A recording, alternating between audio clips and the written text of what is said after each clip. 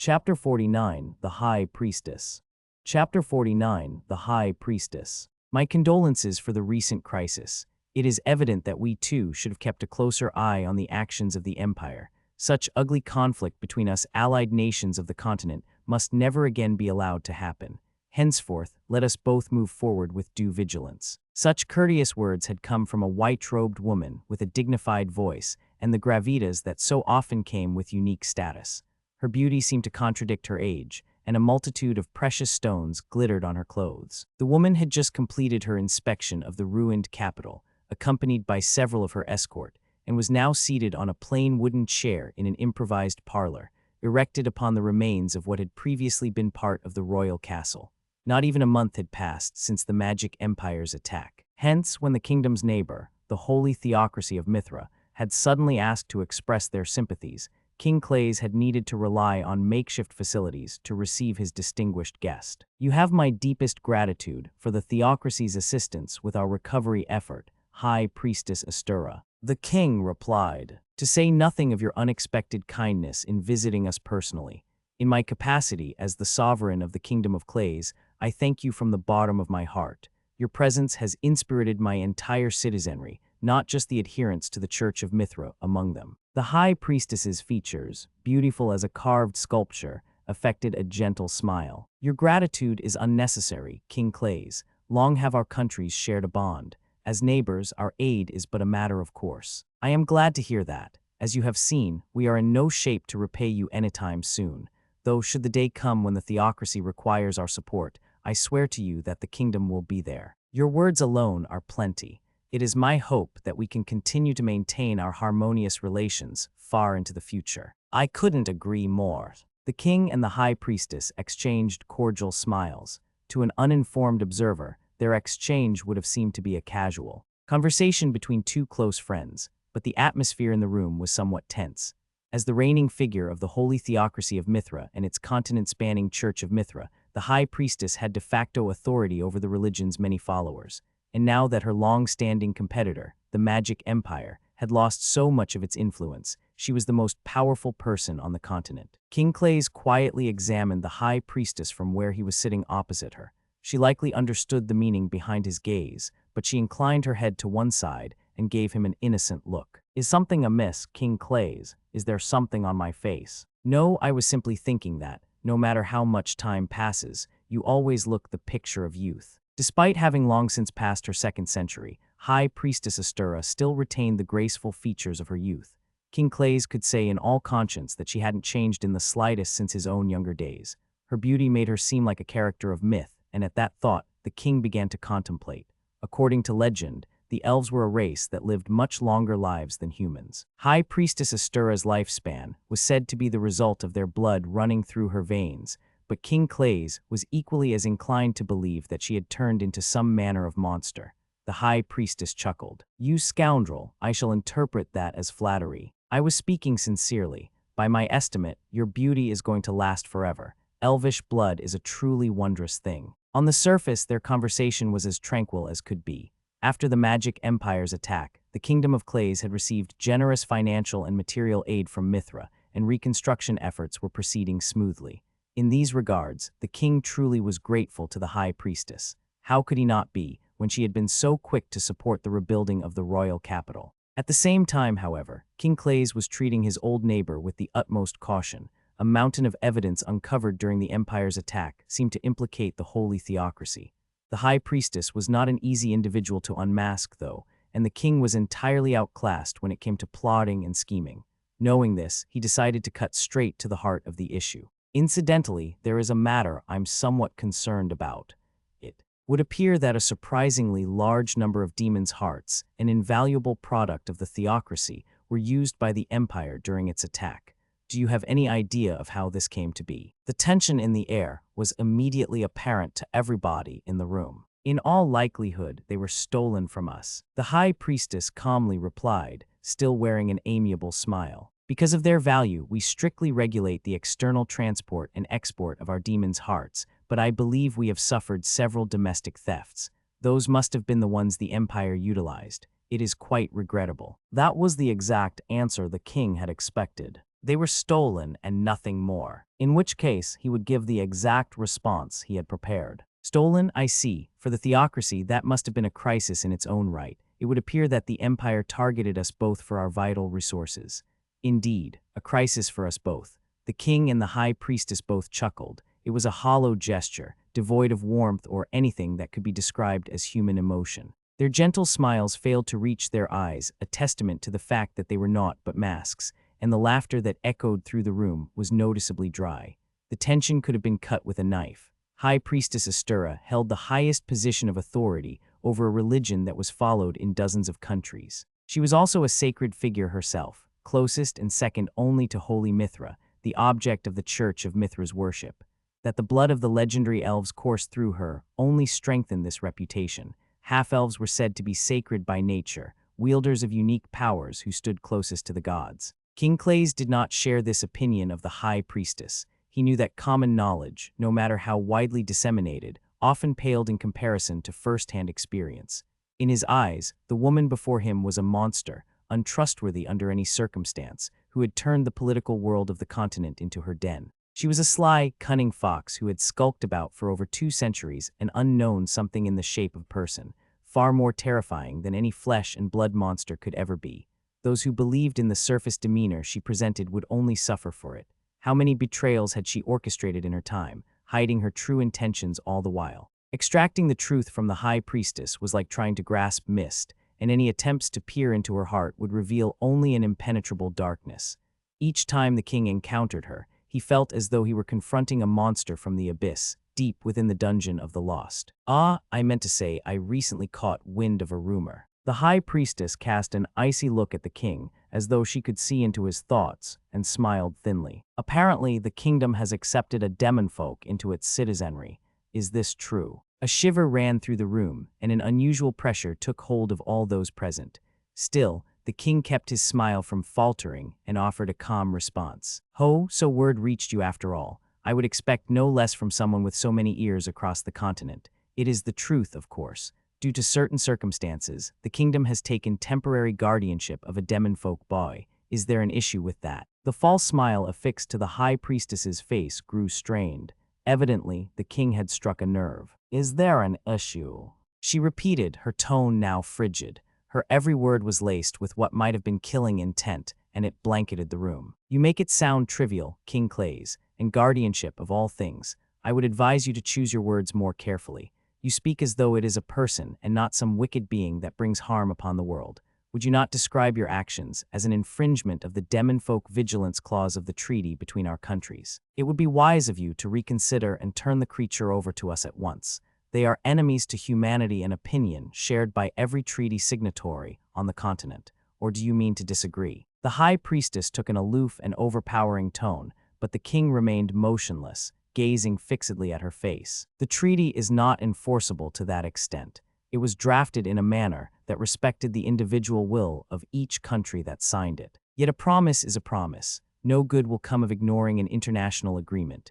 In the first place, the member countries of the Hearth Continent Military Alliance are bound by obligation to extradite Demonfolk to the theocracy immediately upon discovery. Surely you are aware of this. I do remember that now that you mention it. Unfortunately, the kingdom is not currently a member of the alliance. If memory serves, the theocracy among others opposed our entry. The High Priestess laughed, as if to say that she'd forgotten that fact. Please pardon my discourtesy. Shall I write you a letter of recommendation now, then? Membership will come with great benefits. You won't need your soldiers to waste their strength exterminating monsters, for one. King Clays forced a chuckle and said, I'm much obliged for your thoughtfulness. I'll take the offer into consideration. In response, High Priestess Astura chuckled as well. And in doing so, you'll slip away again, won't you? That's not very decent of you. The two rulers smiled at one another. Their conversation seemed peaceful enough, if one dared not scratch beneath the surface. Not very decent indeed. The High Priestess continued. Such indecision is unbecoming of the venerable monarch of the Kingdom of Clays. Your predecessor was somewhat more adaptable, you know. Should we have sufficient reason to join, we will consider it. Though you seem dissatisfied, the fact remains that you have no cause to interfere with how the kingdom treats its Demonfolk. no matter how much the theocracy hopes to monopolize demons' hearts. High Priestess Astura's cheek twitched. From a distance, one could see no great disturbance in her composure, but an intense whirlpool of emotions raged beneath her beautiful, affable mask. King Clay's, is that some form of jest? The High Priestess's tone was now ominous, and everyone in attendance felt an abnormal pressure that threatened to crush their lungs. It was as though all the world's darkness had been gathered and condensed into one place. You mean to imply that the theocracy wants Demonfolk? Pray tell, whatever do you mean? And monopolize? I'm afraid that I don't understand you. Our method of producing demons' hearts is a national secret of the highest order, depending on how matters proceed. The High Priestess spoke as though she were blind to the others in the room, all of whom had frozen in place. King Clay's decided to pick up where she had trailed off, at risk of appearing to be interrupting her. Depending on how matters proceed, that method may end up circulated in writing. If we are nudged too hard, we may be forced to reveal information that we, too, would prefer to keep hidden. Of course, I would rather settle this amicably. I'm sure you understand. At last, the High Priestess's true feelings began to seep through her facade, like a crack marring a fine work of art. And who would ever believe such spurious fiction? Her appearance was darkness itself, and her low, bleak voice like an evisceration to all those who heard it. High Priestess Astura still wore a smile, but it offered no warmth or amusement, merely a glimpse into a dark, unending abyss. Then she appeared to laugh, though she made no sound. Do you speak your nonsense, knowing what it would mean? She continued. It would not be wise of you, King Clays, not at all. In his arrogance, the man upon the kingdom's throne would point his blade at our church. If you do not revise your stance soon, you may end up facing divine retribution, much like that nation of fools who made enemies of us in the past. The dark clouds swirling about the room had already become a storm of murderous intent, but the king's smile did not waver. I assure you, nobody is thinking of directly opposing the theocracy's authority. We are currently cooperating with you as much as we are able, and we plan to continue doing so. I am simply expressing my concerns that the theocracy would impose its circumstances on us. Our kingdom takes pride in having maintained its independence since it was founded, brooking no interference from other countries. If you are gracious enough to respect that, then we shall not rock the boat. That is all that I wish to convey. Our countries have been on good terms for a long time. Surely we can reach an understanding. I see, respect, is it? Respect. That is an interesting word you've chosen. The anger emanating from the High Priestess seemed to subside in an instant. The dark clouds had disappeared, returning the room to its former harmony, or at least, that was how it appeared to those only observing the pair's expressions. Very well, the High Priestess said. Just this once I shall make an exception and turn a blind eye to the kingdom's minor wrongdoing. In recognition of the bond between our countries, we must respect each other, must we not, King Clays? She smiled again, her newfound warmth and sweetness in stark contrast to her previous demeanor. The pressure blanketing the room vanished, as though it had been merely an illusion. I am thankful for your understanding. The king said, there is nothing so reassuring as having a reasonable neighbor. Indeed, our ties have endured for so long that they should be somewhat malleable is to be expected. As always, the king was impressed. The High Priestess seemed to be an entirely different person from before. How could she speak of mutual respect without a hint of shame, all the while wearing such an obvious mask? That aside, something about her wording had him feeling apprehensive. As such, she continued, though I hesitate to call it compensation, I do have a request to make of you. Would you be willing to hear it? Compared to the matter we just discussed, it really is quite small. A request, you say? The king knew all too well that her gentle expression and mild, roundabout phrasing foreshadowed something of the worst nature. A request, that is a rare word, coming from you. There was something beneath the word that made King Clays stiffen and a chill run down his spine. The High Priestess smiled upon seeing this. She looked amused, as though she were toying with a small child. Her serene expression only deepened the king's unease. There's no need to be so wary, she said. After all, this is a personal matter. Personal? Indeed, though it embarrasses me to say this, my son has been feeling a touch lonely as of late. Your son, Holy Prince Tirrence. Yes, he tells me he would love to meet with your daughter again. I was wondering if you could grant his wish. Holy Prince Tirrence, also known as the Divine Heir, was High Priestess Astura's successor. Half-elves, descended from the long-lived elves, were a people who seldom bore children, and the High Priestess had only recently been blessed with a son. Tirrence would be around Lindbergh's age or thereabouts. The princess. The king asked. I understood that your son was hospitable to her when she studied abroad, but I didn't know they were so close. Indeed, I only found out recently myself. I was surprised too. My son has been quite charmed by Princess Lindbergh. In fact, it would appear that he's smitten with her, to the point that he felt his yearning heart would burst from its cage. That is why he so dearly wishes to meet her at his coming-of-age celebration. The High Priestess spoke of her son's emotions without the slightest hesitation, but that did nothing to disguise the stench of deception. The king could tell that she was lying, but not how much, so he kept his response deliberately vague. Ah, he's come of age. Time certainly does fly. A matter worth celebrating indeed. Our kingdom will send him its blessings, of course, but though it might be improper of me to say this, whether the princess responds to his feelings is another matter. That is for her to decide. The king's unfamiliarity with the love affairs of youth came across in his hesitant tone, and the High Priestess giggled as though she'd seen something funny. There's nothing to worry about in that regard. I'm sure she thinks quite well of him too. More sudden revelations. What makes you so sure? Reading his disturbed composure, the High Priestess raised the corners of her mouth into a broad smile that seemed to crow. Yes, just like that. It was as though King Clays were sitting in front of a sneering monster, one who had just heard the exact question she had been waiting for. Her expression remained as cheerful as ever an ill omen. The king thought as she made a series of equally ominous noises that he soon recognized as words. Why the fact that they are already betrothed? Betrothed, his daughter had never mentioned anything of the sort. This was surely another of the High Priestess's falsehoods, but without Lynn, there was no way for him to dispute it.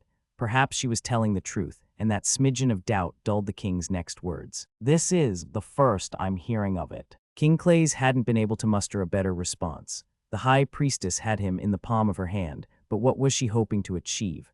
After taking a moment to appreciate the confusion she had caused, High Priestess Astura gave a seemingly satisfied nod. Yes, it came as quite a shock to me too, but they decided it between themselves. It wouldn't be right for us to interfere.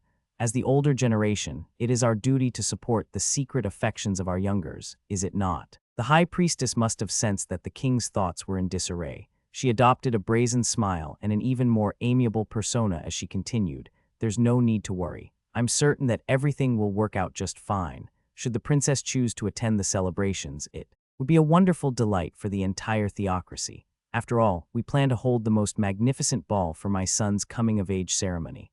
A ball, indeed. We've already sent letters of invitation to the graduates and dignitaries of other countries. All that remains is your daughter's response. Since our two countries have such a long history of good relations, I thought to keep it a surprise until the preparations were ready. I can count on you to grace me with a swift response, yes. Only then did the king realize his mistake. He was far removed from most social matters, and such events were like a showcase of his shortcomings. It was obvious that the High Priestess was establishing a trap of some kind. She was devising a plan to obtain a hold on the disobedient kingdom's weak point, the princess. He could refuse, of course. As the king, he could simply tell the princess not to go. However, as I'm sure you know, High Priestess Astura said, it would be deeply regrettable if she did not attend. Missing such an important social event would needlessly besmirch her reputation. It could affect her negatively in the future. Invitations had already been sent to the graduates and dignitaries of other countries. In other words, were the High Priestess to fabricate a scandal about the absent princess, it would easily reach the most influential players on the international stage. To make matters worse, it was more than just an empty threat. She could and would do such a thing. She might as well have declared her intentions out loud. High Priestess Astura had placed Lynn's future on the bargaining table. She was making it clear that she had already sealed all means of escape and created a situation wherein the king couldn't refuse, all to get what she wanted. He had no way out. Of course, she continued. If you are concerned about her journey to Mithra, then by all means, have her come with friends and an escort, as many as you desire. Pay no mind to lodging or board, we will gladly provide both, since everyone is so eager to see the princess in her finest gown. Oh, and once again she affected a smile. Given the occasion, I shall invite that Demonfolk child as well, as a guest. It is a rightful citizen of your kingdom, after all. Consider the invitation a sign of our heartfelt respect for your courageous nation's valiant endeavor in that regard. It can come as your daughter's friend. That should prevent any issues from occurring. Do give them my best regards. We are ready to give them a warm welcome. I'll do that. King Clays replied, but whether she attends is up to her. His tone was hesitant, he knew. He was utterly defeated, but the High Priestess smiled, as though she had expected even that. I'm sure she will. Your daughter is a wise young woman after all. I have faith that she will act in all of our best interests. No sooner had the words passed the High Priestess's lips than she stood up and took her leave, her attendants in tow. She stepped onto her airship, a world-class dungeon relic in Mithra's possession, and departed the royal capital, which was still in the midst of being rebuilt. Chapter 50, Betrothed. Chapter 50, Betrothed. Father, you wished to speak with me. My mems about that. All the while wearing a reluctant expression, the king ran his daughter through his earlier exchange with the High Priestess. Betrothed? She asked. Me too, Holy Prince Tirrence. Yes, though it was the first I've heard about it. Is it true? No, this is news to me as well. What's going on here? I see, that's good then. Actually, no, I suppose it's still concerning. The king was relieved to hear his daughter's response. As he'd suspected, the High Priestess's claim had been a mere fabrication. Nonetheless, that she told such an easily exposable lie to begin with, and then tried so brazenly to force the issue raised questions. Was she working toward a secret goal of some kind, one so important that she was even willing to sever the long-standing ties between the kingdom and the theocracy? If so, it was an ill portent of things to come. After watching her father ruminate for a while, a grim look on his face, Lynn suddenly spoke up. Oh, you know, come to think of it. You've remembered something. Yes, a rumor. Holy Prince Tirrence used to tell people that he and I were betrothed in poor taste, might I add. A rumor.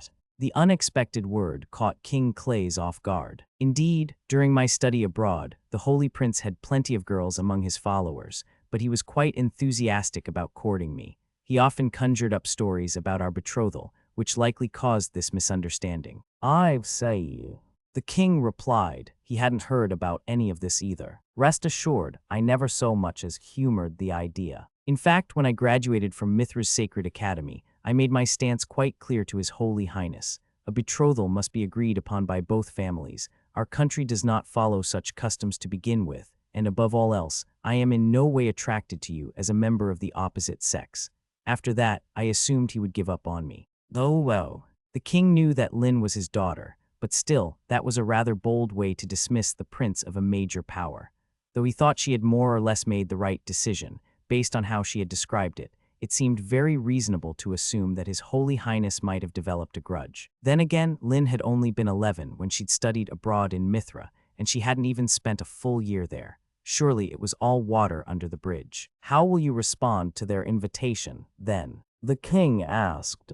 You don't have to go if you don't want to. For one thing, you're still undergoing your trial of succession to the throne. You could use that as a pretext for refusing. We can take care of any diplomatic concerns for you, so don't worry about that. Then again, students went to Mithra's Sacred Academy for more than just the theocracy's barrier techniques. It was a gathering place for the leaders of the next generation, where they learned diplomacy and social maneuvering. If the Academy's graduates had already been invited to attend the Holy Prince's birthday celebration, then it was bound to be a grand social event, bringing together the higher echelons of countries far and wide. By choosing not to join them, Lynn would risk damaging her future. The High Priestess was being deplorably manipulative. Then again, she had always been like that. So they're planning a ball to celebrate Holy Prince Tirrence's birthday and coming of age. Lynn asked. Yes. The king confirmed. It is being held roughly 3 months from now. We must be quick with your response. The princess paused, no doubt considering the situation, and then said, Very well, I'll go. There isn't much time, so we'd best start preparing right away. All right, King Clays replied, slightly taken aback by her decisiveness. But you should know there are more than a few warning signs that concern me. Do you mean to say that you believe Mithra is conspiring against us? I wouldn't go that far. No, never mind. I cannot deny that something is amiss. His daughter had a keen intuition, but then why wouldn't she? Not long ago, she had been ensnared in a powerful barrier and attacked by a Minotaur from the abyss. Recalling the events of the other day made the king feel even more uneasy. That his daughter understood the current state of affairs was perhaps a matter of course, considering that she had been the target of the assassination attempt in question. To be honest, he said, I don't want you near the theocracy right now. Our circumstances are nothing like they were during the Empire's attack, when Mithra approved your asylum. This invitation reeks, and as much as I don't even want to consider it, Should the worst come to pass, your life may be at risk. The king had decided that, first and foremost, he needed to warn his daughter of the potential danger. Lin looked entirely calm, however, as though he hadn't said anything out of the ordinary. "I see," she replied. "Still, my feelings on the matter haven't changed. We are royalty, threats to our lives are nothing new, and it is our duty to attend such social gatherings. Would you not agree? In any case, I'd rather not give His Holy Highness free rein to once again say whatever he wants about me during my absence." Even so. King Clays was still unsure. This threat was different, everything about it seemed foreboding. The instincts he'd forged through countless brushes with death were screaming at him, wanting him to know that something truly dangerous awaited them. It would have been easy for the king to order his daughter not to attend the ball, but he had always taught her to make her own decisions and not merely obey the suggestions of those around her. He was also reluctant to make light of her determination. "Father," Lun said, "there's no need to fret. I'm going to be fine.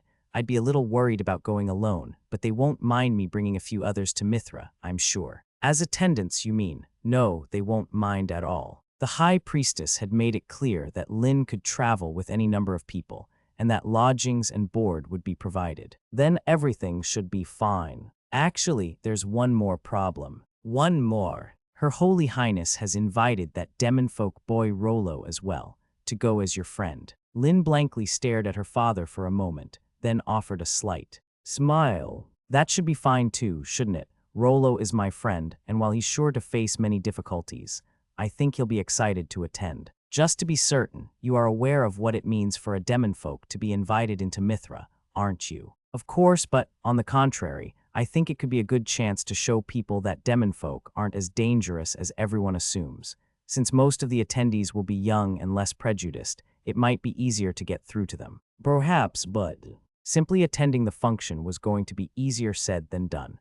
Upon seeing the unease on her father's face, Lin smiled wryly and shrugged. "In the first place, father, this friction became inevitable the moment you decided to take in Rolo. Why back out now? My brother and I have long since resolved ourselves." The king thought back to the decision he'd made the other day and said, "True enough." He had chosen to accept Noor's request for the boy to be sheltered and treated as well as any other citizen, meaning he had personally set this chain of events into motion. Moreover, the kingdom owed an immeasurable debt to Rolo. It needed to make good on that, which it would not do by bringing harm to him. Nevertheless, the king was still uncertain. He bore the mantle of rule, yet he had made a decision that was by all accounts irrational. Those in his position were supposed to prioritize the greater good to willingly sacrifice one person when it would save 10. Instead, he had done the opposite, creating so much discord to protect a single life. It was the act of a fool. For a political leader, the correct choice would have been to abandon the Demonfolk boy, the child of a race that had not a single ally in the entire world to protect the citizens of the kingdom. Even if the people had despised him for it, those in his position were supposed to defend the peace until their dying breath. But for King Clays, that hadn't been an option. He'd been inspired by an absurd man who seemed capable of anything and who had guided him to a profound realization. What good am I as king if I can't even protect one little boy? That thought, though juvenile and completely illogical, had struck a chord deep within him, and now he was foisting the consequences onto these children. Worst of all, they were accepting the burden. The king realized that, while he had been treating his daughter like a child this entire time, she was already so much more of an adult than he was. "I'm sorry," he said. "I've ended up dumping my troubles on Rolo's and your shoulders. I'll have Inez be your escort." "All right," Lin replied. "Speaking of which, there's one more person whom I'd like to accompany us." "Do you mind who I think you mean?"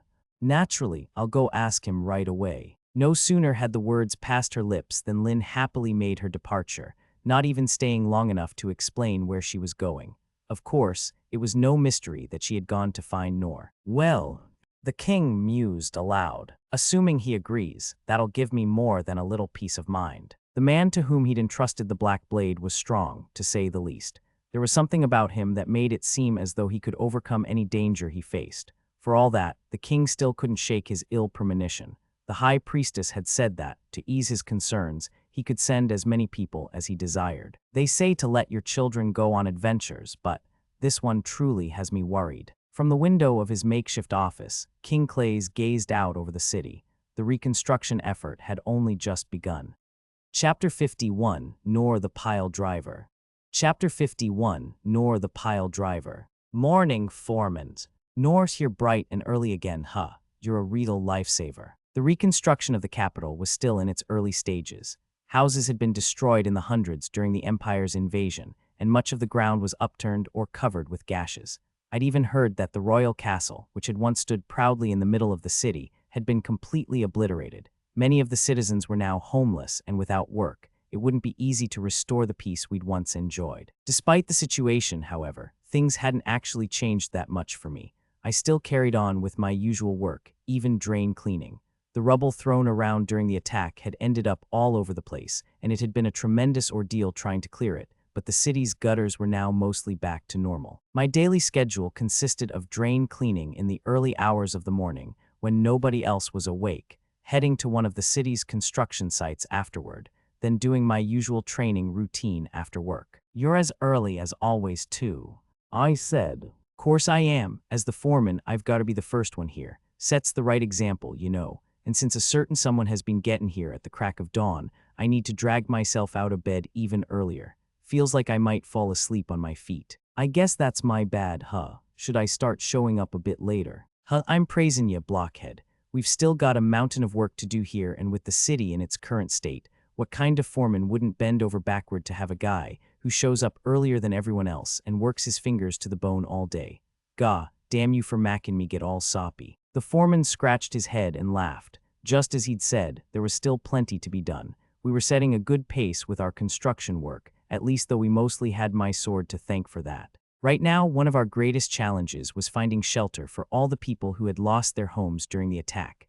Erecting new houses was of the utmost importance, but first we needed to level the earth and sort out the foundations. Otherwise, the buildings would all go crooked in a matter of years. As part of this process, we would drive piles into the ground at regular intervals, all the way down to the bedrock. It was grueling work, with each house needing between 10 and 20. Some larger buildings could require as many as 100. A 5-man team would normally manage a couple dozen piles a day, enough for a house or two, and that was considered to be good progress. Armed with hammers, the workers would take turns striking each pile, working in perfect synchronization until it sat firmly in place. The labor was demanding and couldn't be done any quicker, or so I'd assumed. On a day like any other, I'd come up with the idea to pile drive using my sword, and the result had surprised even me. With a single downward strike, each timber column sank all the way into the earth. I couldn't do it alone. Of course, I needed people on either side of the pile to hold it straight, making 3 of us in total, but our efficiency shot through the roof. At our fastest, each pile only took us a few seconds. To begin with, it had only been the 3 of us. We would go from one pile to the next, often having about 10 houses worth done by the time we took our lunch break. By the end of the day, that number had gone up to 30. This new system hadn't given me any trouble at all. In a sense, it was like an extension of my usual sword swinging routine. I was able to drive each pile into the earth so cleanly that I actually started to enjoy myself. Then, after an inspection and some planning, we'd come up with our current system. Rather than having the same 2 workers chase after me, we placed 2 men at the foundations of each home, ready to hold the piles for me. Now we were easily clearing 50 houses worth per day, which had put us way ahead of schedule. That was why everyone now treated me like my assistance was priceless. They all told me how grateful they were that I was doing such an exhausting task for them. To be honest, I didn't find it exhausting at all. Rushing from one pile to the next and slamming them all into the ground was really fun. It also gave me a chance to become more accustomed to the weight of my sword and work on the precision of my swings.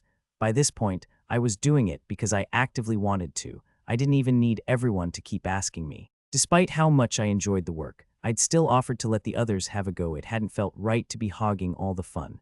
But nobody else on the site could even hold my sword.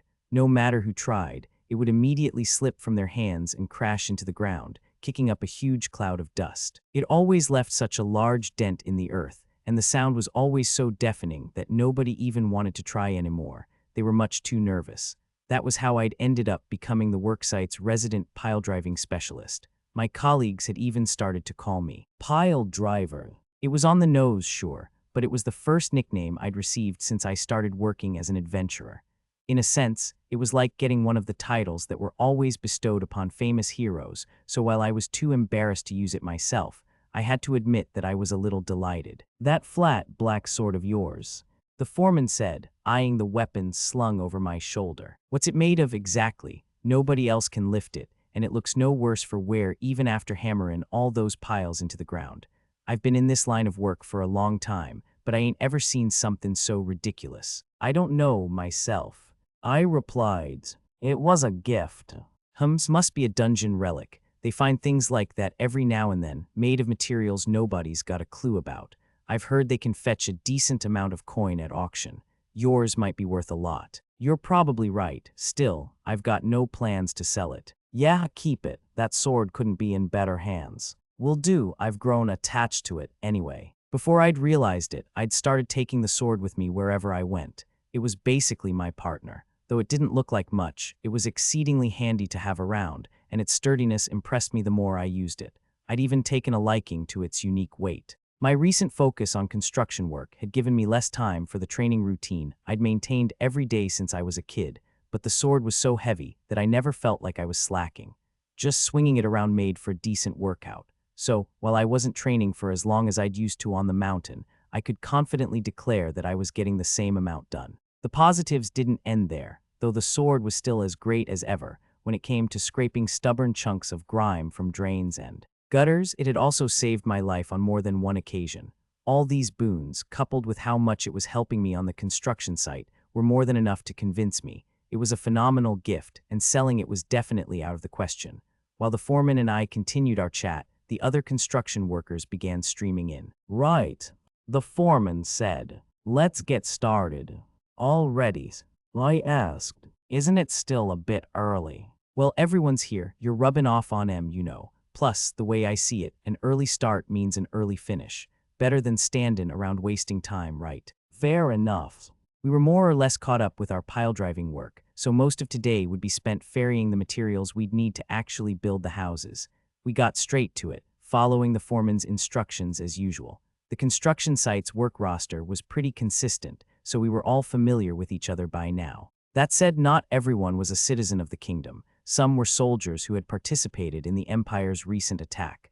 After being taken as prisoners of war, they'd evidently been made to help rebuild the capital. Apparently, the Empire was paying the kingdom a lot in reparations. It was even covering the wages of the ex-soldiers. I'd originally been a little wary about working alongside people from a formerly hostile country, but as I'd gotten to know them, I'd realized that they weren't dangerous at all. They were just regular folk like the rest of us. From what the ex-soldiers had told me, almost all of them had been farmers or fishermen from poor villages. They weren't against the kingdom or anything like that. They had joined the imperial army out of necessity alone, since it promised a steady salary and social status. The Empire had then stuck weapons in their hands and pointed them in our direction. That solved the mystery of why I hadn't felt too threatened charging straight into the Empire's ranks. Most of them had been regular people with barely any formal training. Compared to marching into battle with weapons they couldn't even wield properly, the work they were doing now was far more suitable. The ex-soldiers had apparently been told that the kingdom was a wicked place, but actually spending some time here had opened their eyes to the truth. In fact, they unanimously agreed that they were receiving better treatment as prisoners of war than they'd ever received as soldiers of the Empire. These days, they all had a visible spring in their step. Some were trying to save up money and eventually return home, while others hoped to stay in the kingdom permanently and maybe even acquire citizenship here. As it turned out, the application process to become a citizen was fairly strict. There were requirements other than just extended residence, I was told, but it was still a perfectly feasible goal to work toward. There were all sorts of people working on the site, and it certainly wasn't hurting for manpower. Owing to that, the reconstruction effort was proceeding smoothly. In the end, the Empire's invasion had come to be known as the One-Day Wars, because it had been over in the blink of an eye. A peace treaty between our two countries had since been signed, and trade between our nations was on the rise. Destroying all those fortresses and walls had made it easier for members of the public to cross the border. To be honest, seeing the harmony we had achieved made the war seem all the more foolish. People said that relations between our countries had been touchy for a long time, but with how well we were getting along now, I couldn't help thinking that they should have ended their quarrel much sooner. Then again, matters probably hadn't been that simple. I was continuing with my work, still deep in thought, when one of my coworkers approached me. "Hey, Noor, think you could give us another story at break time?" he asked. "Some of the guys haven't heard you tell one before, and they're getting curious." "Again?" I asked. "Sure, I don't mind, but as I've said before, I only really have that one about the goblin." "That'll be perfect." It won't be much different from the last time I told it. You know that, right? Sure do, that's what makes it so good. Right, I'll go tell everyone. And with that, my coworker returned to his own work. He was one of the men I regularly spent my lunch break with, since we were all given a generous amount of time to take a breather, and there was little else to do but eat our lunches. People usually spent the rest of their downtime chatting or napping. To kill some time, I'd started telling stories about my own experiences and the monsters I was familiar with. I didn't have much adventuring under my belt yet, so I was having to draw from a shallow reservoir, and I wasn't the most eloquent guy by any measure. Still, to my surprise, everybody seemed pretty into it. Some of my coworkers had even started asking me to tell my stories more often, my encounter from a moment ago being a case in point. In response, I usually told them the goblin story. I had tried to detail my encounter with the poisoned toad, but it was never very well received. For some reason, when I reached the part about the delicious ingredients, everyone always asked me to stop. The goblin story also earned me some strange looks once I got into the details, but that only made sense. Though everyone knew about goblins, their habitats, or the ones around the royal capital, at least were very carefully controlled.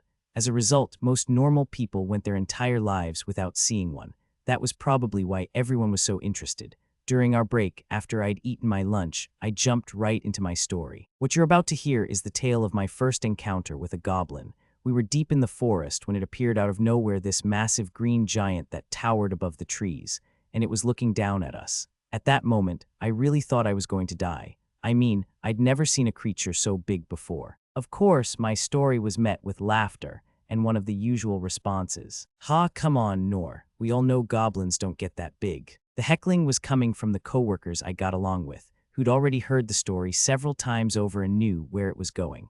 It was all in good fun and made things more enjoyable for the others, so I pressed on with my story. "You're right," I said. "If you've never seen a goblin before, that's exactly what you'd think. But trust me when I say that the one we encountered was an honest-to-goodness monster.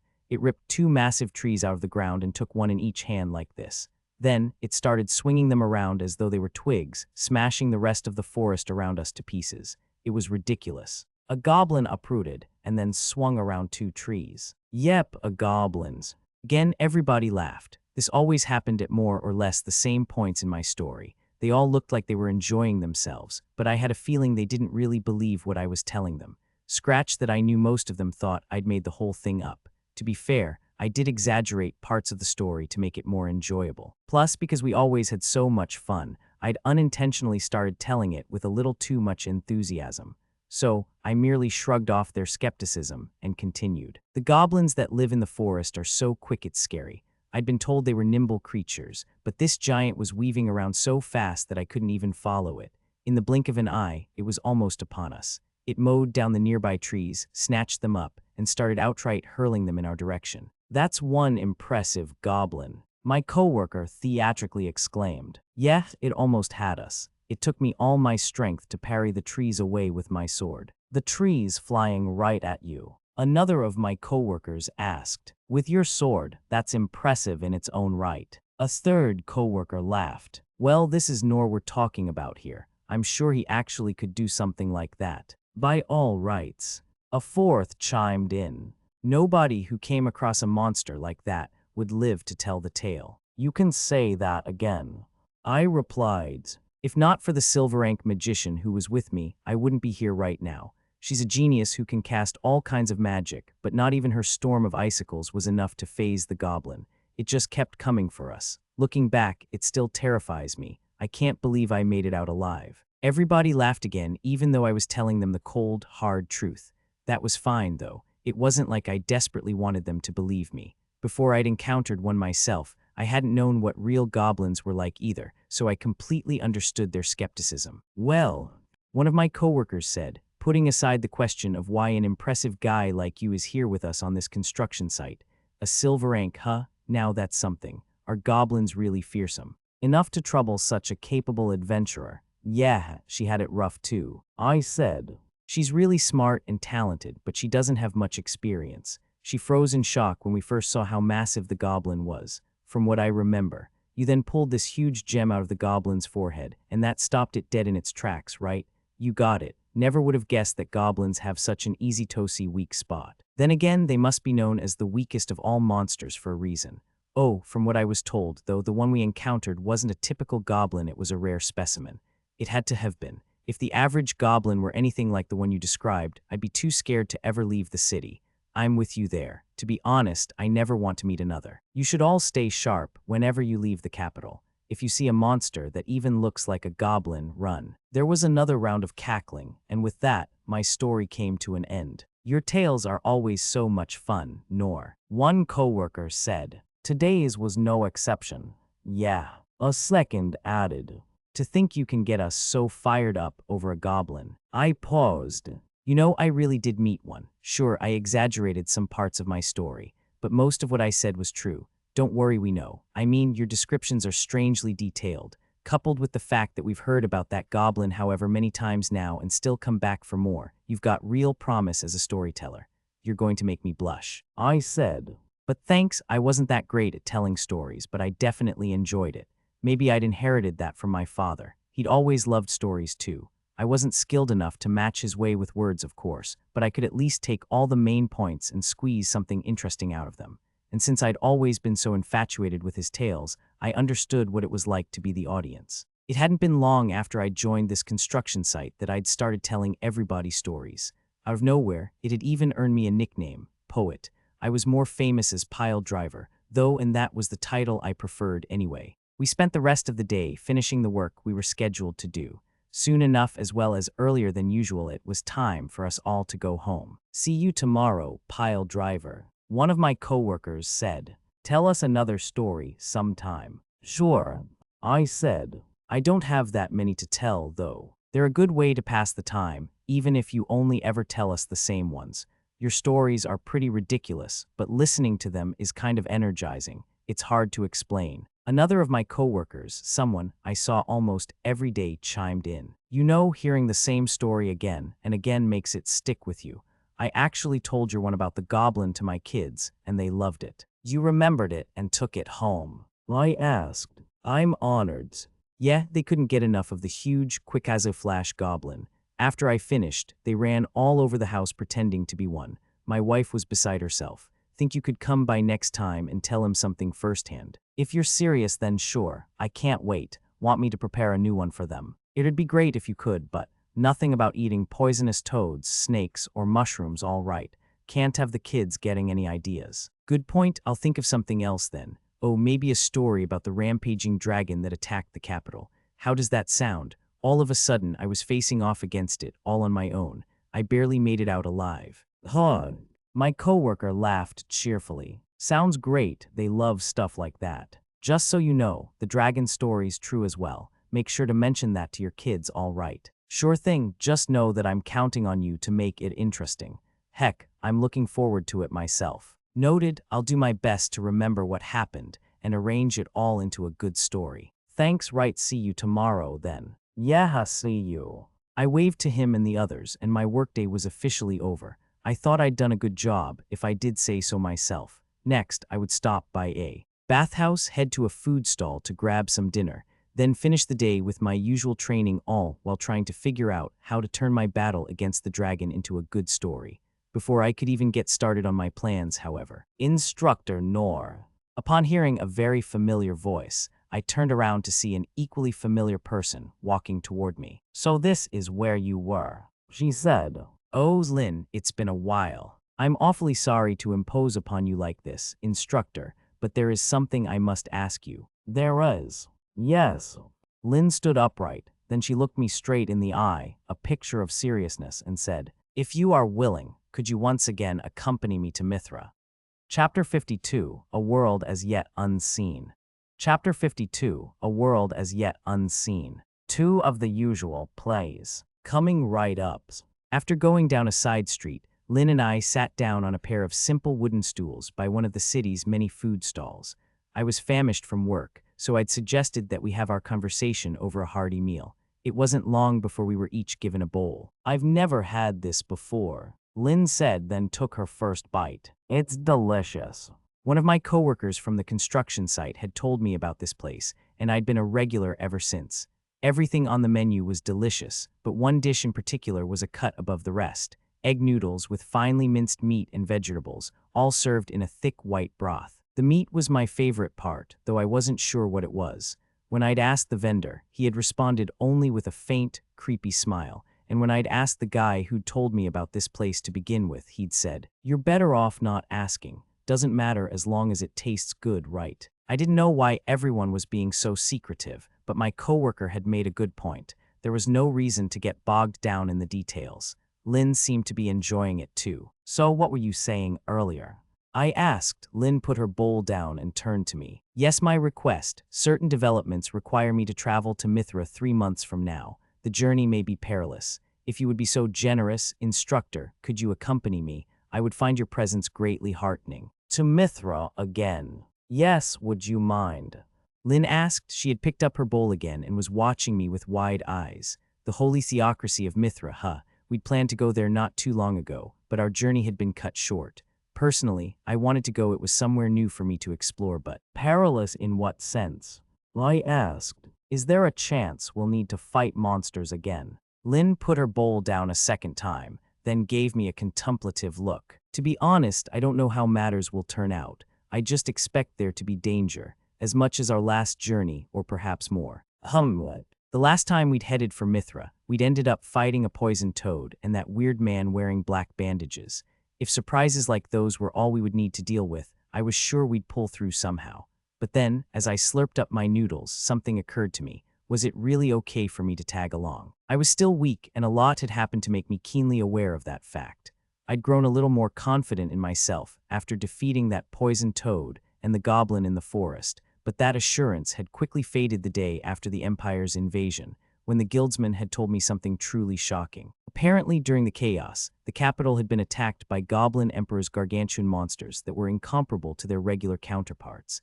As far as I was concerned, the goblin that Lynn and I had brought down together had already been shockingly huge.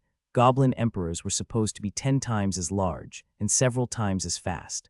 On the day of the Empire's attack, numerous Goblin Emperors had appeared across the city. Running into even one of those outrageously powerful monsters would have seen me reduced to paste in the blink of an eye. Yet the city's adventurers had worked together to slay them all. To my amazement, the guildsman, who was also the guildmaster, it turned out had taken command of a group himself, and the 5 of them had slain a Goblin Emperor all on their own. "Been a while since I got a good workout." He chuckled while telling me about it. That was also when I discovered that, as well as being the guildmaster, the guildsman had once worked as a gold-rank adventurer. We chatted all the time, but not once had it even crossed my mind that he might be someone so extraordinary. Just trying to imagine how he and his allies had fought a monster as big as a mountain left me awestruck. Though when I'd said that to him, the guildsman had just laughed. I could only assume that the monsters had all been slain by the time we'd arrived at the capital. If most Goblin Emperors were 10 times as big as the goblin we fought, then their heads probably touched the clouds, and we hadn't seen anything like that. I'd considered it strange that we hadn't at least come across their corpses, but the guildsman had told me that the adventurers had disposed of them. In his words, they would have gotten in everybody's way otherwise. After hearing the guildsman's story, I'd done some serious thinking. Sure, I'd managed to slay a goblin with some help from Lynn, and I'd managed not to die in my one-on-one bout with that dragon, but that was all. Compared to the people around me who were off the scale in terms of their strength, I was more or less useless. And then there was the king himself, who had apparently slain 3 Goblin Emperors in short order, without any assistance. He had put his life on the line to protect his people, which was now the topic on every adventurer's lips. I completely understood why everyone respected a man like that. In fact, knowing that someone of such high caliber even existed in the kingdom had shocked me into wonderment, though to be fair, that had been happening a lot lately. My recent experiences had made me realize that the world was so much larger than I'd ever expected, and that was what made me hesitate. Lynn had gone out of her way to invite me to Mithra, but was it really okay for me to go? Wouldn't I just hold her back? Would we be the only ones going? I asked. No, Rolo was invited too, so he'd come along with us. Assuming that he accepts, of course. Oh, he was. Yes, I thought we should travel just the 4 of us, with Inez being our 4th, that is. Going in too large a group could cause problems. I paused. What's your reason for going in the first place? This might sound a little strange, but this dangerous undertaking is a coming-of-age celebration for an acquaintance of mine. Basically, we'd be attending a party. A coming-of-age celebration. How could something like that be dangerous? I didn't follow in the slightest. Lynn must have read my expression because she gave me an apologetic look. Sorry, I completely understand your doubts about this, but the matter is somewhat sensitive. I'm hesitant to say much more out here. Still, it's unreasonable of me to make this request without even offering a proper explanation. Please forgive me. It's fine, you can't help the situation. But since this is a party we're going to, is there anything I need to bring or prepare? I don't know a lick about this kind of thing. Lynn shook her head. We'll take care of the preparations, Instructor. We ask only that you accompany us. We'll make sure you have the necessary attire and anything else you might need, although we will need a moment of your time to take your measurements. The necessary attire? Is there going to be a dress code? Yes, rest assured, though we'll prepare something durable enough to withstand whatever might happen. The more Lynn told me, the more uneasy I was starting to feel. Coming-of-age celebrations in Mithra didn't involve slaying some violent monster, did they? I doubted that was specifically the case here, but I'd heard that there were places in the world with similar customs places where you'd need to overcome a perilous ordeal if you wanted to be recognized as an adult. Was that where Lynn was planning to go? My head was swimming with doubts. Is it really okay for me to go somewhere like that? I asked. If nothing untoward happens, then you will only need to attend. Plus, the banquet will no doubt include some truly exquisite cuisine. I'm sure you will enjoy it, though, of course, I do not mean to presume. Yeah. Exquisite cuisine, huh? Lynn was right. That was definitely something to look forward to. As I discovered during my first trip to the royal capital, it was common for peoples and places to have their own local dishes, and a diverse population often meant an equally diverse food culture. The thought of what things might be like in Mithra made my heart race. Maybe I would discover all kinds of delicacies there, like mushrooms even tastier than Dragon's Ruin. I definitely wanted to make the trip, but it's probably best that I don't go. I said, Lynn froze, seemingly taken aback by my answer. I probably hadn't explained myself well enough. As you know, I continued. The royal capital is still in the process of being rebuilt. Many lost their homes in the mayhem. I'm doing what I can to help out with the construction work, and I'm worried that abandoning my duties would slow the entire operation. Journeying to Mithra was an attractive idea, but I was still needed here in the capital. It was going to be quite a while before we had the city back to normal. It felt wrong to turn my back on all that. Why, you're completely right. Lynn stammered. But besides, there are plenty of people more appropriate for your escort. Right, to be honest, I do want to see Mithra, and I'm curious about that coming-of-age ceremony, but I wouldn't be of any help. That's why I'm going to have to refuse.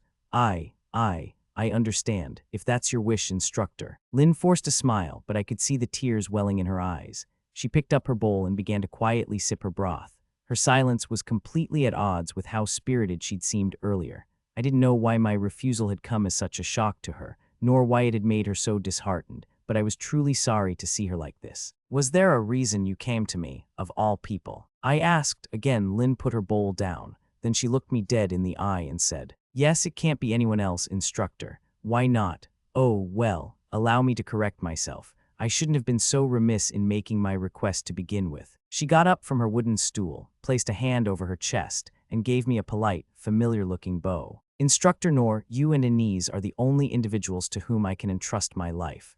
That is why I humbly request you to accompany me. If you would do me that kindness, then I, Lindbergh Clays, do swear on my name that I will repay you. She was being dramatic again. It was only a coming-of-age ceremony. I mean, it was nice that she put so much faith in me, but I couldn't help feeling that she was operating under yet another misunderstanding. I wasn't as strong as she thought, and yet. I'll speak with the foreman tomorrow, I said. My response to you will depend on how that goes. Is that okay? Her expression brightened considerably. Of course, she seemed overjoyed that I might be going with her. I wondered when I'd get a chance to correct her clearly misguided impression of me, but that was of secondary importance right now. If she was determined to rely on me, then I wanted to do what I could to help her. I was well aware of my shortcomings, but I would do my absolute best to make up for them. Oh, who was I kidding? Lynn made for a noble excuse, but the truth was that I just wanted to go on an adventure. Sure, the construction site was fun. People depended on me, and it was work worth doing. But then there was Mithra, a world as yet unseen to me, where so many new things were waiting to be experienced. Even knowing it would be dangerous, I wanted to go. I wanted to see it. I couldn't contain the curiosity that was bubbling up inside of me, nor could I deny what I knew to be true. My desire to go on adventures was why I had become an adventurer. Still, before I could go on a journey like that, I would need to make a lot of preparations. After all, the world was a dangerous place, filled with frightening monsters like goblin emperors. To begin with, if we were going to be heading somewhere perilous, then my current level of ability concerned me. Even with Anise accompanying us, I needed to be ready to deal with any monster I might encounter by myself. There was a serious chance that I would never make it back home otherwise. We had 3 months before our trip, but that wasn't very long at all. My aim was to use that time to get stronger, at least to the point where meeting a goblin emperor wouldn't mean certain death for me. The training I was doing in my free time wouldn't be enough, though. I would need to stop working at the construction site. After parting ways with Lynn, I spent a sleepless night mulling over what I would say to the foreman. No matter what I tried to tell myself, I was doing something incredibly selfish, and everyone at the construction site would suffer for it. The next morning, I showed up at the construction site even earlier than usual. "Foreman," I said, "there's something we need to discuss." "That's so," he replied, looking at me strangely. "That's rare, and what's with all the ceremony?" I didn't know where to begin. Even after spending all night thinking about it, I hadn't been able to find the right words. The foreman saw how much trouble I was having and immediately smiled. "Aw, gotcha, you're leaving, ain't ya?" I stared at him in shock and murmured, "Huss, how did you know?" I hadn't even said anything. "It's written all over your face." "Right, go on then. You've got dreams to chase, don'tcha?" "Dreams? What dreams?" Why are you asking me? They're your dreams. You must have some, seeing as you're an adventurer and all. "You know, you're right," I said in this particular case. "Dream" might have been a bit of an overstatement, but it was something I wanted to chase. Following them means giving up on my work here, though. You've all been so good to me, and now you're going to have to pick up my slack. I'm sorry about that. A wry smile spread across the foreman's face. "Come on, none of that. Nobody's forcing you to be here to begin with. Even if we were, we wouldn't be able to keep you here for long. I knew this day would come eventually. No matter how hard I've tried to get you into the Builders Guild, you've always insisted on staying an adventurer. I guess that's true. Sides, you've already done more than your fair share. We're 2 months ahead of schedule. Can't thank you enough for that, and nobody in their right mind could say that you haven't proved yourself. I mean, you've done the job of 100 people this month alone. I'll do the math and send your pay through the Adventurers Guild. Make sure you pick it up." "Will do." The foreman paused for a moment, then added, "You're welcome back whenever, all right. Still got plenty I want to teach you, and don't take this as me giving up on you. For a guy like you, I'd pay the salary of 20 ordinary workers and still consider it a steal. Yes, I'll definitely be back. You can count on that." And with that, I went on my way. The construction site had been a fixture in my life for so long now, but I was finally leaving it behind me. I was determined to spend the next 3 months training even harder, starting from tomorrow. I had to, else I wouldn't come back from Mithra alive. Chapter 53, Training. Chapter 53, Training. In the woods a short distance away from the royal capital, I got ready to begin my usual training. I took a deep breath, filling my lungs with the early morning air, and tightened both hands around the hilt of my sword. Then, I swung it at the leafy trees surrounding me. The sword was so heavy that just swinging it once caused my feet to sink into the earth and a slight tremor to rush through the forest. Then, a fierce gale burst forth, tearing the leaves from their branches and carrying them up into the air. I got into position, counted a few heartbeats, and picked out a single leaf among those caught in the storm. Parry the leaf came apart with a pleasant thwip, but I was already focused on the next one. Then the next after that. Each of my movements was quicker than the last, and it wasn't long before I'd parried every single leaf that I'd caught in the gale. Not a single one had even touched the ground yet. That was the first part of my training done, a warm-up exercise, as it were. Parry, I put a little more strength into my next swing, creating an even more ferocious gale. Then I activated one of the few skills I could actually use, Feather Step. In the blink of an eye, I found myself able to move more freely. Feather Step had started out as a skill that merely silenced my footsteps. Then, out of the blue, it had started removing the air around me too. Thanks to that, I was able to move much faster than usual. While the skill was active, the wall of air that so often resisted my movements was nowhere to be found. Parry, I weaved through the trees as though I were sewing them together, parrying the hundreds of fluttering leaves before they touched the ground. My movements created no wind, and my footsteps were silent, so the only sound that resounded throughout the woods was the tearing of leaves. That was noisy enough on its own, of course. After a short while, the nearby birds and animals had all gone elsewhere. Parry once I was done, I repeated the process. Swing to create a gale, then parry the leaves that are torn from the branches. I did it again and again, not sparing a single thought for anything else. The gales I induced gradually became stronger, and more leaves were dragged into the air with each one. This had become a daily routine for me. Parry after reaching my target of parrying 10,000 leaves by my rough count. Anyway, I took a short breather. That's it for this morning, I suppose. As training methods went, parrying leaves was a simple one, but I figured it was a huge improvement over my old routine of merely waving my sword around. I was pretty sure I could move faster and more precisely than before. I was also getting better accustomed to the weight of my sword, and could now make split-second adjustments to my swings. I could quite literally feel my own progress. Of course, when I came up with my leaf method a few days ago, the prospect of growing even a little bit stronger had excited me. But at this rate, this isn't going to cut it. I recalled the goblin emperors I'd heard about and shuddered. They were supposed to be several times more agile than the goblin I'd encountered.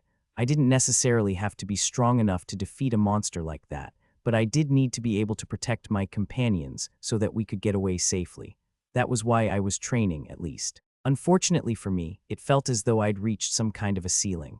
I'd grown somewhat stronger, sure, but I still couldn't even imagine being able to hold my own against a goblin emperor. I needed another way to train. To be honest, moving on from my current method was for the best anyway. There were only so many leaves, and 3 months' worth of parrying would probably be enough to strip the entire forest bare. I knew you couldn't make an omelet without breaking a few eggs, but that still seemed a bit excessive. Right now, there was something I was lacking, and I had a decent idea of what it was. I needed a training method that was akin to experiencing real live combat. That afternoon, I abandoned my usual training regimen to drop by the Adventurers Guild. The moment the guildsman saw me, he called out in his usual manner. "Well, if it isn't Noor, haven't seen you in a spell if you can count a scant few days as a spell, that is. I suppose I'm so used to our daily chats that even a short break feels like a long time." "You might be right about that," I replied. "So what do you need? If it's about the coin we're holding for you, you can make a withdrawal at any time. Frankly, it beggars belief that you made so much from construction work. I haven't even seen dragon bounties pay that much. Are you sure you don't want to join up with the Builders Guild? That tight-fisted old geezer never forks out that much, and, well, I guess I already know your answer, don't I?" As always, the guildsman started urging me to find a better job. By this point, it was basically like a greeting, so I just went straight into my reason for being here. "No, the coin's fine where it is," I said. "There's nothing I really need it for at the moment. I came here today for a commission." A commission? Didn't you say you were taking a break from those?" "Oh, I don't mean a construction job. Do you have any that involve fighting? Something in the city that I can do every day. I'm aware that I can't go up against anything too strong, but I'm looking for a quick opponent to fight. One that poses a threat but isn't too dangerous." "Come on, Noor. Jobs that convenient don't just grow on trees, you know." He gave me a look of exasperation, but then his expression turned pensive, as though he'd suddenly remembered something. "Wait, actually, I guess some do," he said, scratching his head. "But that commission's a little. You have one.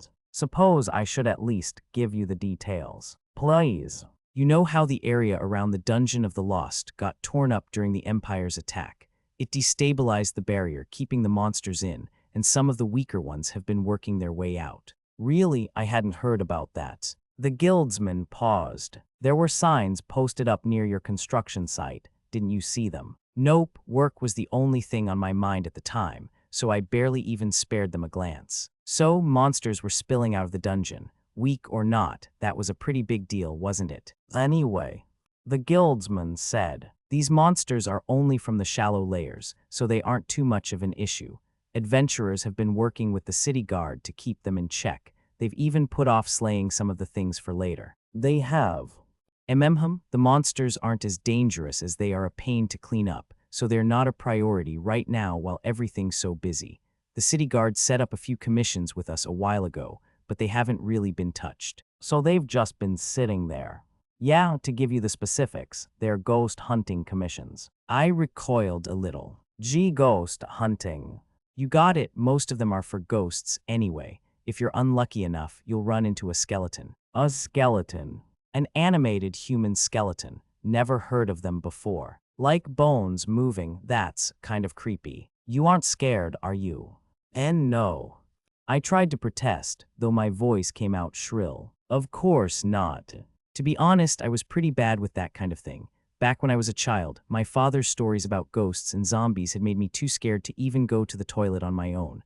I'd always cried and begged my mother to go with me. Such stories didn't bother me now, of course. How could they? Ghosts didn't exist, and zombies were made up. That was all I'd needed to tell myself to get over my fear. Wait, they did exist. To be fair, skeletons are monsters to be wary of. The guildsman said, they're an E-rank threat like goblins, but a little bit stronger. They wield weapons and they're decently sturdy. Not that quick though, so they're easy to run from. Make sure to do that if you bump into one, all right. Only a little bit stronger than goblins. From the sound of it, skeletons were the perfect challenge for me. By the way, the guildsman continued, ghosts are an F-rank threat. We consider them to be inconvenient phenomena rather than actual monsters.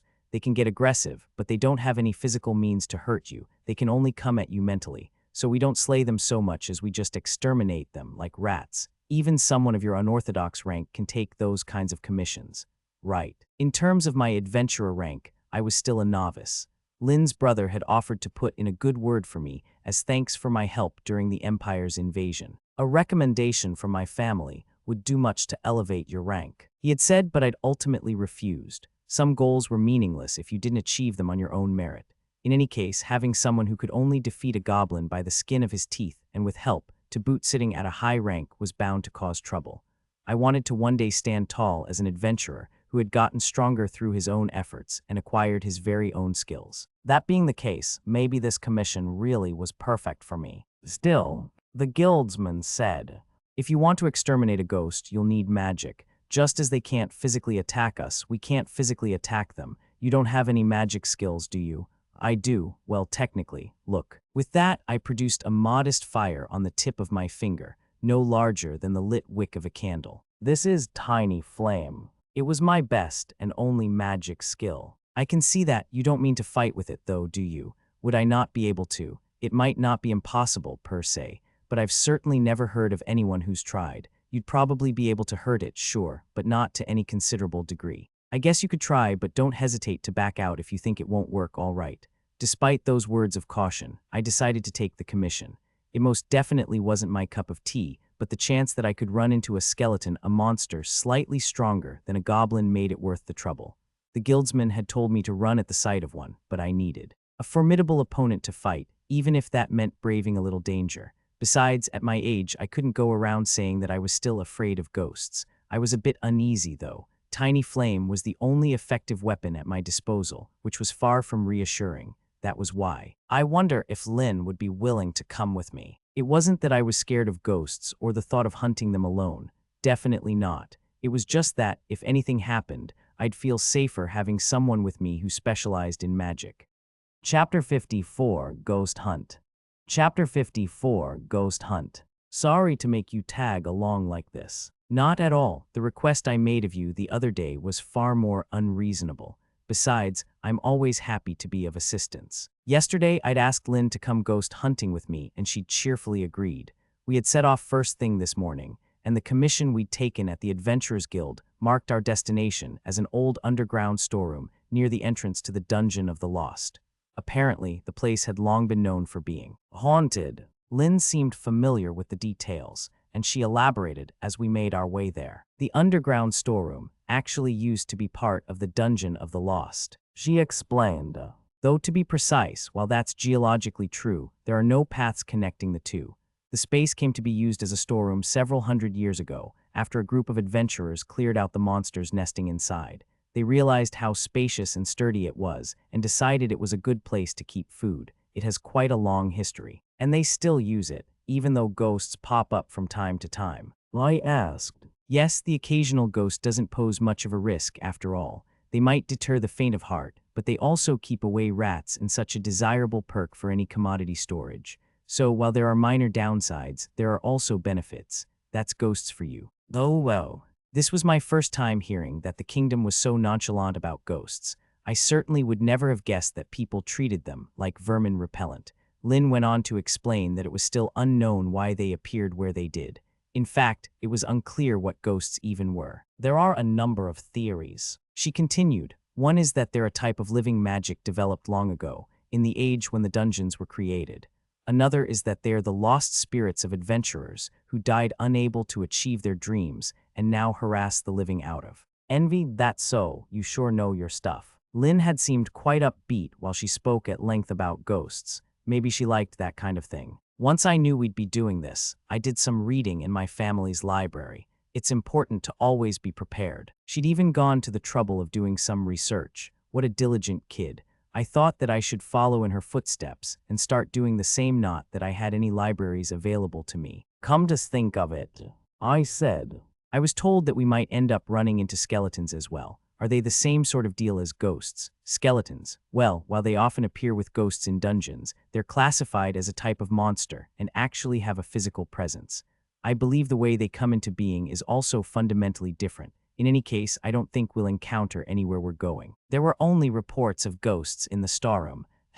Really? No skeletons, huh? That was a bit disappointing, but also a bit of a relief. Ghosts had apparently been spotted in various locations across the capital, and I suspected that the guildsman had chosen a safe one for me. I hadn't told him about my desire to fight a skeleton, so he had probably done it purely out of concern.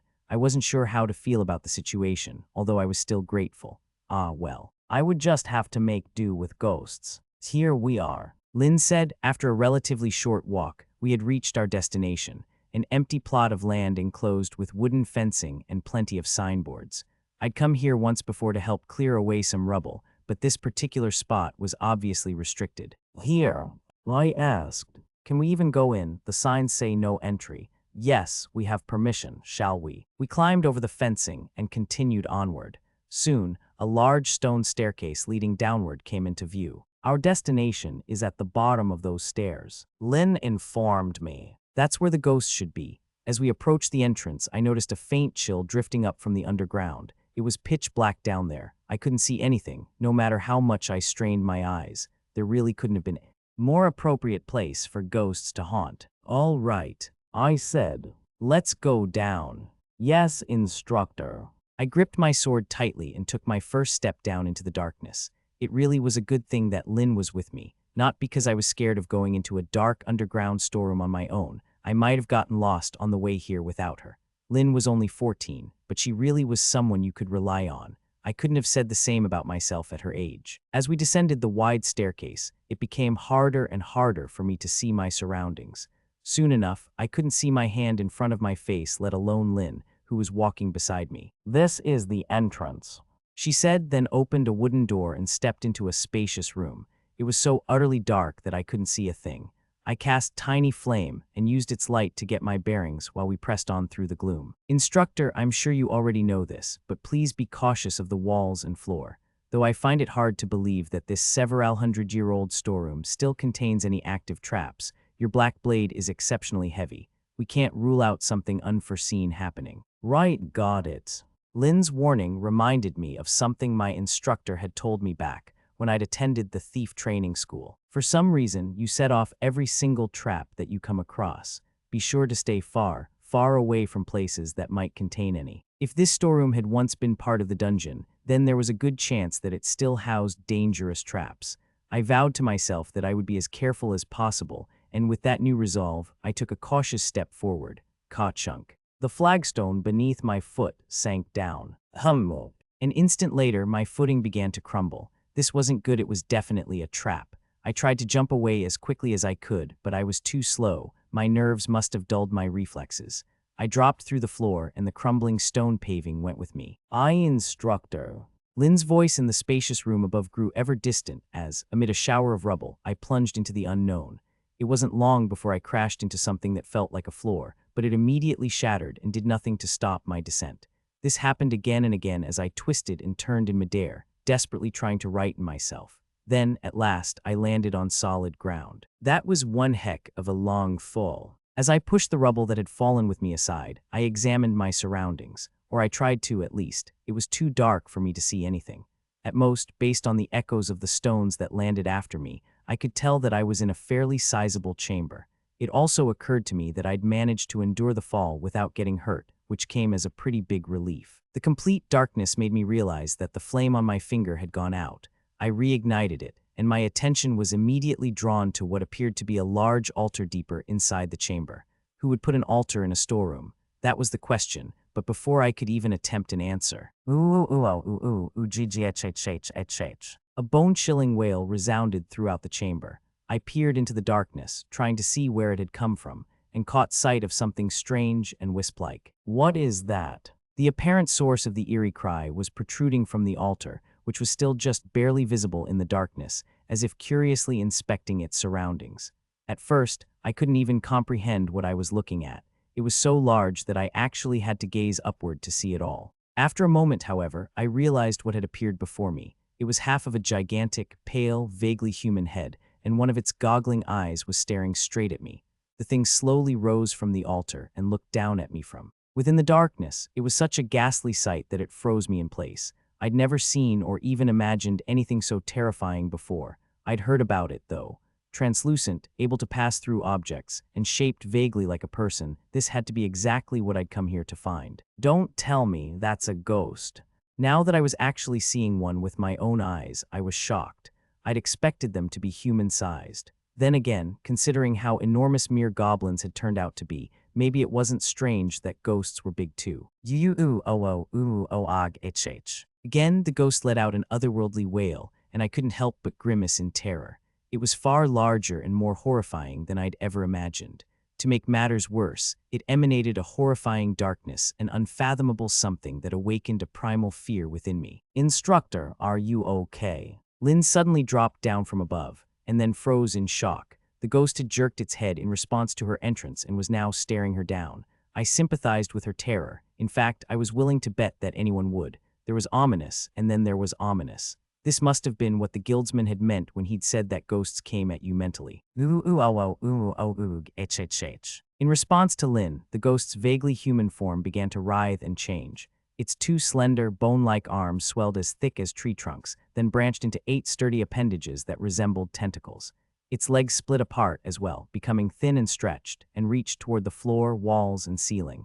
Not a trace of its original shape remained. Finally, the ghost's 2 massive eyeballs divided and multiplied at a frightful rate, quickly reaching numbers far higher than I cared to count. It was horrifying. Even if ghosts were harmless, it was no wonder why nobody wanted to go out of their way to deal with them. All things considered, even knowing that ghosts weren't actually dangerous, this was way too scary. Lynn had said that the faint of heart should avoid them, but I was convinced that even the regular of heart would die just from seeing one. During the few moments I'd spent in thought, the ghost had gained another 10 arms. Its massive slithering legs had to have surpassed 100, and its countless bloodshot eyes of all shapes and sizes were glaring straight at Lynn and me. I was genuinely terrified. I wanted nothing more than to run away. But I couldn't do that without even exterminating one ghost, not when Lynn had gone to the trouble of accompanying me. Sorry, Lynn, but stay back and watch for now. I want to try fighting it alone. Oh, of course, but if things start to look dicey, help me out. I'm counting on you. There was a short pause before Lynn said, Understood, Instructor. I readied my sword in one hand and a tiny flame in the other, doing my best to make it burn as brightly as I could manage. Now, there was no longer anything for me to fear.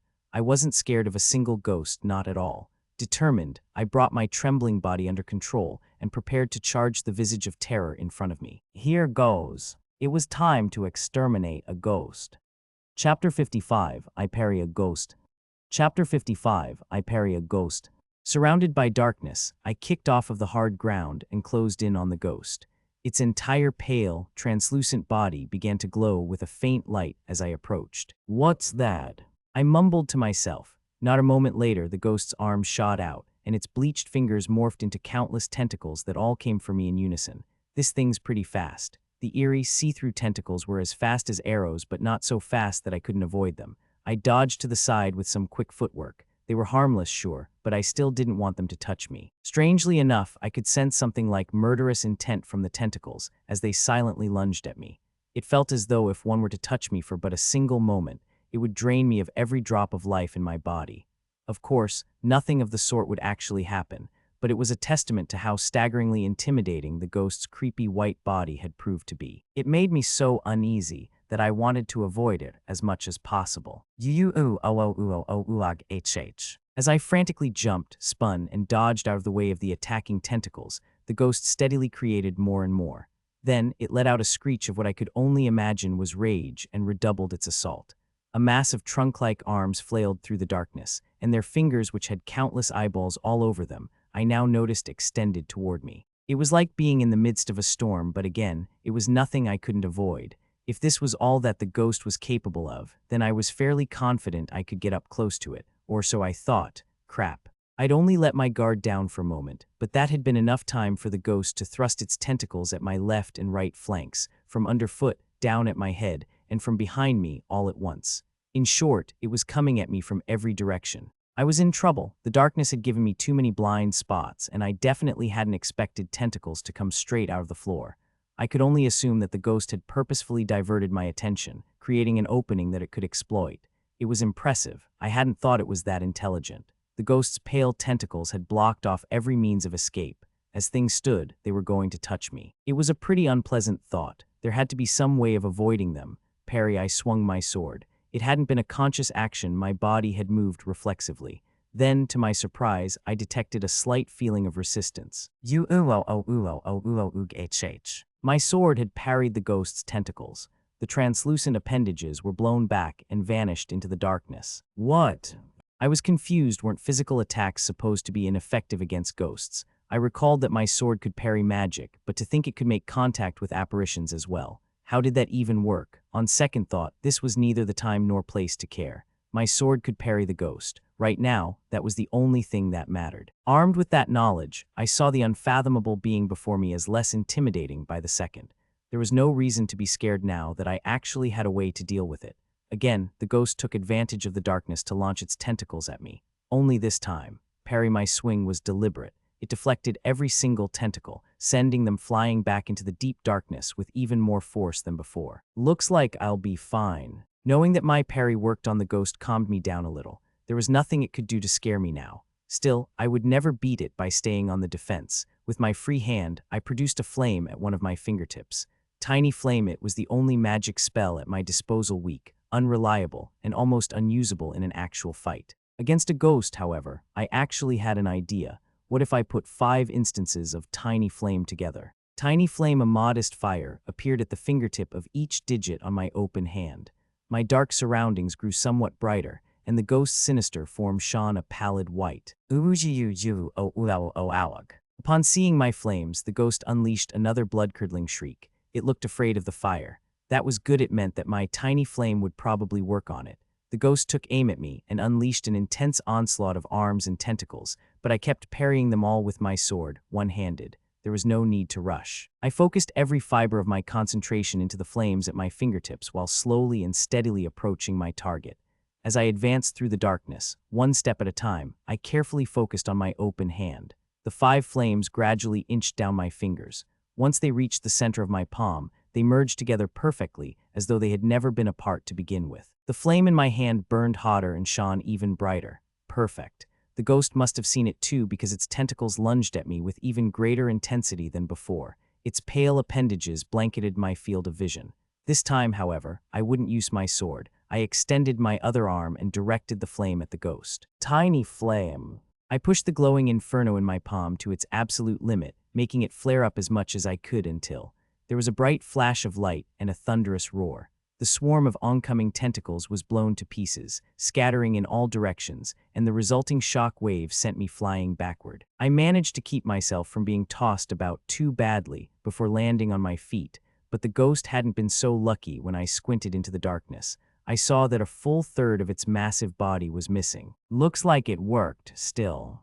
At first glance, the ghost looked to be in a sorry state, but its body was already beginning to regenerate. It would soon look no worse for wear. As it turned out, I didn't have enough firepower after all. I guess it really won't be that easy. My tiny flame wouldn't cut it. I'd half expected that, though. The guildsman had told me that the only way to exterminate a ghost was to disperse its entire body at once with a magic spell.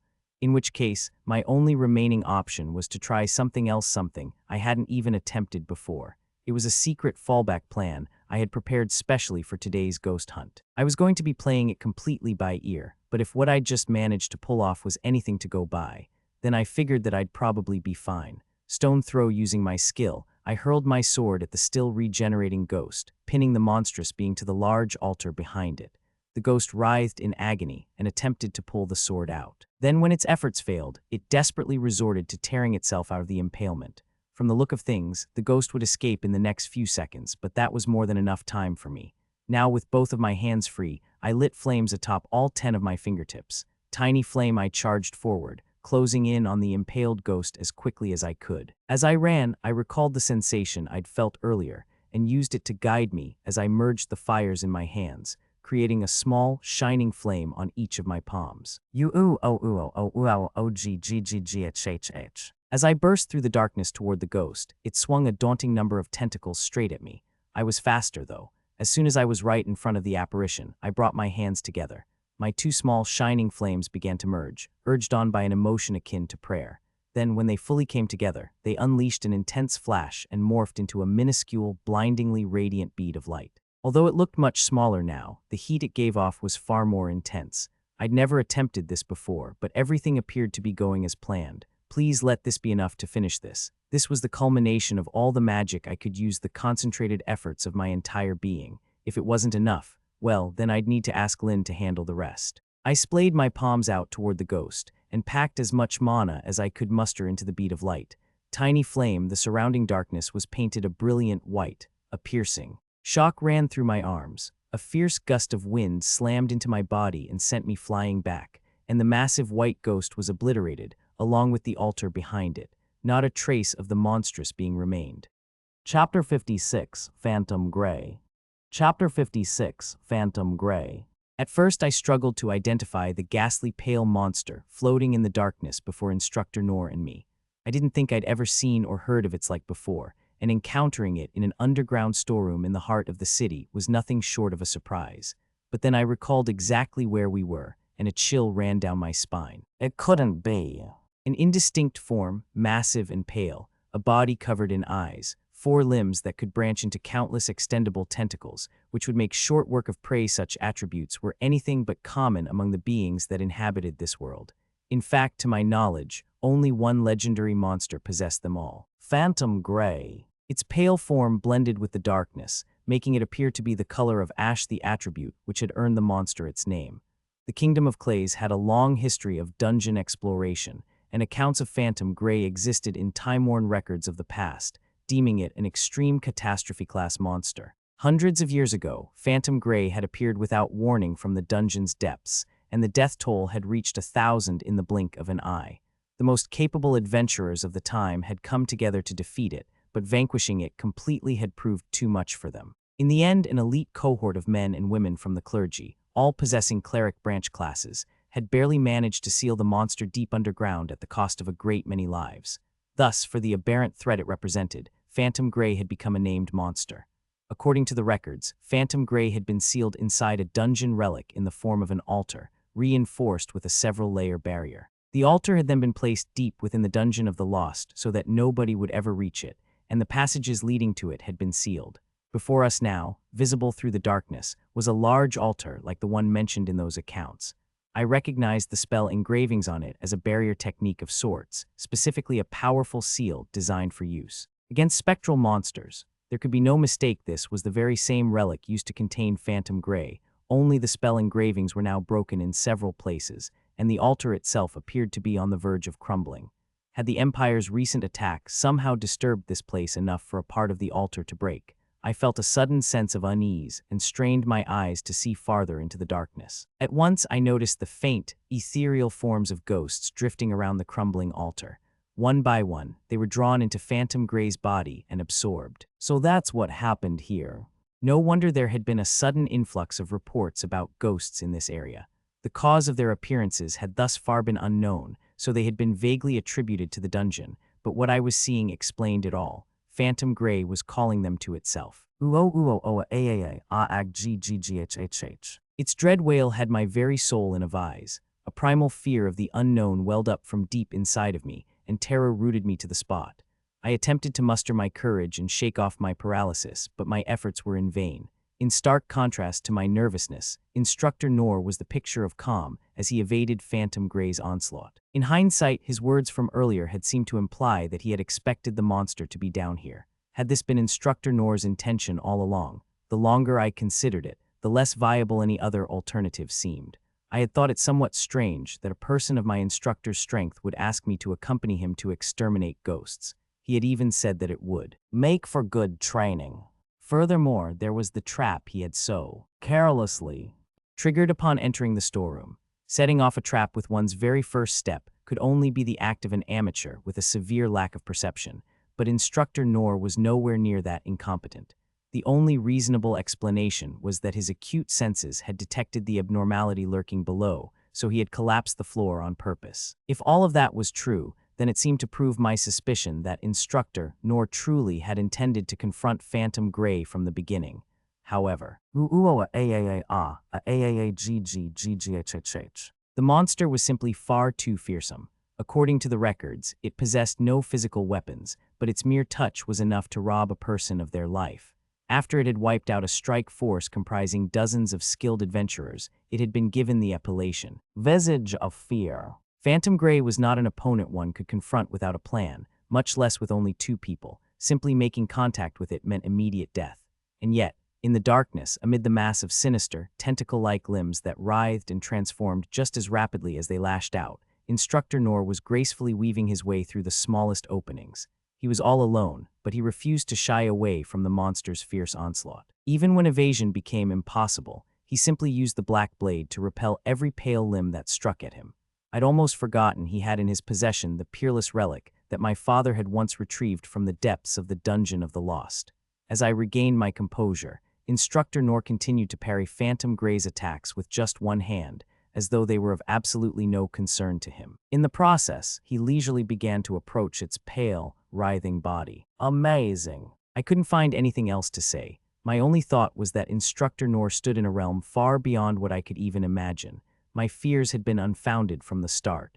I was relieved, but that emotion soon gave way to disbelief as I spotted the 5 flames at Instructor Noor's fingertips. Is that 5-fold casting?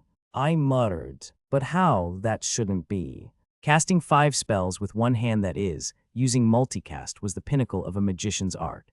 It was an ultimate, unprecedented technique that I had seen Instructor Oaken demonstrate many times.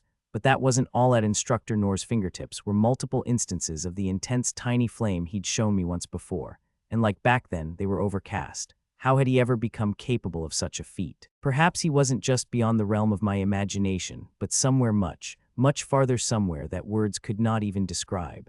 But then, as I watched Instructor Noor in shock, I witnessed a sight that sent me reeling. Eyes must be dreaming. Still warding off pale tentacles with the black blade, Instructor Noor combined the 5 overcast instances of tiny flame in his other hand. The resulting inferno blazed with even greater intensity. I was stunned. Was that fusion magic? Fusion magic was a supreme skill, a height that Instructor Oaken had only managed to reach after more than 100 years of dedicated study. If a magician perfectly layered 2 concurrently cast spells with no room for error, they would swiftly begin to increase each other's potency. The theory for it had existed since the distant past, but it required such a monstrous degree of mana control that Instructor Oaken was said to be the only person alive capable of achieving it.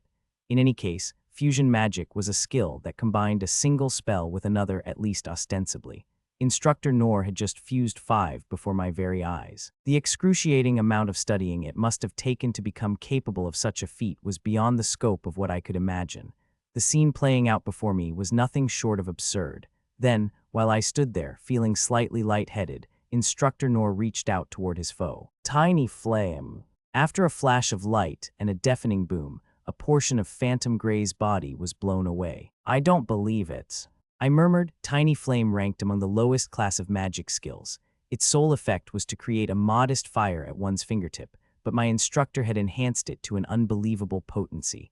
The fight wasn't over. Phantom Grey was already regenerating. Instructor Noor showed not an ounce of concern, though. He calmly threw the black blade at the monster, pinning it against the altar, then closed the distance between them, 5-fold cast variants of tiny flame in each hand.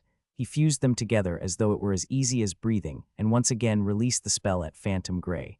Scorching light washed away the darkness, and a thunderous roar shook the ground. In an instant, the monster's massive form, so large that it seemed to dwarf the massive cavern around us, disintegrated together with the altar behind it. Great furrows were torn into the floor and surrounding walls. I was witnessing magic of a height beyond my wildest dreams. The limit of my own multicast when using both of my hands was sixfold casting. Instructor Oaken, the sage known as Nine Spell, could only manage 9. Instructor Noor had just cast 10 spells, all overcast, and more impressive still, he had fused them together. The sheer might of the attack pointed to a frightening amount of study and training. If there existed an opponent who could withstand that, then I thought it safe to assume they were truly undefeatable. I struggled to imagine when, if ever, I might attain such mastery over magic myself. Even for Instructor Oaken, the task likely bordered on the impossible. So awe-inspiring was Instructor Noor's feat that not even a legendary monster had stood a chance against it. The spell had vanquished Phantom Grey after seeing its power. What else was I to believe? I prayed that my evaluation was true, for if not even that was enough, I had no idea what would be. Yet once more, a chilling wail resounded throughout the cavern, dashing my forlorn hope. Phantom Grey had managed to reform itself, even after suffering the full force of Instructor Noor's spell. It didn't appear to have sustained any lasting damage, in fact. Its ghastly pale form was larger than before, and it was still growing. Despair overcame me. It was abundantly clear that the monster was getting stronger. Instructor Noor's complex, overwhelming fusion spell hadn't injured it at all. Was defeating such a monster even possible? Again, my body froze in terror. In the face of this frightening development, Instructor Noor merely said, "I guess that wasn't enough after all." There was nary a hint of unease in his expression. On the contrary, he looked wholly satisfied. If I hadn't known better, I would have thought that he looked like someone who had found peace in knowing that he had attempted absolutely everything in his power. How was he able to remain so calm? His attitude felt different from mere resignation. That was when I remembered something important. This man, standing not a dozen paces from me, was none other than my Instructor Noor. He surely had an extraordinary secret plan of some kind up his sleeve. I might not have been able to perceive it, but I was certain that it would allow him to seize victory. As I studied my instructor, my heart full of anticipation, he smiled at me gently. The kindness in his eyes eased my feelings of apprehension, and it was with a newfound sense of relief that I smiled back at him. Then, he cheerfully said, "All right, Lin, the rest is up to you." Chapter 57, Instructor Noor's Special Lesson. Chapter 57, Instructor Noor's Special Lesson. My mind went completely blank. Had my instructor just proclaimed that the rest was up to me? For what reason? No matter how one looked at it, the monster before us was far too strong for me to defeat. No, wait. The more I considered it, the stranger our predicament seemed. To begin with, why had Instructor Noor even brought me here? He had said that he'd wanted my help, and that he'd needed me to lend him my strength, but what if those had just been excuses? What if he had intended for all of this to happen? What if when he had said that this would make for good training? He had meant for me, of course. It was so obvious. How had it not occurred to me sooner? Instructor Noor had no need to become any stronger, but I did. So that's how it is. Instructor Noor must have seen right through me the other day. He had realized that I was relying solely on his strength and not on my own. I had so carelessly assumed that as long as he was with me when I traveled to Mithra, I would be safe from whatever dangers came our way. Deep down, I clung to the belief that he would protect me from anything and everything. But this was Instructor Noor's way of telling me that I was being complacent. He wanted me to realize that I couldn't just accept my weakness and rely on others for everything. Perhaps to him, it had appeared as though I'd given up on bettering myself. That was why he'd brought me here. "I understand, Instructor." Summoning all of my willpower, I turned to face Phantom Grey head-on. My legs and voice trembled as I said, "I'll do my best." I was unsure how I would defeat such a monster, but maybe Instructor Noor had already given me a hint. "Sorry, Lin, but stay back and watch for now." Those had been his words to me when I'd first dropped into the cavern, which could only mean one thing. His actions thus far had been a demonstration for me, one that would guide me down the path to becoming stronger. That realization came to me with a fresh wave of nerves, and I swallowed down the saliva that had built up in my mouth. Instructor Noor was telling me to do, as he had done that defeating Phantom Grey, was something I could manage. He believed that I could do it. He had even entrusted this matter of dire importance to me, despite my inexperience. I needed to live up to his expectations. but the task seemed impose. No, I couldn't allow my terror to speak for me now when it mattered most. I expelled any thoughts of despair and dismay from my mind. I would do this. Here and now, I would show my instructor the full extent of what I could achieve, which meant I needed to stay focused. It was still unclear to me what I needed to do, but I would think on my feet. Otherwise, I risked losing my instructor's recognition. Here I go. I took a deep breath, focused my willpower to its limit, and prepared to cast my magic according to the sequence that was forming in my mind. First, I created multi-layered instances of magic barrier in my palms and coated them with reflect heat, and reflect magic. Then, to push the output of my magic beyond its limit, I applied enhance, charge, and burst to the fullest extent that I could manage, and concentrated every drop of my mana together with condense. At the same time, I used multicast. All of my preparations were in order. My limit was 3 spells in each hand, which made for a 6-fold casting overall, or at least, that was what I perceived my limit to be. Instructor Noor had achieved an even greater mastery of magic, and was expecting me to do the same. Hellflare. Ever so carefully, I synchronized my mana and cast a Hellflare in each hand. Then, my arms outstretched, I began shifting the 2 orbs of devastating heat away from my palms and into the space between them. If I made even the slightest mistake, the resulting explosion would be enough to injure me fatally. I was so nervous that sweat cascaded down my forehead, but I desperately maintained my composure and devoted all of my focus to my hands. Minute corrections to my mana allowed me to continue moving my 2 spells inward, but the process was agonizingly slow. Mere seconds felt like an eternity. Even the slightest adjustments to my magic were more exhausting than if I'd attempted to pass a thread through the eye of 10,000 needles. Beads of sweat dripped from my chin and wet the ground with almost inaudible splashes, but I was so tense that the noises seemed deafening to me. I did it. After my bout of extreme concentration, and despite feeling as though I might pass out at any moment, I realized that I had finished moving my 2 spells to their intended position. There was now a small, blazing fireball between my hands. Still, there was more to be done. I maintained the fireball in place, taking care not to destabilize it, as I cast 2 instances of one spell and then 2 of another. Windblast Purify. The former was meant to augment the potency of my fire and make my final spell maneuverable, while the latter would make my attack more effective against my foe, according to what I'd read, at least. Phantom Grey wasn't technically an undead creature, but it had similar characteristics to one. Plus, according to records of the past, when the members of the clergy had sealed the monster within the altar, their continuous castings of Purify had dulled its movements. I was going to put my money on the information that my predecessors had sacrificed so many lives to obtain. 2 instances of Hellflare, 2 instances of Windblast, 2 instances of Purify. Altogether, I was balancing 6 spells, the limit of what I could cast at once. And I was going to fuse them together. It doesn't seem so daunting after all, now that I'm making the attempt. Fusing my 2 instances of Hellflare had given me a feel for fusion magic. Now, to my surprise, it didn't seem all that difficult. Yes, the simple act of combining 2 spells had proved mentally exhausting beyond measure, but this was no time to care. After a brief reprieve, I began pouring mana into the blazing tempest in my hands. I would stake everything on this single attack. There was no point keeping anything in reserve. With that intent in mind, I focused my entire being into the storm of flames that I was keeping in check. In the future, I would need to be able to manage a feat like this with ease. Otherwise, I would be ashamed to call myself Instructor Noor's disciple. Having taken notice of my spell, Phantom Grey let out a terrible howl and thrust a swarm of tentacles toward me. The massive pale appendages almost reminded me of a silent avalanche of snow as it surged through the darkness, its movements noticeably faster and keener than earlier. If even one of the extremities reached me, I would be unable to dodge, and my life would be snuffed out on the spot. I was going to be fine, though. I knew it. The ghostly appendages that had once struck such terror into me now inspired no apprehension at all. After all, I'm done. If I could master the technique that Instructor Noor had taught me, then not even the legendary Phantom Grey would be an opponent to fear. This feeling was what he had wanted to impart to me, the confidence that came with having the strength to ward off the darkness. Thank you, Instructor Noor. Everything was in place. My fusion spell was ready. I aimed the radiant, swirling inferno at the swarm of tentacles coming for me and took a deep breath. Here I go, Hellflare. A massive, incandescent burst of flame shot from my hands toward Phantom Grey and disintegrated everything in its path, the monster included.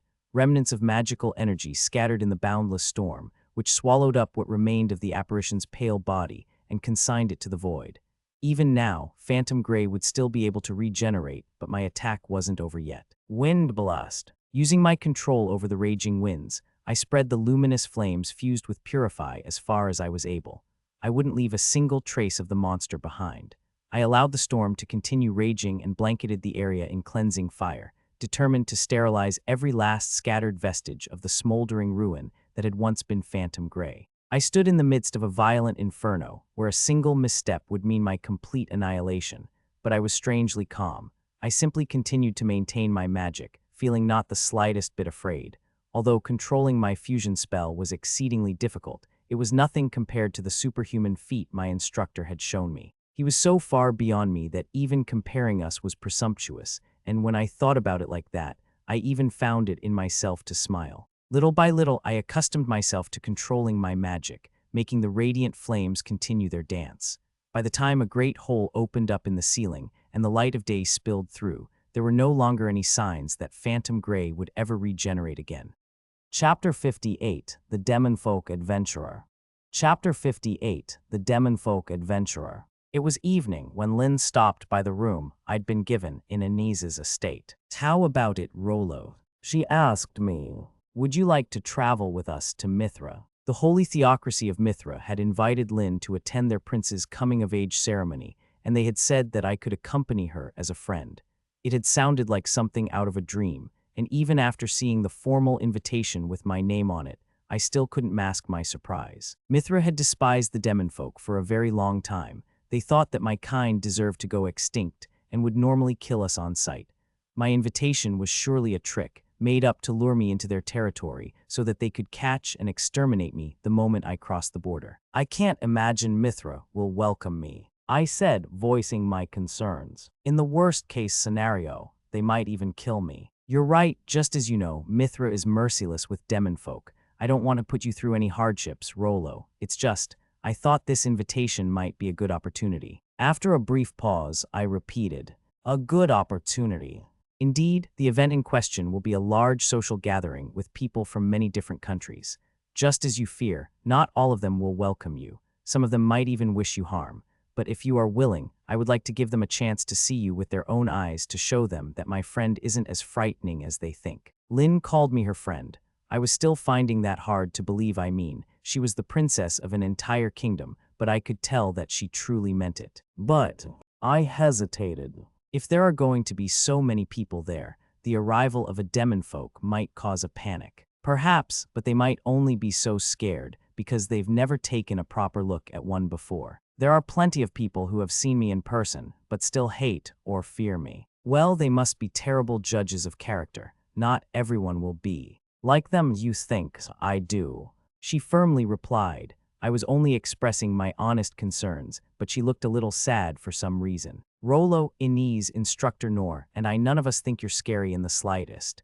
I know, thank you." I had already told her about my ability to read minds, and she hadn't seemed at all bothered by it.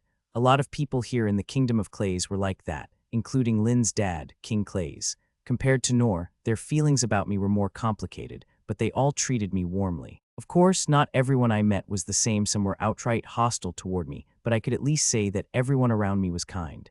In fact, they were so good to me that I sometimes wondered whether I'd died and gone to heaven. No, that definitely wasn't the case. The people who suddenly became hateful and disgusted when they realized that I was a Demonfolk were proof enough. That was just the natural way of the world, though. Nothing could be done to change it. I'd even said as much to Lynn, but it only ever made her as sad as she looked right now. "It's okay," I said. "I don't mind what people think of me." "No, it isn't okay. That's exactly what frustrates me." "It frustrates you?" "Yes, I want them to see the savior of my kingdom for who he truly is. I don't think that's unreasonable. But it was Noor who did most of the work. Without you, Rolo, none of what happened would have proceeded so smoothly. You should take a little more pride in your contribution." "You deserve it. I don't know about that." Lynn smiled, but she seemed a little upset. It reminded me of when Anis had made the same expression. "Rolo, what do you want to do?" She had asked me, but I hadn't been able to answer her. I really didn't know what I wanted, maybe because I'd grown up being told that it was bad to have ambitions. That might have been why I didn't understand my own desires as much as other people. Faced with Lynn's expression, however, I was suddenly able to think of one thing that I wanted. And with that in mind, Lynn, I'll go with you to Mithra. She looked a bit startled. It was likely that she hadn't expected me to agree so readily. I was sure to face plenty of negativity in Mithra, but I would need to grit my teeth and endure it, even if their abuse turned physical. No matter what they threw at me, I was going to be fine. I was used to it, after all. But before I could say any of that to Lynn, she spoke first. Rolo, if you're thinking of suffering through it for our sakes, then please stop, okay? I want you to come so that we can show everybody who you really are. If I thought it would put you in serious danger, we wouldn't even be having this conversation. It was like she'd read my mind. I knew she hadn't really, but I could tell that she was genuinely concerned about me. Right, I said. I want things to go well too. I'm glad, so can I inform Mithra that you will be attending the ceremony? I nodded. Yeah. Lynn let out a small, relieved sigh, then smiled and giggled slightly. Wonderful. To be honest, the prospect of going on my own was making me feel a bit lonely. It will be reassuring to have you there with me. I'm not the most popular person in Mithra, you see. It's because we're going together that I don't feel scared. Lynn's smile turned proud. You're exactly right. Should anyone there attempt to harm you, Inez and I will stop them. Not that Instructor Noor would ever tolerate such misdeeds in the first place. We'll protect you with our lives, so please have faith in us. I will, thank you. Nothing more about the matter needed to be said. We exchanged our farewells, then Lynn took her leave for the day. A while after Lynn's departure, Inez came back from work. I wasted no time telling her about my decision to travel to Mithra. I see. She replied with a gentle nod. She never really let her emotions show, but at that moment, she looked a little worried to me. And, I continued. About the question you asked me. Which one? If there was anything I wanted to do. Ah, yes. I want to have a go at training to become an adventurer. An adventurer. Inez repeated, appearing slightly surprised. All people of the kingdom can attempt it, right? I might not be a person, but the king let me be a citizen, so I thought that maybe I could. Inez cast her eyes down for just a moment before she looked at me again. It seemed that she hadn't needed long to consider her answer. Of course you can, she said. You're already a person of the kingdom, so there shouldn't be any issues. Shall we discuss this with the training school instructors? The timing is perfect. They're all convening tonight, and I'm to make an appearance as well. Come with me. Inez set off at a brisk pace, and I followed. My conversation with Lynn had made me realize at long last what I truly wanted. It had come to me easily after I'd actually stopped to think about it so easily, in fact, that I wondered why it hadn't crossed my mind sooner. Witnessing the sad expressions on Lynn's and Inez's faces had made me sad too. For the first time, I'd noticed that it pained me to see the people who were so kind to me look so upset. Part of me had wished that I could take their anguish from them and endure it in their stead, and at that moment, a realization had struck me. What I wanted was to do everything I could to cheer up the people in front of me. Obviously, I needed to get a lot stronger in order to do that. My end goal was simple. I wanted to become somebody like Noor, who could wipe the sad looks off the faces of those around him without taking no for an answer. Somewhere deep down, I had unconsciously decided that my dream was reckless and impossible, so I had given up on even striving for it.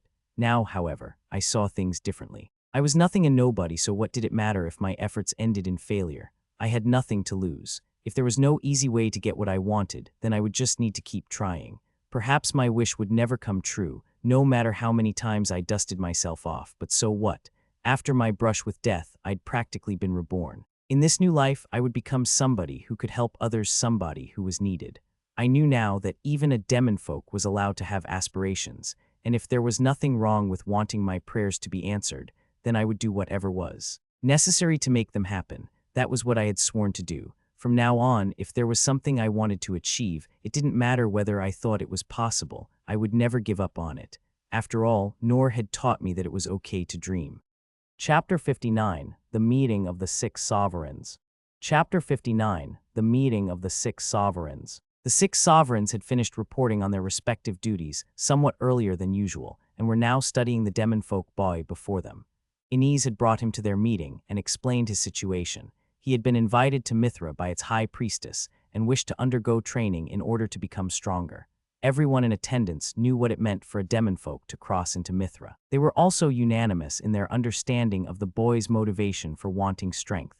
It was in their reactions that they differed.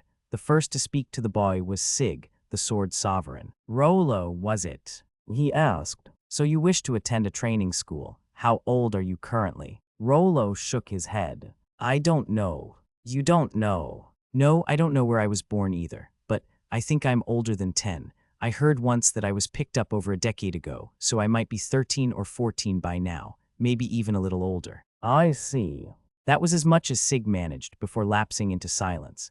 The lack of confidence in Rolo's tone made him appear unreliable, and a cursory study was enough to see that he was small and seemingly frail. Of course, that was presumably the result of an upbringing where he hadn't been given adequate nutrition, but it still gave Sig cause for concern. Would wielding a sword really be suitable for this child? The next to speak was the man seated beside Sig, Dandalg, the shield sovereign. So what class would you like to train as? Given your circumstances, I won't write this off as impossible for a kid your age, but you should know that you'll be in for a rough time. We did encounter a boy in a similar situation once before, but well, he was a bit of a special case. Dandalg scratched his head as he examined the boy standing in the meeting room. His evaluation was a lot like Sig's. But all that aside, he continued, although the question is what we'll start you with, I'm afraid there won't be enough time for you to prepare. I have a potential solution for that. Inez interjected, placing her hands on the sizable round table at the center of the room and casting her gaze along the 6 who sat around it. Would you be willing to hear me out? Ho ho, chuckled Oaken, the spell sovereign, as he stroked his white beard, his pride and joy. How rare for you to be so outspoken at one of these meetings, Inez. Go ahead by all means. My interest is piqued. As you are all aware, Rolo and I will be accompanying Lady Lindbergh to Mithra in 3 months' time. My intention is to train him as much as possible before then, though I realize that this would give us almost zero leeway. As such, Inez went on to outline her proposal. After she finished, Dandalg folded his arms and hummed in consideration. So, rotating shifts?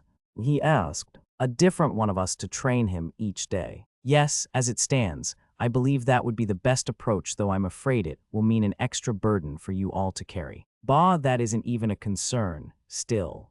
Dandalg turned to the boy. Rolo, right, is that okay with you? I need to warn you, our training isn't for the faint of heart. It will be difficult, and it will hurt. Some even abandon it on the first day. I think I'll manage. The boy replied, but his voice was fragile and devoid of confidence. Dandalg's unease grew. Inez, how do you think he'll? Well, I suppose it was your idea to begin with, so you must think he'll be fine. He will be fine, right? Yes, Inez said. I am confident that Rolo will be able to endure this training. Furthermore, it is by no means a stretch of the imagination to recognize that a certain amount of risk will be present in Mithra. I know that my request is unreasonable, but I want to prepare him as much as we are able. Please, lend me your assistance. Don't get me wrong, I see where you're coming from. It's just, well, you know. Dandalg looked to Sig beside him for support, but the sword sovereign merely shook his head. Mayan, the bow sovereign, was the next to interject. I don't get it. Mithra has bounties on Demonfolk. Plus, he's just a kid. Why does he have to go somewhere so dangerous? He's basically being sent to his death. She kept a stern eye on the boy as she said, Inez, how do you, Lady Lindbergh and the king think this is okay? You have the wrong idea. Rolo said, weathering Mayan's scowl. I asked to go. Mayan looked the boy in the eye for several moments and uttered, that's so. Then she turned her attention to Inez, who gave a confirming nod. It's true. Inez affirmed. Lady Lindbergh has informed me that the final decision lies with Rolo himself. The king also expressed that we must respect the boy's wishes.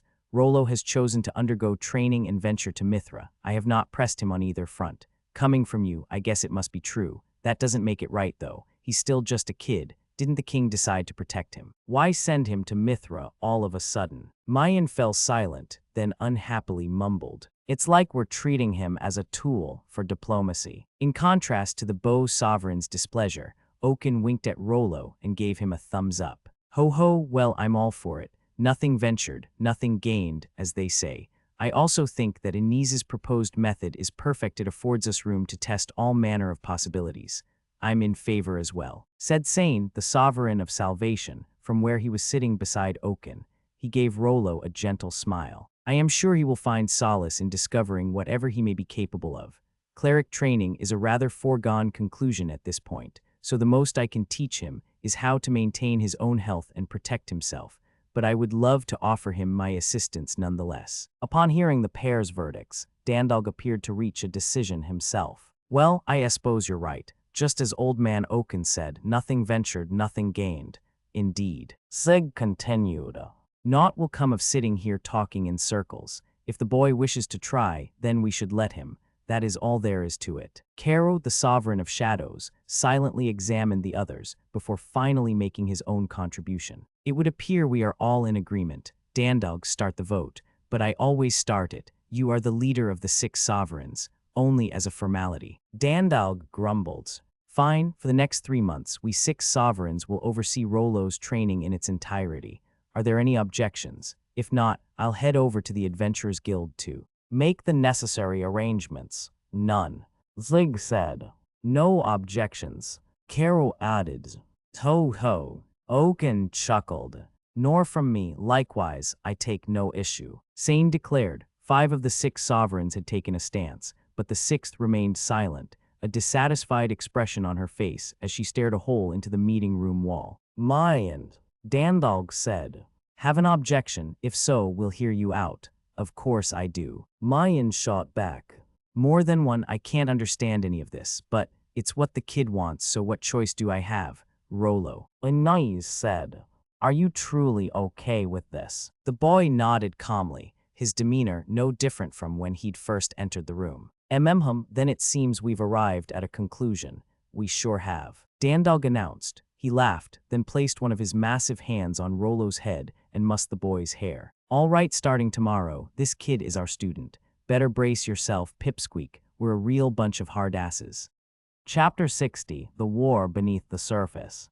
Chapter 60, The War Beneath the Surface. After several days spent dealing with the aftermath of the underground storeroom's cave-in and chasing up the specifics of Phantom Grey's vanquishment, Prince Rain contemplated the information he had received about the sudden appearance of a monster from the history books.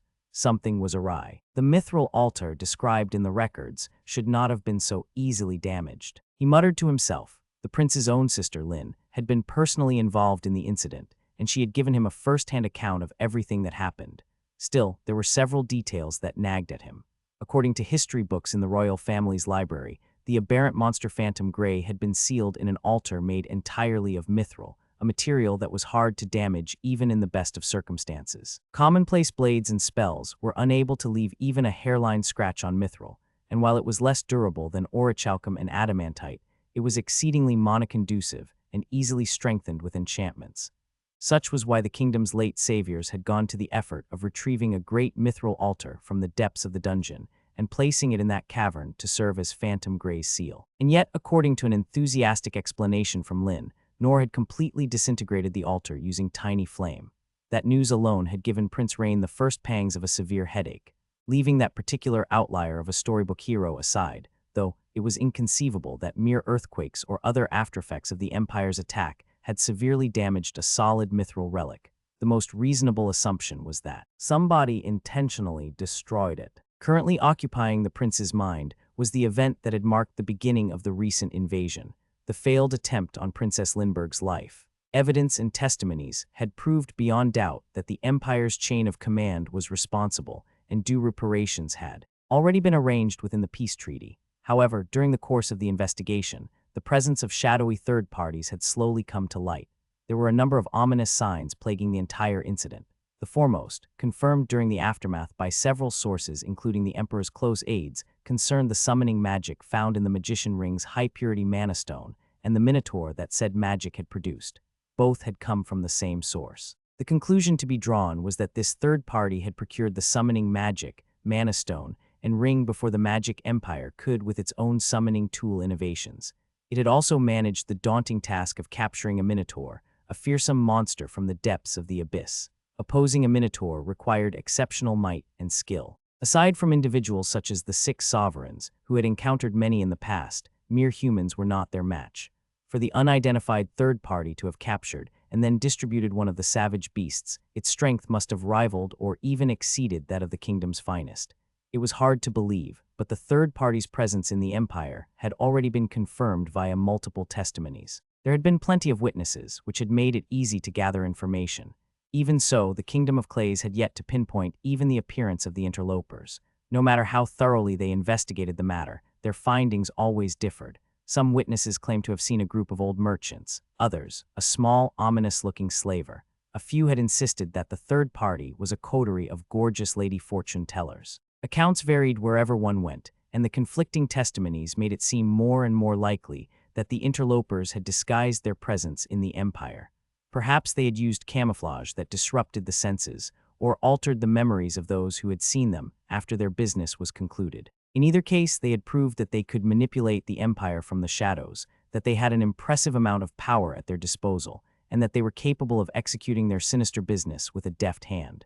The most pertinent question was who these people actually were.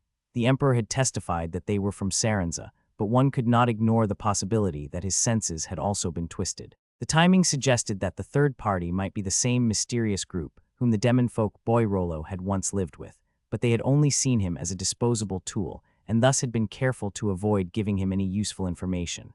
To complicate matters further, the upper stratum of the group had never once shown their faces. It came as no surprise that the trail had gone cold. There was, however, another third party believed to have had a hand in the Empire's affairs, and this one seemed a little easier to follow. According to Lynn's retelling of the attempt on her life, the beginning of the Minotaur's attack had coincided with the formation of a powerful barrier, which had suddenly restricted her movements. The top brass of the Empire, its generals included, had been entirely unaware of this barrier, meaning the perpetrator was still unknown. Of course, the kingdom had a few ideas as to who might be responsible. If one discounted the extremely rare magical relics found in the dungeon's relics, such as the Mithril altar, then Mithra had a complete monopoly on barrier distribution. There were very few people capable of creating one that was so powerful and could affect only a small area. Furthermore, there was no guarantee that the attempt to assassinate Lynn was unrelated to the recent Phantom Grey incident. After all, Lynn had studied abroad in Mithra, and she had asserted that some of the spell engravings responsible for the potent, monster-sealing barrier had been scratched away entirely. The damage had been too extreme to be considered the result of natural degradation. Instead, it seemed more reasonable to conclude that someone in the know had purposefully caused it. There was no decisive evidence that Mithra had gotten involved, but in the prince's opinion, everything about the situation pointed to that being the case.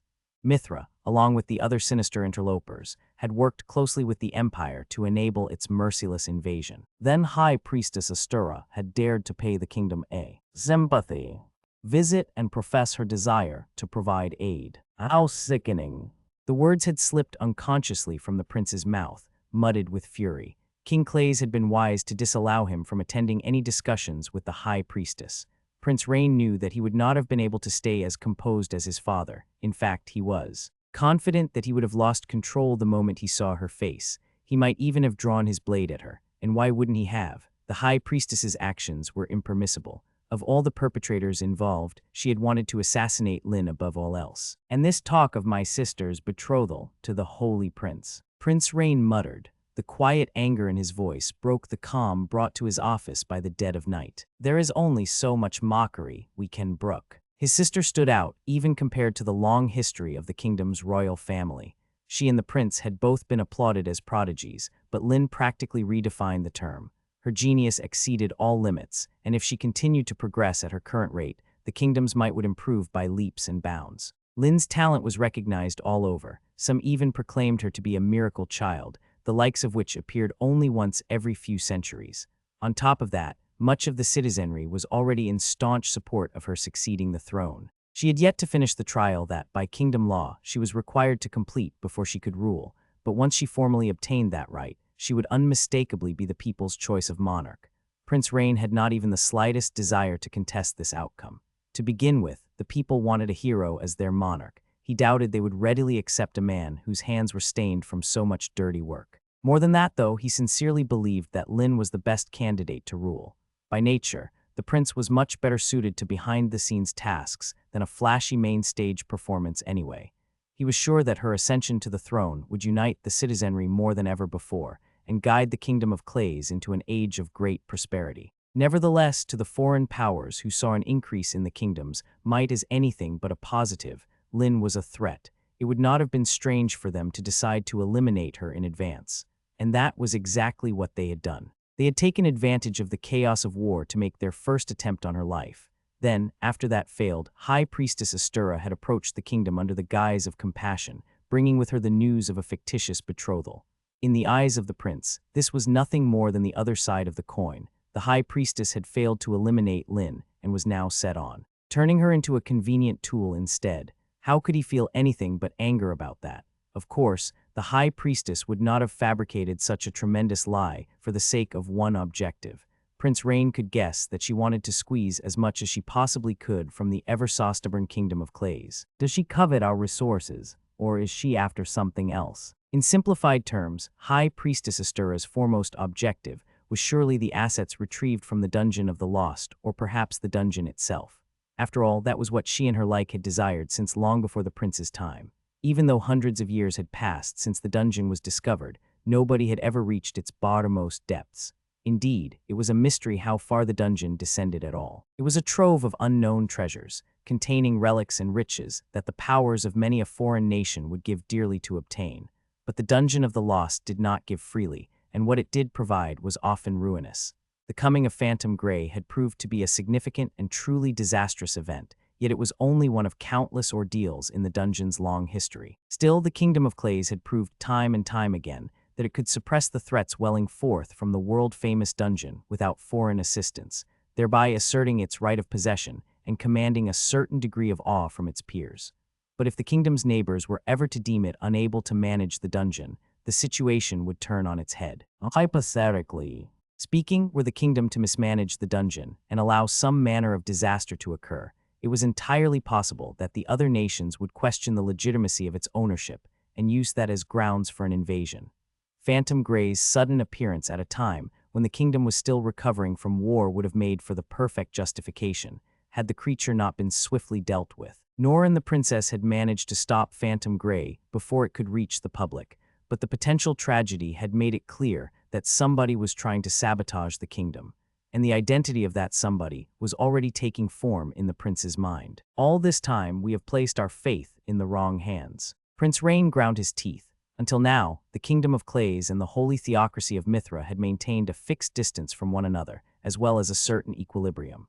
For hundreds of years, they had remained on good terms as allies. The dark rumors surrounding Mithra had never quite faded, but the kingdom had continued to trust its neighbor for the sake of a mutually beneficial relationship. That was precisely why Prince Rain and his sister had both studied in Mithra as children, and why he had chosen it as her place of refuge before the war broke out.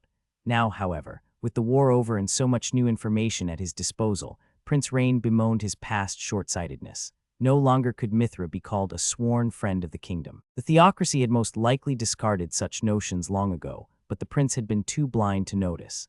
The long-existing balance of power had already collapsed. The empire was effectively out of the picture, and the Kingdom of Clays had suffered a serious blow.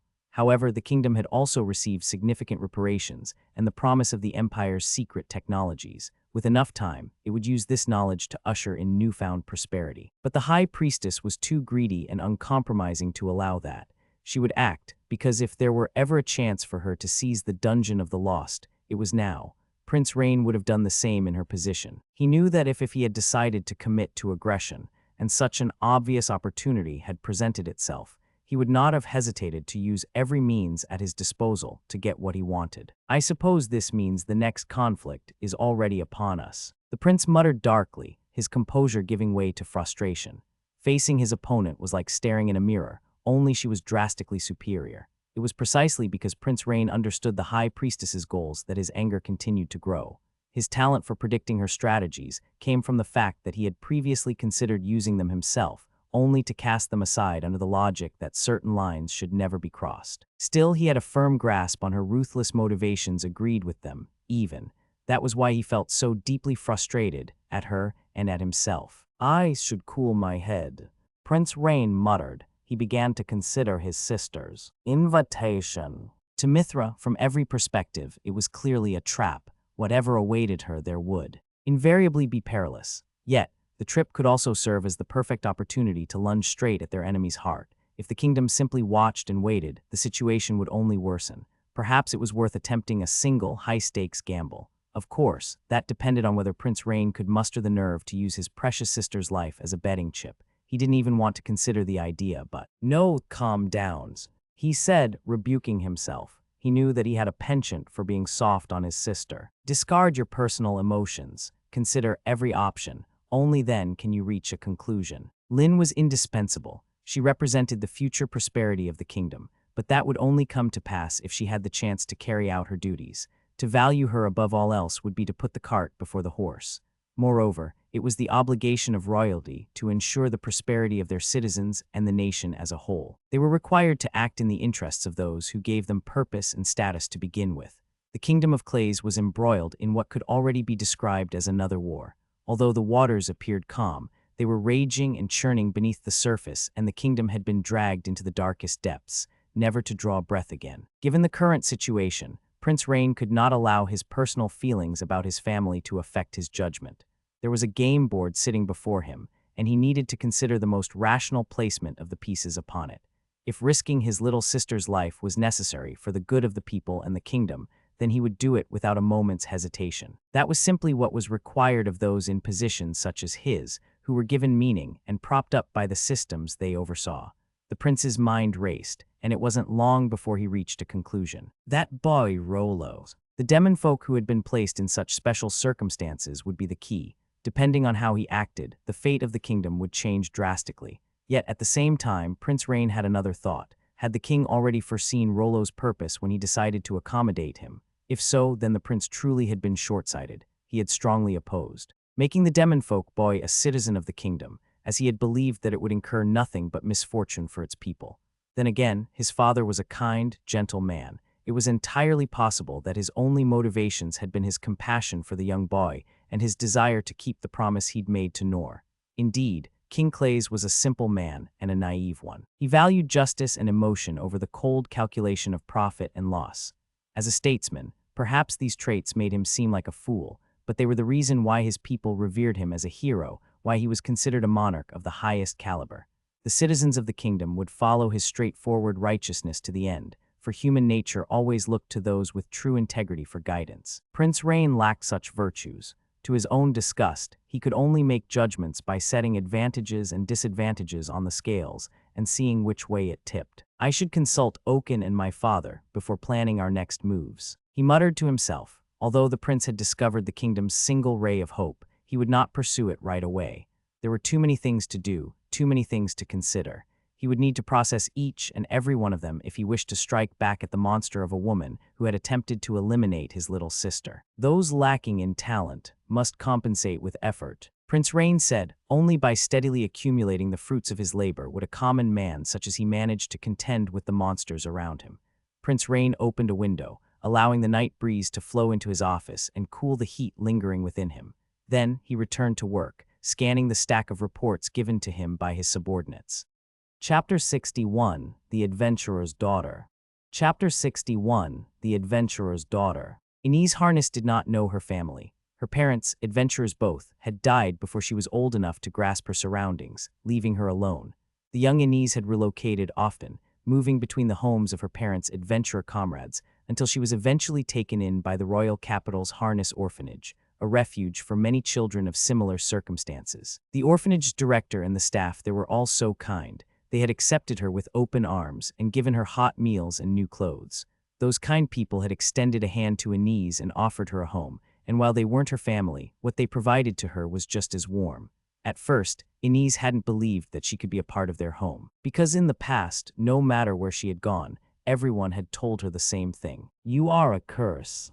Anytime she had moved to a new home, an unfortunate event had soon followed, and each time, she had received the same words of scorn before being sent away. Your parents were unlucky, that's why they died. You're the same, you bring misfortune to those around you, that's what makes you a curse. I owed your parents, but I've surely fulfilled my obligation to them by now. So, I'm sorry, go somewhere else. However, no matter how much time passed, Inez never received that rejection from the people of the orphanage. Months turned into years, and finally at ease, she grew accustomed to her new home. For some strange reason, her usual bad luck was nowhere to be seen. Inez began to think that maybe, just maybe, she had found somewhere she belonged. She had spent enough time playing with some of the other children to be able to call them friends, and she was gradually becoming closer to the staff. For a while, she grew up healthy and wanting for nothing. Then, on one very fine day in the orphanage's garden, Inez reached a hand toward the sky for no particular reason. Before she knew it, something mysterious and luminescent was floating in the air before her. Resembled a thin, shining screen, and it was beautiful. Inez was still quite young. She stood there and marveled at the strange occurrence, wondering what it was. That was when a boy ran over, having noticed the light floating beyond her palm, and reached out to catch what he assumed was part of a game. The chaos that followed all came so suddenly. As soon as the boy touched the screen, his arm was severed, staining his surroundings a vivid scarlet. In the aftermath of that disastrous mishap, it became clear that Inez possessed a gift, a blessing of unparalleled rarity. It gave her a power beyond imagination, a sort of light that could slice through anything. So effective was her ability that, if she so desired, she would be able to massacre a country's entire standing army in the blink of an eye, without any training. In short order, the kingdom's officials identified Inez as someone who could ruin an entire nation on her own. They were aware that, without any effort or preparation, she had obtained a power with immense potential, one that could bring tremendous benefit or terrible calamity, depending on how she used it. Inez had at her disposal a staggeringly mighty skill, but her strength brought about her isolation. Those of the kingdom knew that even if she could not yet control her power, her very existence posed a threat on an international scale. They knew that they could not leave her be, so it was decided that Inez, while still remaining in the care of the orphanage, would receive a special education from every member of the 6 sovereigns, all at once. Several years passed before, at the tender age of 14, Inez was given the title of the Divine Shield and the rank of a senior knight of the kingdom. It was the first time in the history of the Kingdom of Clays that a girl so young had been promoted to such a high position, but not a voice was raised in dissent. By then, tales of her peerless deeds of valor had already spread, and people far and wide knew just how terrifying she was. Did you hear? She split a hill in two as part of a mere training drill. Did you hear? On a joint extermination mission, she cut down a flight of attacking wyverns with a single stroke. Did you hear? In a single night, she caved in and annihilated the hideout of a bandit group that attacked a merchant caravan. At first, the stories had been laughed off as mere exaggerations. But as time passed and witnesses of yet more grand deeds came forth, the unbelievable rumors came to be known as the unshakable truth, stoking the fires of Inez's renown and the awe of the people. It was in the nature of the citizens of the Kingdom of Clays to love heroes, and they welcomed the female knight with all their hearts. Inez's intelligence made her a quick learner, no matter the subject. By the time her name had spread throughout the kingdom, she was already knowledgeable enough to serve in an official administrative position. Her mind was so sharp and well-trained, in fact, that she attained the highest results out of everybody who had taken the kingdom's senior knight examination alongside her. In almost no time at all, Inez, the Divine Shield, gained the widespread support of the kingdom's citizens. There were plenty of reasons to champion her. She was an orphan without any family to speak of. She had been raised in a royal orphanage after enduring the death of her adventurer parents, and she had chosen to take the name of said orphanage as her own surname when she was knighted. Even her youth became a factor of her appeal. Nobody could find a single good reason to decry her. At that moment, a legend was born, a young woman of the next generation who would succeed the 6 sovereigns themselves, along with her rank as a knight and the title of the Divine Shield.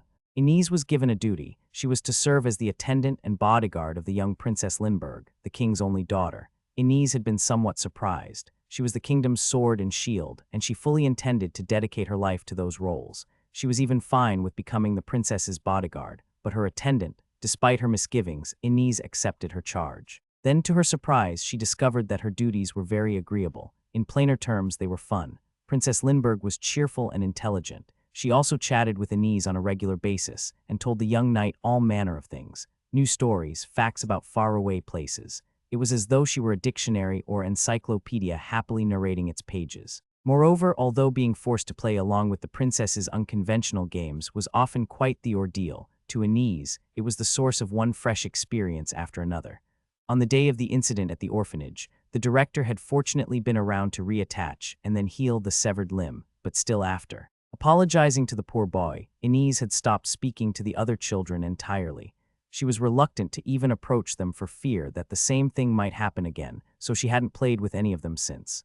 Of course, Inez's isolation had not been entirely self-inflicted. On the few occasions she had gone near the other children, they had naturally moved away. They had silently kept their distance when passing her in the hallways, and even stared at her from afar.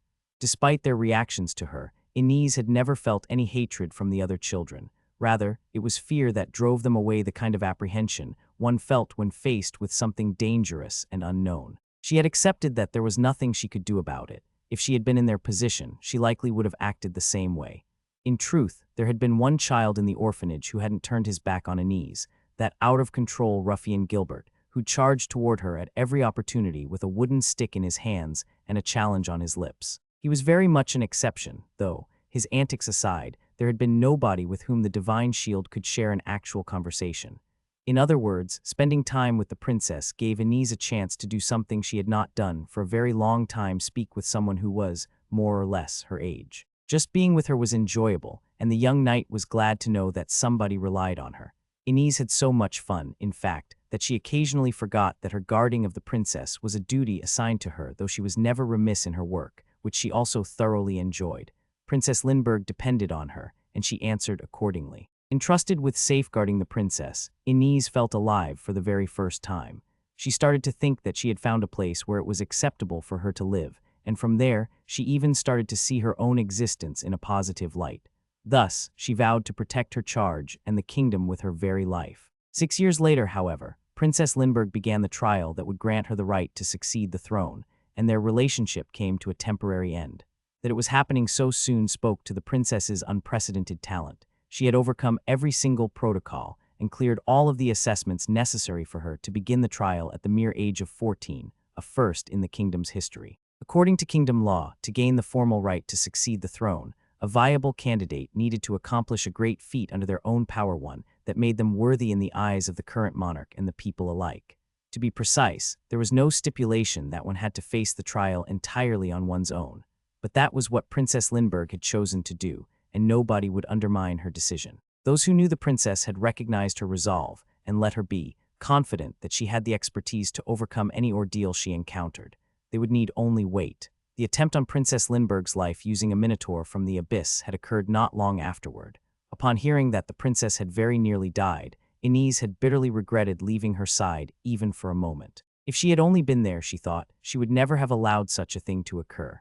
The princess had ultimately survived, but only thanks to the sudden appearance of a single man who had slain the Minotaur alone.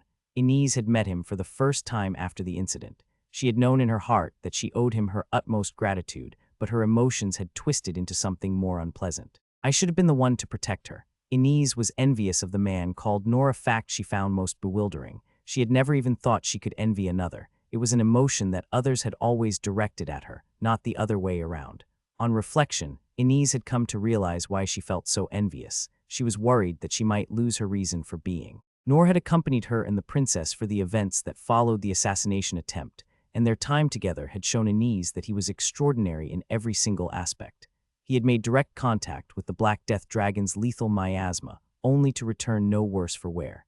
He had challenged the Dragon of Calamity alone, while it was on the verge of annihilating the entire capital, and somehow made it submit. Then he had spit in the face of the Empire's newly developed weapons, braving their fierce destructive power head-on, and routing an army of more than 10,000 soldiers without taking a single life. And then on top of all that, he had asked the Sovereign of Salvation to bring the Dragon of Calamity back from the brink of death, suggested a plan to brazenly infiltrate the Empire that nobody else had even considered, demonstrated that it was possible with the help of the Demonfolk boy Rolo, and seized victory from the jaws of defeat for the Kingdom of Clays. Most surprising of all, every single one of those events had taken place on the same day. In such a short period, Noor had achieved more than any normal person would in their entire life. Inez felt as though she had glimpsed a height she would never be able to reach. She was no match for Noor, though she could not pinpoint when, at some point, she had accepted that she was utterly outmatched. I cannot lose to anyone. I will protect the kingdom that gave me this life from any and every threat, for that is both the duty I accepted and the duty required of me as one who was granted the power of a gift. Such were the convictions that Inez had spent so long trying to uphold, never doubting them for a moment. Yet, in a single day by a single man they had suddenly been overturned. Inez had been forced to realize that the role she had imagined for herself was naught but a fantasy that Noor had shattered in no time at all. At some point, although it had been her role to protect others, she had ended up needing to depend on him more than once, even. It had made her wonder whether her life thus far had meant anything at all. Yet, for some inexplicable reason, Inez had not felt disheartened. Rather, it was as though Noor had freed her from all manner of restraints. But just as she was coming to terms with her pathetic self, Prince Rain had informed everybody of a decision of national importance. Our kingdom will be assuming guardianship of the Demonfolk boy Rolo. According to the prince, the king had decided that the kingdom of clays would accept Rolo. There was more, though. As expected, the boy faced many dangers to his person, and frequent attempts on his life were not outside the realm of possibility. For those reasons, he needed a guardian, somebody capable who could stay at his side at all times. Inez knew that Rolo had already been abandoned by those who had previously cared for him and that he no longer had anywhere to go. And now, she was being told that somebody was needed to protect him, to look after this young boy, whose race made him destined to be shunned and ostracized. "I'll do it." Before she had realized it, and for reasons she could not even begin to explain, Inez had put her own name forward. "I wish to take care of him, please." Chapter 62, Gilbert the Spearman. Chapter 62, Gilbert the Spearman. After our scuffle with the ghost, Lynn and I climbed to the surface through the giant hole in the ceiling and decided to part ways. As she left, she said with a smile, "I believe that I finally understand the meaning behind your words, Instructor. Henceforth, I will manage just fine on my own. When we depart for Mithra, I shall show you how much I have improved." Then she went off somewhere by herself. I wasn't sure what. Mining. Lynn had taken from my words. In fact, I couldn't remember saying anything insightful in the first place. And she was planning to improve even more, despite already being so much stronger than anyone else her age. I would have thought that being able to cast magic potent enough to blow a giant hole through the ground and wipe an entire storehouse off the map was enough. Putting my misgivings aside, though, I figured that I was done with exterminating ghosts for a good, long while. Intangible specters and animated skeletons weren't high up on my list of favorite things to begin with, and after the first day I'd had. After asking around, it turned out that what we'd encountered hadn't actually been a ghost.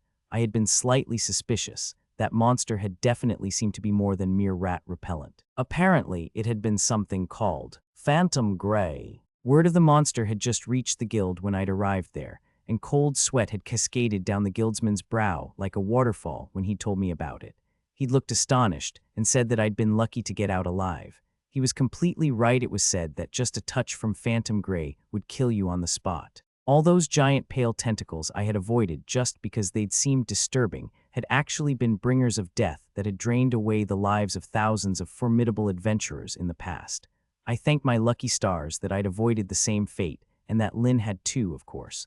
I really did owe her my life. There hadn't been anything I could do to deal the final blow, so if she hadn't been there, the monster's tentacles would have gotten me. Eventually, I would have been a corpse stuck in that dark, underground chamber, never to be found. The guildsman had said that Phantom Grey was unlikely to ever show up again, since Lynn had annihilated it without a trace, but it never hurt to be cautious. As the saying went, lightning sometimes struck the same place twice, and there was no guarantee that another one, 2, or even 10 wouldn't show up at some point in the future. That was why I'd refrained from taking any more ghost extermination commissions.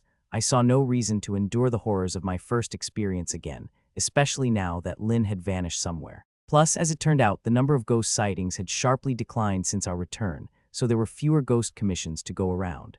That hadn't really factored into my decision, though I just couldn't work up the courage to go alone when there was a chance that something like Phantom Grey might show up again.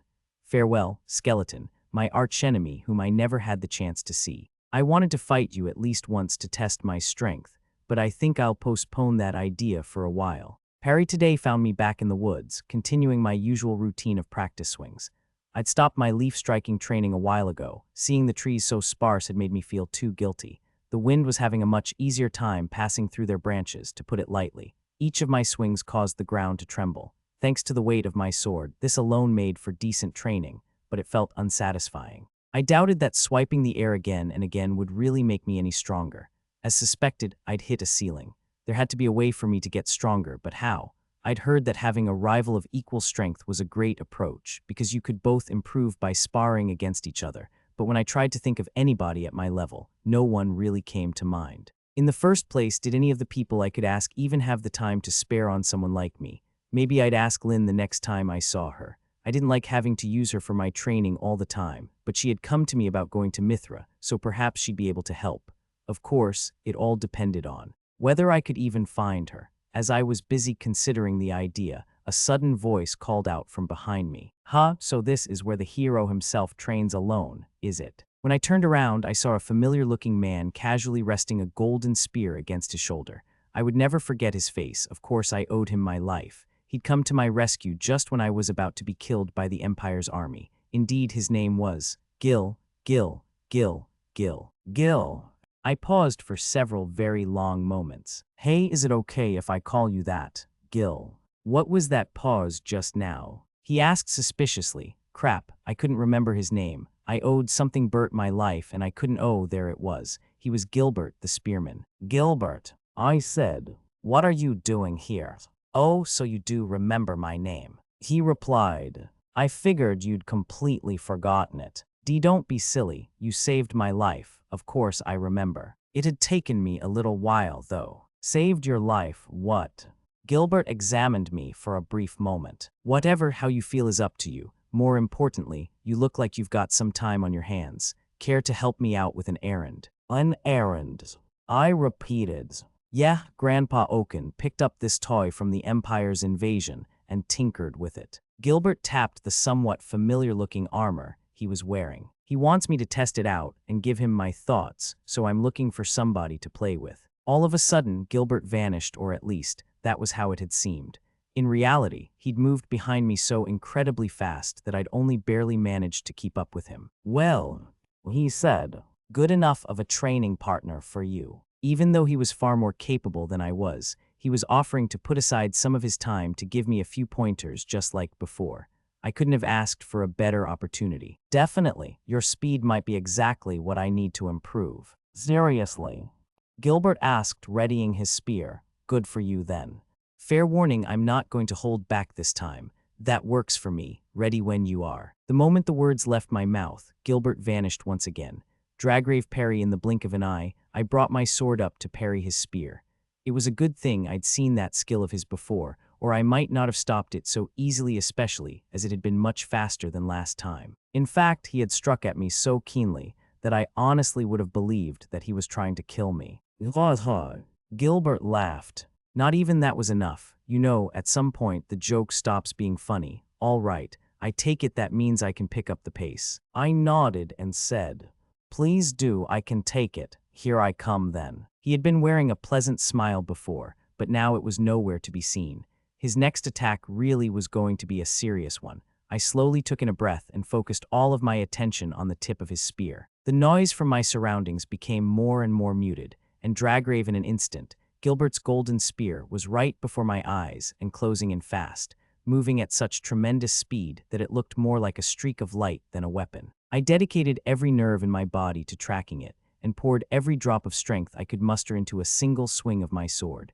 Parry Gilbert's flashing spearhead clashed with my black sword, sending a spray of golden sparks into the air. The display elicited a sharp peal of laughter from my opponent, who then muttered, "You blocked that, even managed to chip the orichalcum."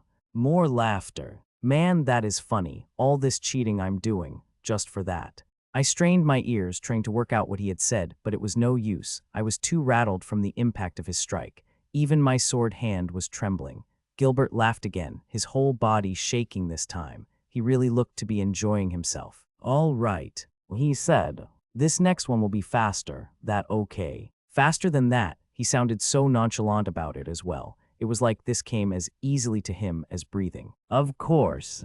My mouth agreed before my thoughts had time to catch up. Go ahead. Gilbert's attack just now had been more rapid than anything I'd ever experienced. If the next one was going to be even faster, then I wasn't sure I would be able to keep up. I considered my own ability and for a moment thought about retracting what I'd just said, but my training partner was expecting me to keep up with him.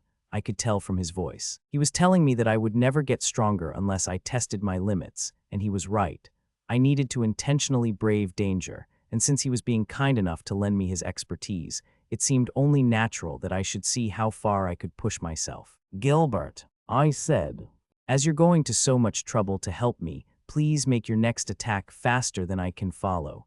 It wouldn't make for proper training otherwise.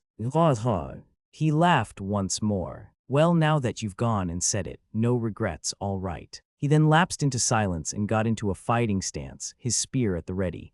I faced my opponent head-on and gripped my sword with all of my strength. His next strike was coming, and I was going to stop it. Chapter 63, Magearmor. Chapter 63, Magearmor.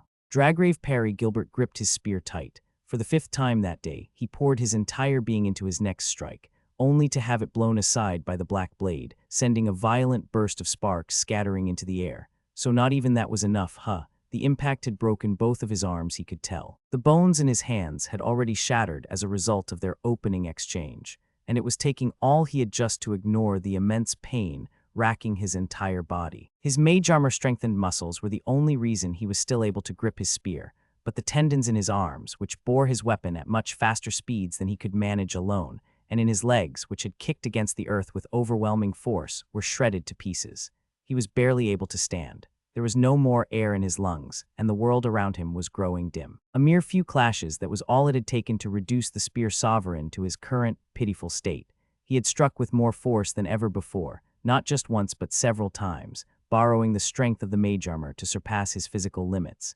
Each attack had shaved away at his very life force, yet not a single one had even come close to reaching his opponent. The unrivaled spearmanship, of which he had always been so proud, could not even touch Noor. Gilbert chuckled. This really isn't funny at all. Once again, he was faced with the reality that his opponent was genuinely monstrous. The Spear Sovereign's Magearmor, a piece of magical equipment that used its wearer's mana to give even an ordinary civilian superhuman strength, was a parting gift from the Imperial Army's invasion. This particular set had been retrieved from the battlefield by the spell sovereign, Oaken, who had then tinkered with the armor until it was drastically more effective. Although he had been half dumbfounded by Oaken's ridiculous prototype, Gilbert had lent the old man an ear. He had known that human bodies were not meant to wield strength so far beyond their means, at least not without risk, but after hearing the spell sovereign's explanation on how to use the Magearmor, he had immediately decided to give it a try. As a result, he knew that he didn't have a leg to stand on when it came to criticizing the absurdity of others. After Gilbert had taken the Magearmor, Oaken had repeatedly warned him, when you're testing it, keep the output to within a 20% increase of your maximum strength. He had said that anything higher would cause tremendous, life-threatening harm to the Spear Sovereign's body.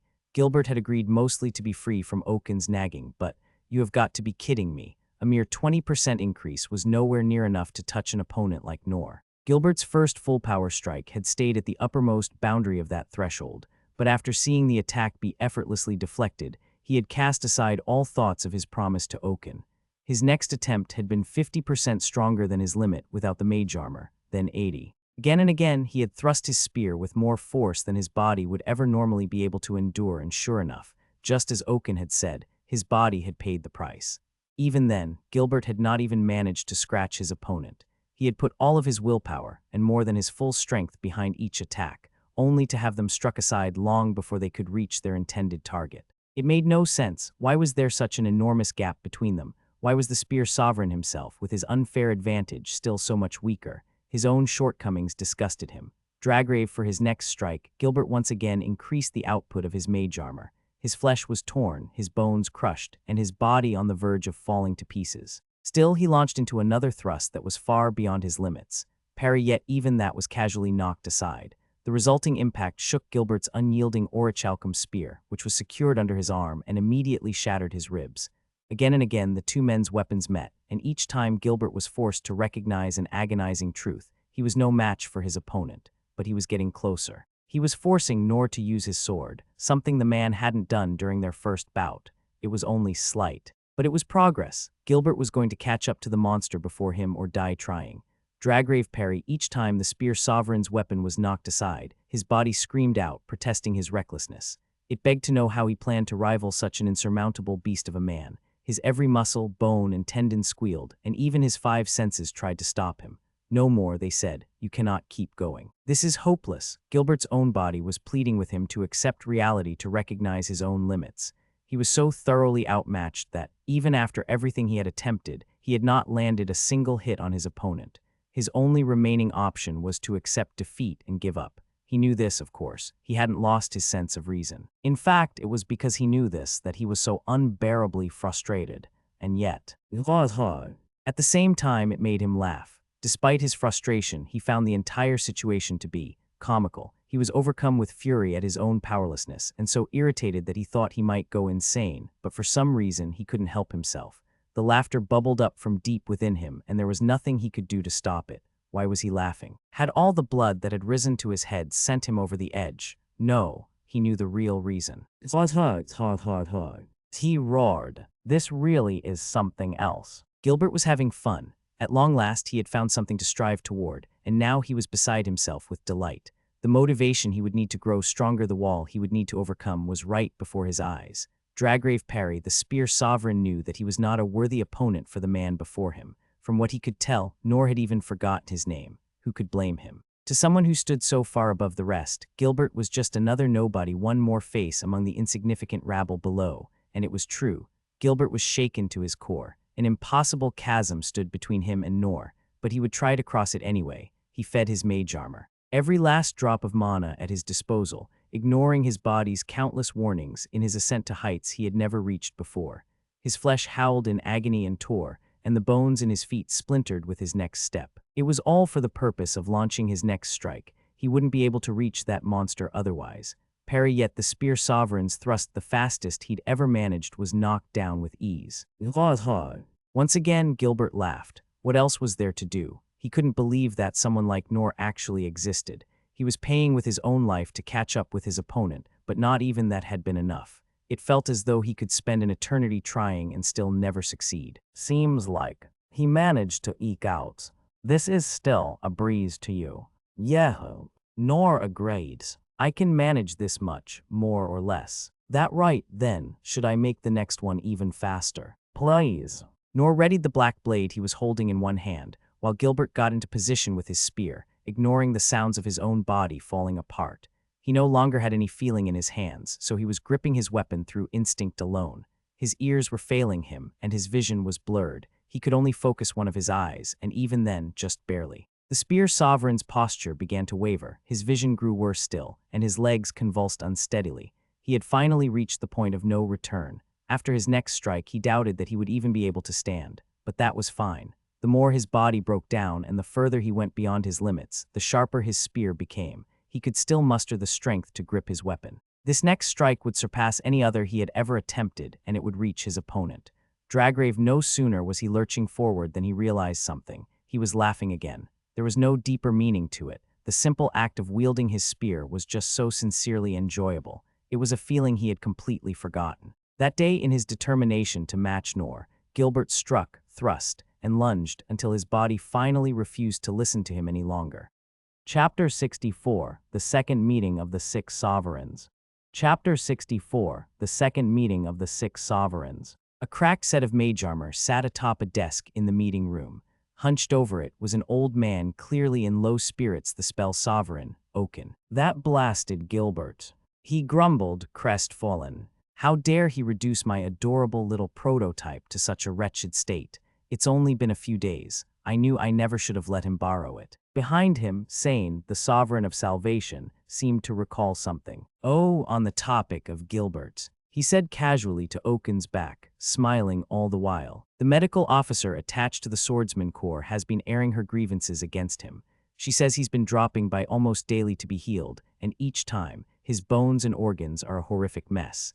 In her words, he arrives on the brink of death, and treating him is a small miracle in itself. She has been lacking in her training, though, and this seems like the perfect opportunity for her to make up for it, if you ask me. Oaken turned, a dubious expression on his face. That rapscallion's been getting injured that severely, and with the state of the armor I lent him, just what is he up to? Don't tell me he's going off alone to hunt dragons or some such. Just what, indeed?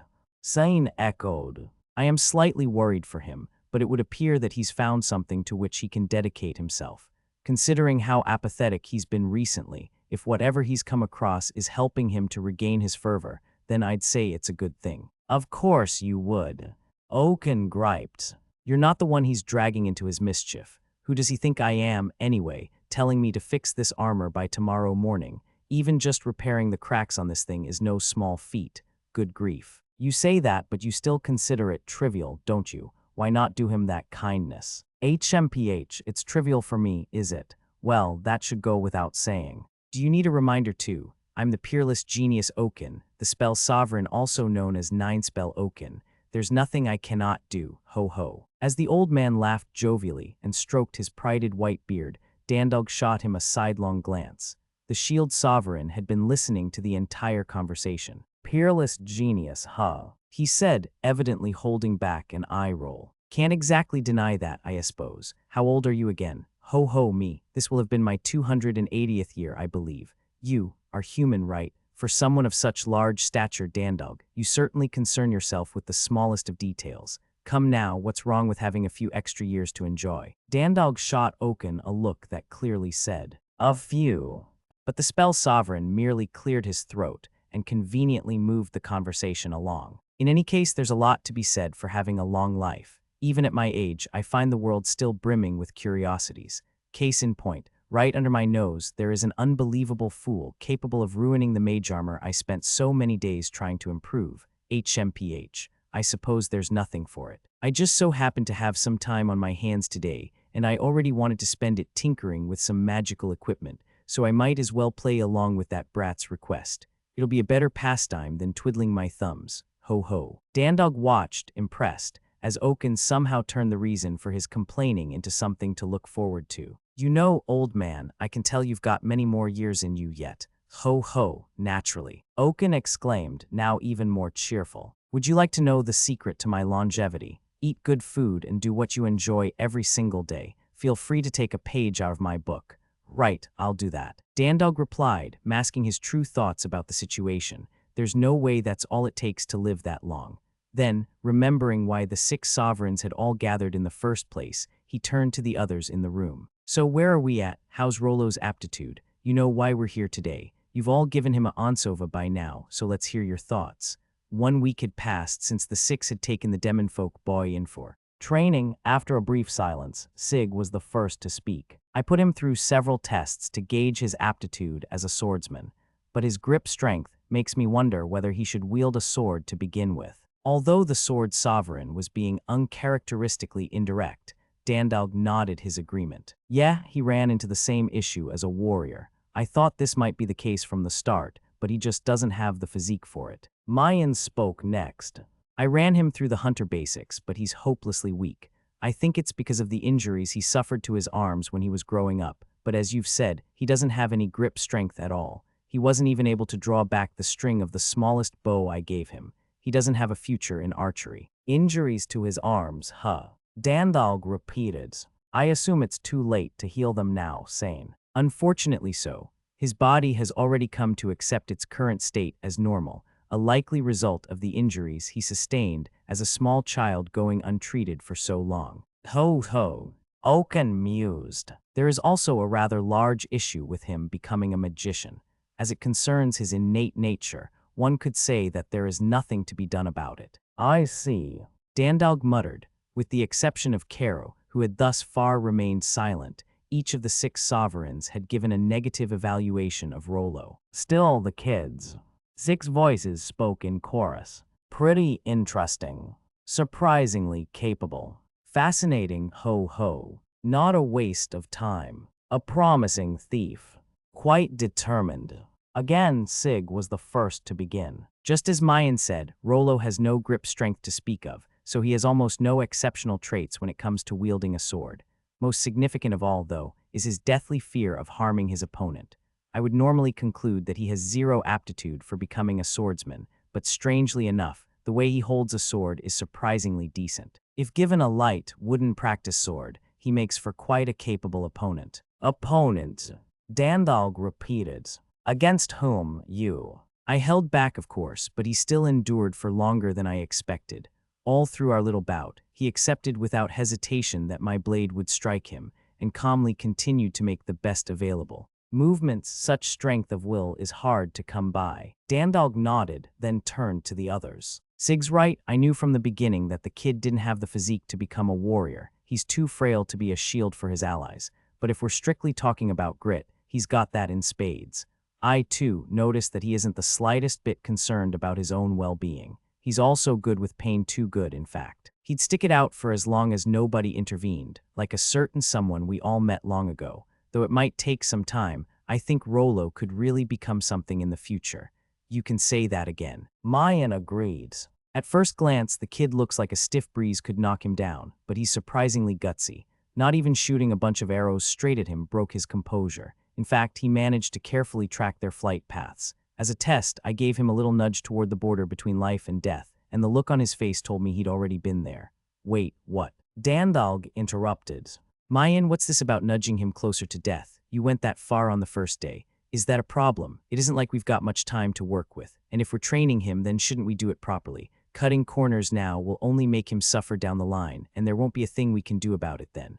You're not wrong, but there's an order to these things. That was as much as Dandalg could find to say in response to his colleague, who was speaking her mind as freely as always. Then, from behind him, Caro finally weighed in. It's rare to see you so motivated, Mayan. It's not often that you become so occupied with a single trainee. Even when you were training Noor, I've heard that you essentially left him to his own devices. What changed? Of course I left him alone. Mayan retorted. Except for not knowing how to use a bow, he already had everything sorted. There was nothing I could teach him.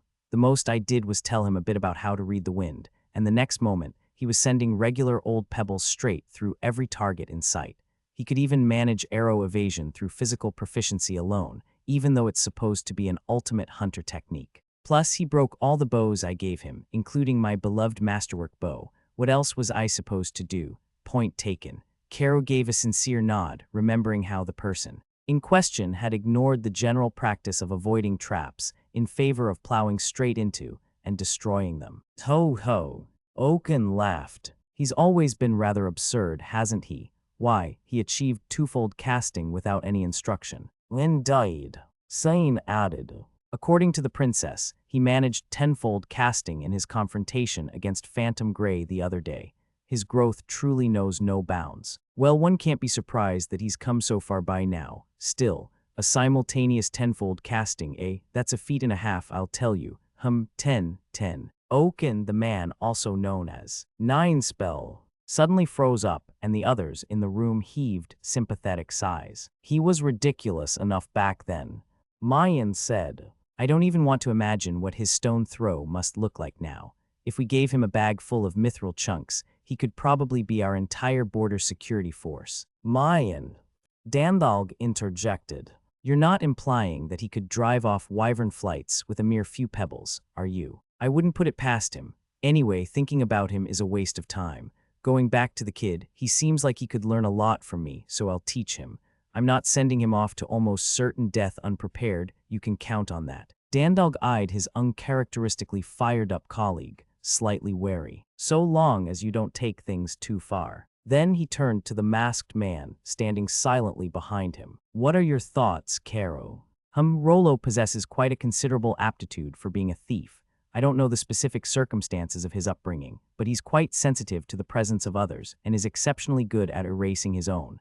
I imagine both were once necessary skills for his daily life, as unfortunate as that is. Plus, he has already manifested a number of skills. Though time is short, I expect him to continue to grow. Noted, and you, old mans. But when Dandalg turned to Oaken, he was startled. The old man was staring into empty space, feverishly muttering something that seemed almost like an incantation. Hey, old man, are you all right? T-ho, oh of course, what were we talking about? Rolo, are you sure you're okay? Ho, Rolo, yes, right. I just had a little something on my mind, you see. Now, Rolo. Well, to begin with, he's unable to use magic.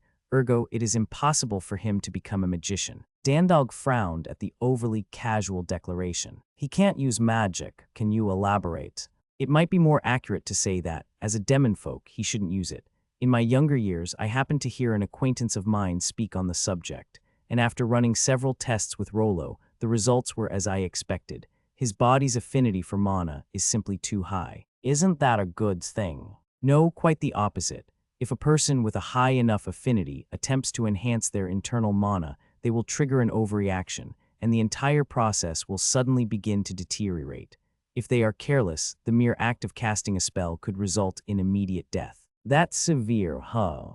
Dandalg was taken aback. This is news to me. But of course, the exact nature of the Demonfolk isn't widely known. Anyhow, since his affinity is tied to his race, there's nothing to be done for it. I see, still a shame to waste all that potential. But his sense for manipulating mana is promising. Oaken happily declared, stroking his white beard. Though his nature requires him to give up on magic, he was impressively adept with the magical tools and equipment I made him try out, and that's coming from me. With the proper training, he'll see some excellent growth. He certainly has the motivation to spare. Indeed. Sane agreed, smiling gently. Rolo is very determined to face the future. While I cannot train him to be a cleric, I can attest to his diligence. Every day after your training sessions, he comes to the church library to study. He spares nary a moment for rest. Every day. Dandalg repeated. Yes, I expect it won't be long before he grows able to read some rather difficult material. I'm slightly concerned for his health. He really is working hard, but Anise and I are caring for him and keeping a close eye on his condition, so there shouldn't be any issues. Good to know. Dandalg said, then turned to survey the others. Sane's input meant that everyone had given their opinion. I suppose that does it for our first debriefing. In regard to Rolo's training, well, I take it we've all decided to continue. It sounds to me like we've each found our reason to stick with him. No objections. Oaken agreed. Might I take my leave then? I've remembered a vital piece of business that I simply must attend to. Ho ho. Everyone watched the old man hurry out of the meeting room without even waiting for a response. Then, Dandalg and Sane turned to look at each other. Hey, Sane. The former said, smiling ruefully. Didn't the old man say he had some time on his hands today, so he was going to tinker with that magical equipment? You know how much of a sore loser he is. Sane replied, wearing exactly the same expression. The pair made to leave the room themselves, only to stop before the doorway. Sig was standing in their path, staring intently at Dandalg with his hand on the scabbard at his hip. The shield sovereign already had a sinking feeling when. Might I borrow you, Dandalg? Zig asked. You're off duty today, so I'd appreciate your company. Dandalg touched a hand to his head, half astounded. I'd almost forgotten there's another one of us who doesn't act his age. As we speak, Noor is out there improving. The sword sovereign continued. And the path of the sword is never-ending. Sorry, but you're the only one who can serve as my opponent for proper live combat training. True, but we're old enough that we should actually be taking our age into account, you know. Dandalg turned to the Sovereign of Salvation. Tell him, Sane, I'm long past my prime. No way am I coming back from being Sig's caretaker unharmed. What if I join you? Sane suggested. I have been rather lax in my exercise as of late. Plus, my being there should make the session completely safe. Sig began tapping one finger against the hilt of his sword, seeming vaguely delighted. Ah, you'll join us too, Sane. I'll be able to swing my blade without reserve then. Hey now, hold on. Dandalg protested. Why are you both acting like we're going through with this? I don't feel at all good about it, you know. Rest assured. Sane said. No matter how battered and bruised you might get, I'll be there to heal you. And you, Sig, wield your blade as freely as you please. You know, I think I've suddenly come down with a case of the chills. Dandalg ventured. Can I go home? Worry not, I'll restore you to tip-top condition. Dying is the very last thing I'll allow you to do. Of that, you have my word. Do you have to put it like that? Thus, it was decided that Rolo's training would continue under the guidance of every one of the 6 sovereigns. Chapter 65, Rolo's Training. Chapter 65, Rolo's Training. Arrowstorm, the modestly built girl standing quite a distance away from me, drew her golden bow, then unleashed a rain of several hundred arrows simultaneously.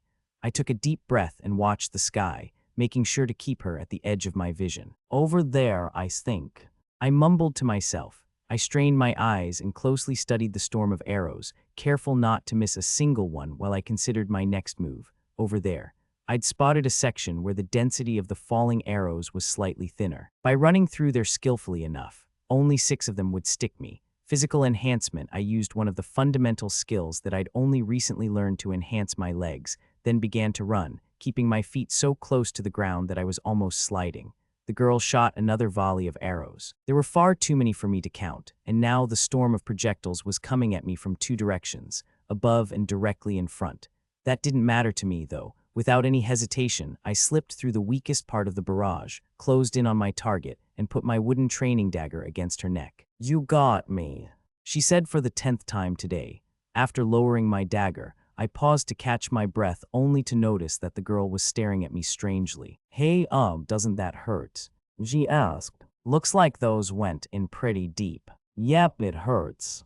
I replied. There were 2 arrows sticking into my back, 3 into my arms, and 1 into my leg, exactly as many as I'd expected. I started to pull them out, one by one. How are you so calm? The girl asked. It just isn't right. Captain Mayan ordered me not to hold back, so I didn't, but if you'd been just slightly less fortunate with where those hit you, you could be dead right now. It might do you good to be at least a bit more scared. It's fine. I'm always careful to avoid the worst of it. Thanks for worrying about me, though.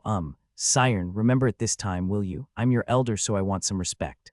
Okay. In that case, may I please ask if we can go another round, Siren? She stared at me in amazement. Are you serious? Shouldn't you take a break? You haven't stopped once. I'm not that tired yet, though. Honestly, what's wrong with you? Then again, being able to avoid so many of my arrows makes you crazy enough already. Actually, before I forget, get Marie to heal those wounds up first. She came here specifically to be your medical aid, not to sit on her butt doing nothing. Oh, right, Marie, Maribel. Siren said. Remember it. We both turned our heads to look at the girl in question, who gave a start when she heard us say her name. I'm fine with just Marie. She stammered. But you, Rolo, how is it that you're so calm? You're moving about just fine despite all those arrow wounds. I guess because I can tolerate it. I replied, that's not normal. Maribel started to approach me, but she looked absolutely terrified. Her feet slid ever so slowly across the ground. She was probably coming over to heal me. I think it's also thanks to you, Maribel. I said, with you here, I can get injured as much as I want. She let out a soft whine. Please don't rely on me like that. You're just as bad as Gilbert. He's been crawling over to me like a ghoul recently, with his bones and organs all mushed up. I can't take it anymore. Oh, why do people always have to get so messed up during their training? Captain Sane's the only one of us who's fine with all that blood and gore stuff, you know. He might look kind, but he's completely heartless. First, he makes me the medical officer for both the warrior and swordsman corps, citing a lack of manpower. Then he makes me do this. I'm going to die from overwork one of these days, I just know it. Sane had told me that Maribel was his right-hand woman, and what she did next seemed to demonstrate why. She placed her hands on me, ranting all the while, and my wounds closed up in an instant. The pain I'd been feeling vanished too. Thank you very much, Maribel. I checked myself all over to make sure nothing was wrong, then turned back to Siren. Can we please go another round now? She stared at me for a moment. I still think you should take a break. No, I'm okay. Really? You know the captain told me to hold nothing back, right? Don't come crying to me if you get seriously hurt this time. That's fine, I don't want you to hold back. Why are you so desperate to do all this training, anyway? I stopped to consider her question. I need to be at my best, otherwise I'll just end up dragging them down. You don't mean Lady Lindbergh and Anise, the divine shield, do you? Our Rolo, is that how high you're aiming? Maribel asked, looking uneasy as she backed away from me. I don't think I could ever act as support for people like them.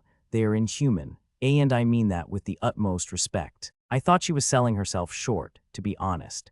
Incidentally, both she and Siren knew that I would soon be going to Mithra with Anise and Lynn. Fine, here goes. Siren said.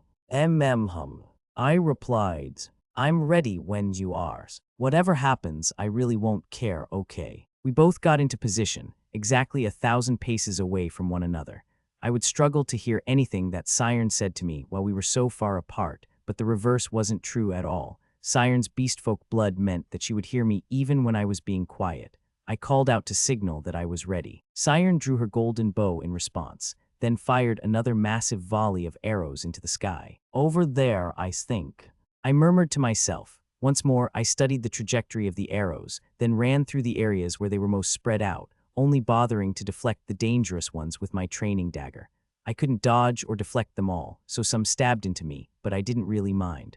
I slipped through the storm coming at me from above and in front, paying the arrows barely any mind as I charged straight toward my target, Siren. You got me, she said when I once again placed my wooden dagger against her neck. That made for the 11th time today. Since I couldn't draw a bow, the most I could do for my hunter training was avoid projectiles. It had been Mayan's suggestion she had said that, since there weren't any weapons I could use decently enough, I was most likely to survive by scrambling around and making sure my enemies didn't get their hands on me in the first place. I didn't have much stamina, but Kero, the Sovereign of Shadows, had taught me that I should move as efficiently as possible and pay close attention to the sounds that my bones and muscles made when I ran.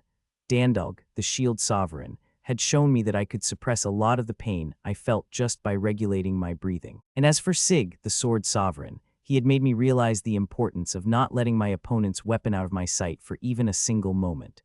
It was all basic knowledge, but I consciously made sure to put it into practice during my training with Siren. I always kept my eyes wide open and took the shortest possible route to reach her, and that had worked well so far. After repeated drills, I could feel my body slowly acclimating to the right way to move, but it still wasn't enough. I needed to do more, else I would end up being a burden on everybody. "Another round, please," I said. Siren shook her head, looking well and truly fed up. "You should do something about those arrows sticking out of you first. Marie, heal him." Magearmor let out another whimper. I can't take this. See, can I go already? I don't want to see Rolo get hit by any more arrows." "I don't mind," I said. "I can just keep going like this." "Don't be ridiculous," Siren snapped. "Do you know what you look like right now? At least pull them out first. You're a mess." "Like," Magearmor squeaked.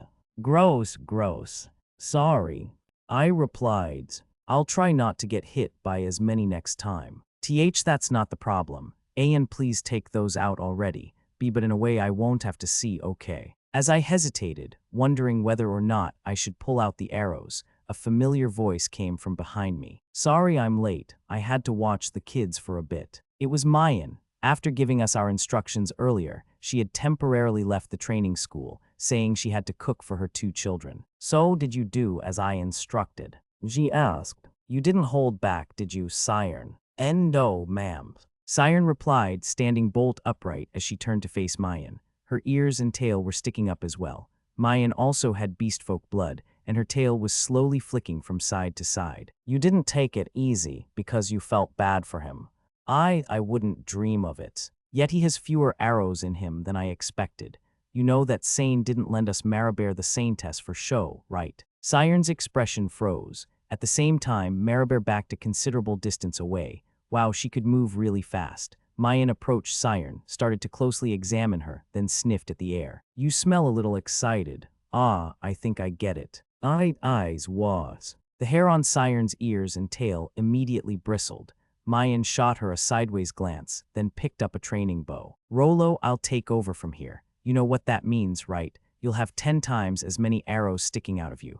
We're starting as soon as you get those wounds healed." "Okay," I said. "Let's do it." I started pulling out all the arrows stuck in my body. The whole time, I could hear Magearmor whimpering and shrieking behind me. Chapter 66, The Six Sovereign's Daughter.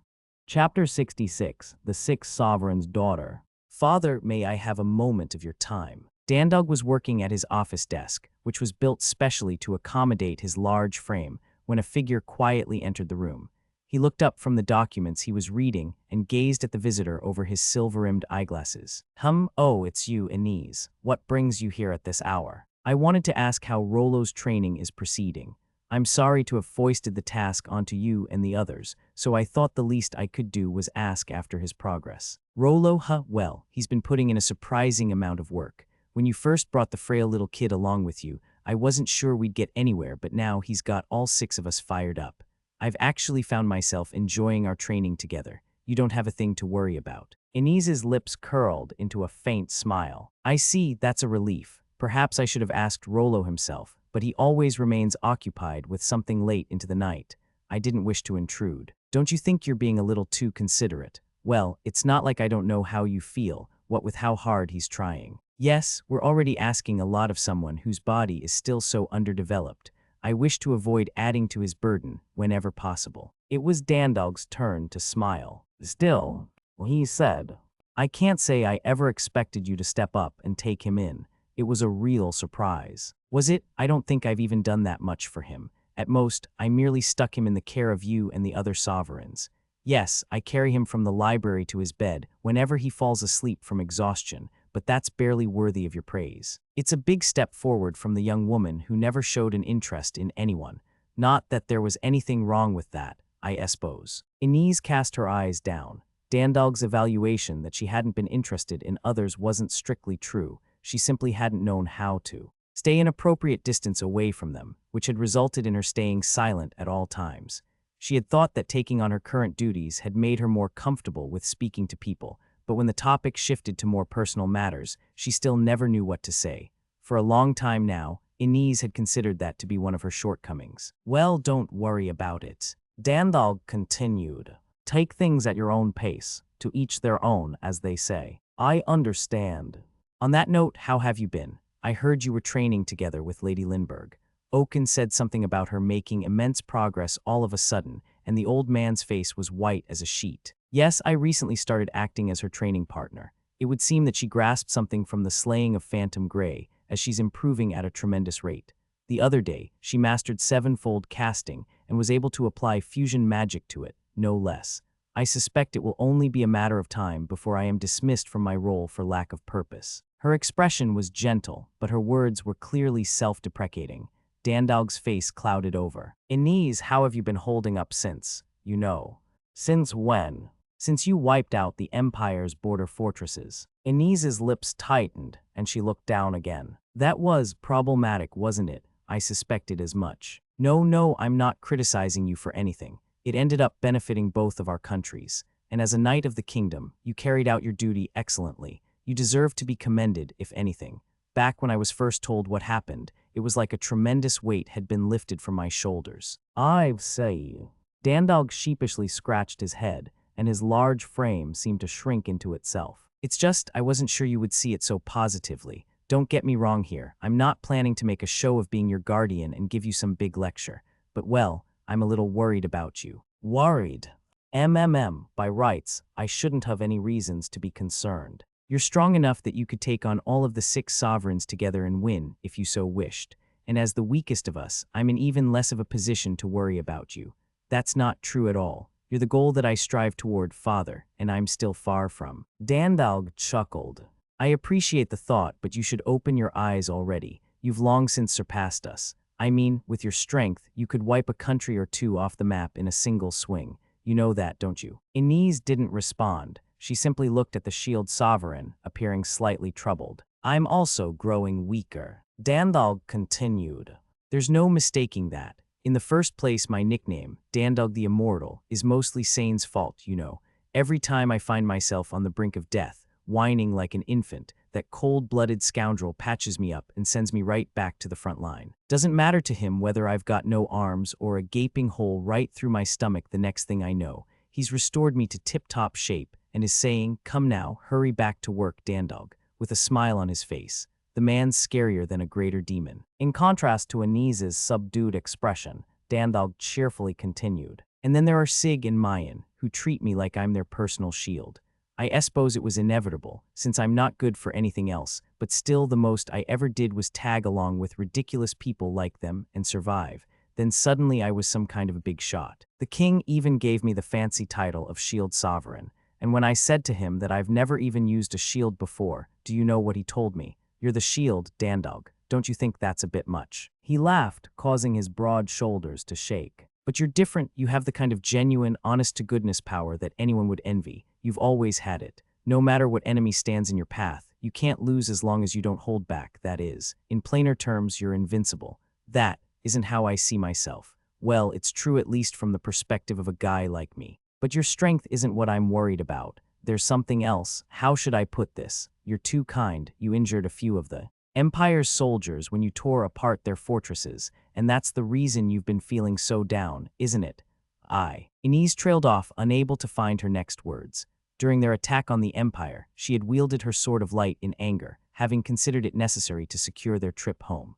But as a result of her actions, several Imperial soldiers had almost died amid the collapsing rubble. Even though they had been the kingdom's enemies during a period of war, that fact still weighed on her mind. That's fine, though, Dandog noted.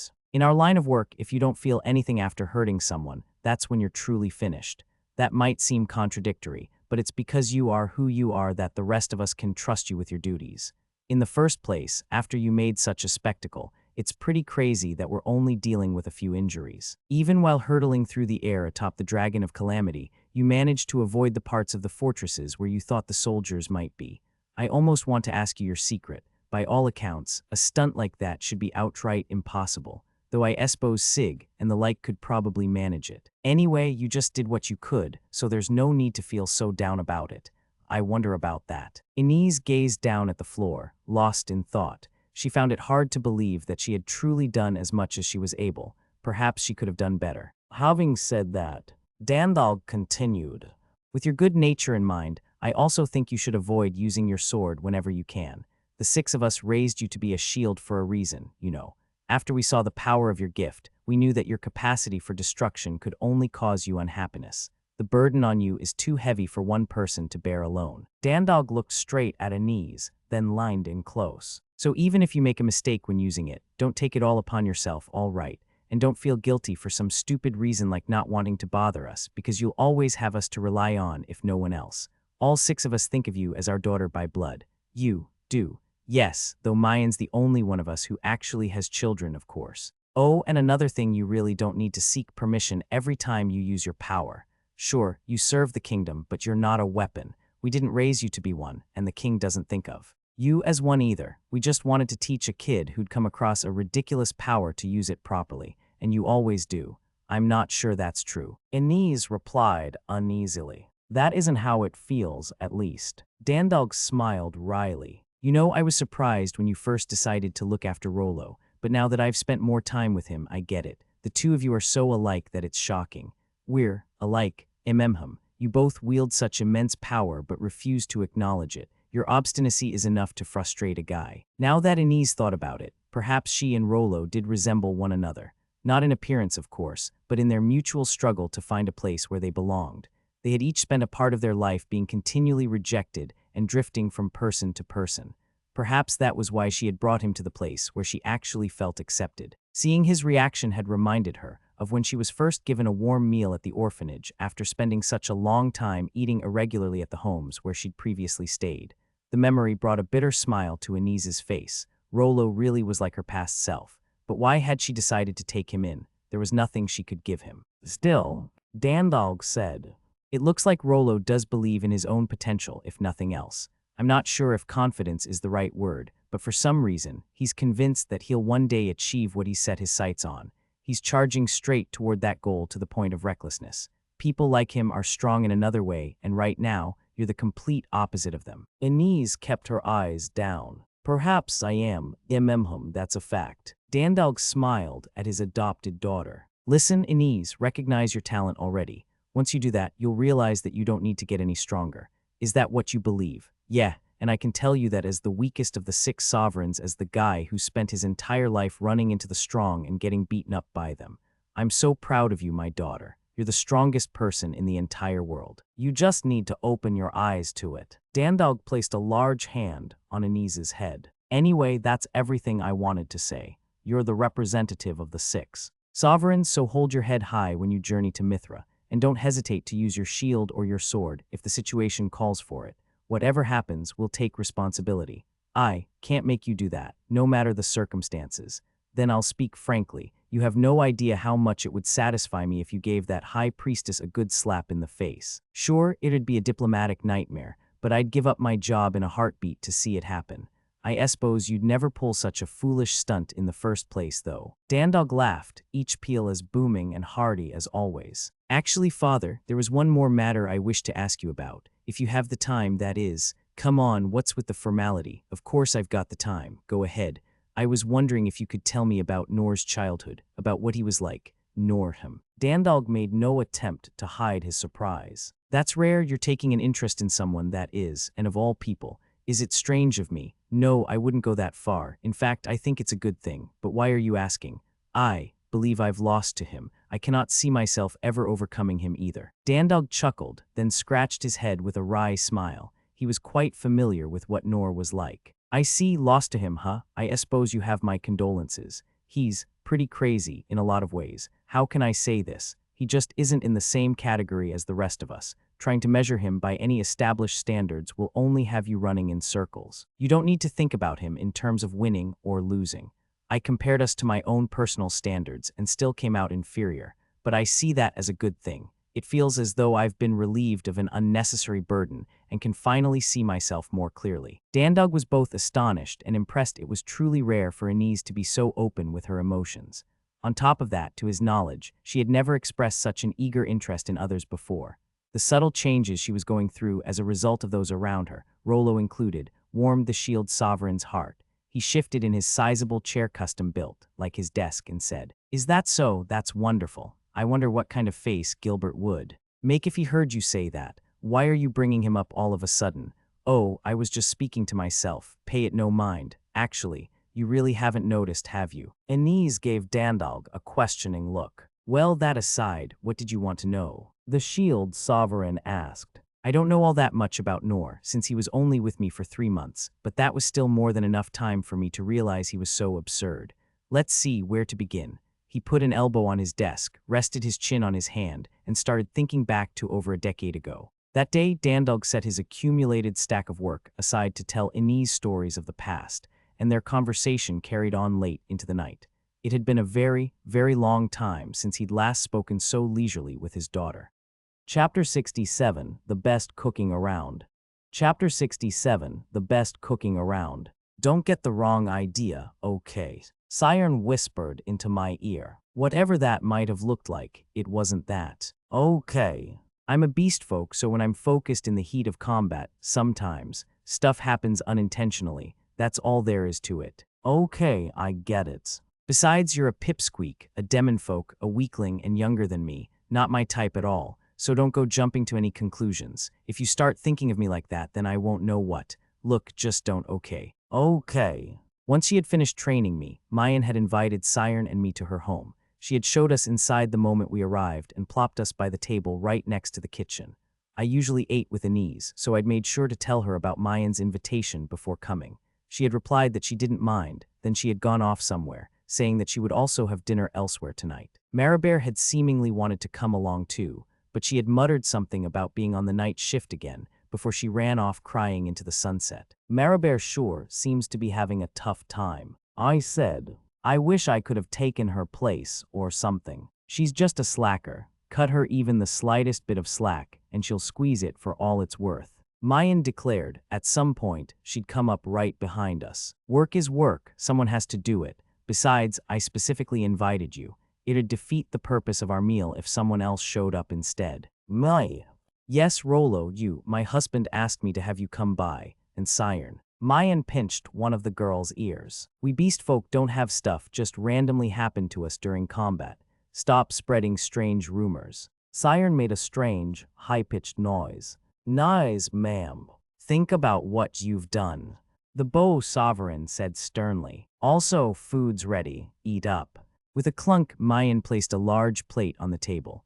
It was piled high with a colorful, extravagant-looking dish, the likes of which I'd never seen before. Can I really have this? I asked. The words had just slipped out of my mouth. The food looked delicious, but it was arranged so beautifully that I felt like eating it would be a waste. What are you saying? Mayan asked.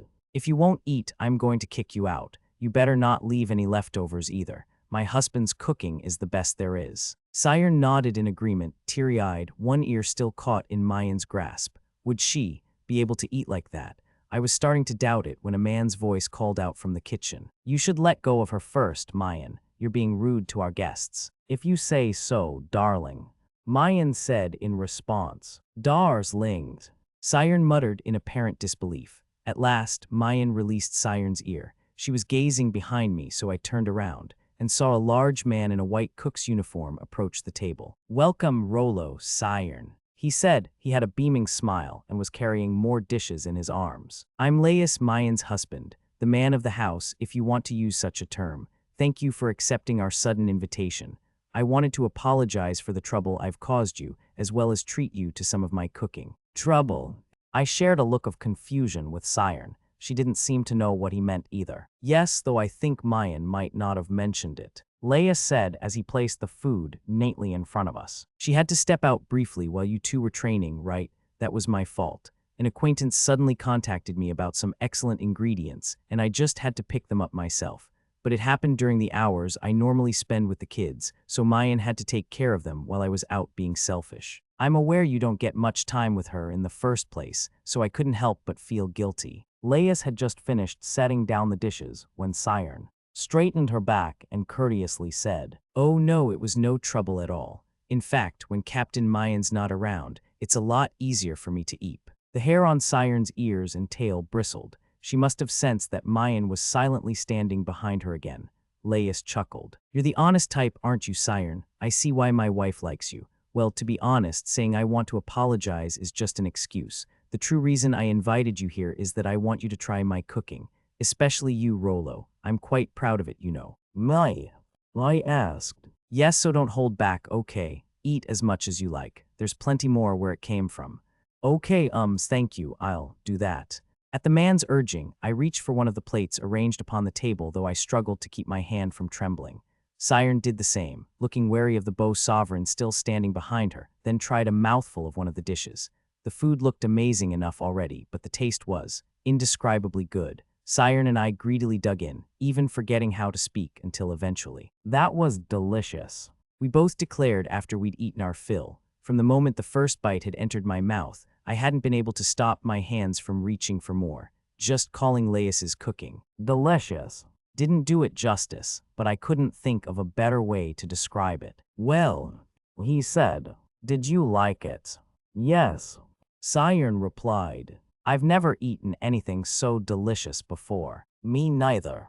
I added, I never knew that food could be so tasty. Lais chuckled again, apparently satisfied. Is that so? Well, that makes all of my hard work feel worthwhile. Did you make all of the dishes yourself? I asked. I did. I'm this restaurant's only chef, you see. Chef, this is a restaurant. It's our home too, but yes, although I'd call it a hobby at most. Since Mayan works too, I take care of the kids while it's bright outside, then open the restaurant at night. Sometimes I'll also run it as a cafe during the day. There isn't much in the way of seating, as you can see, so we're just a small business with a limited number of customers. You wouldn't have guessed any of that from just looking at the place, though, would you? You're right. I said thoughtfully. I'd assumed that it was just Mayan's home.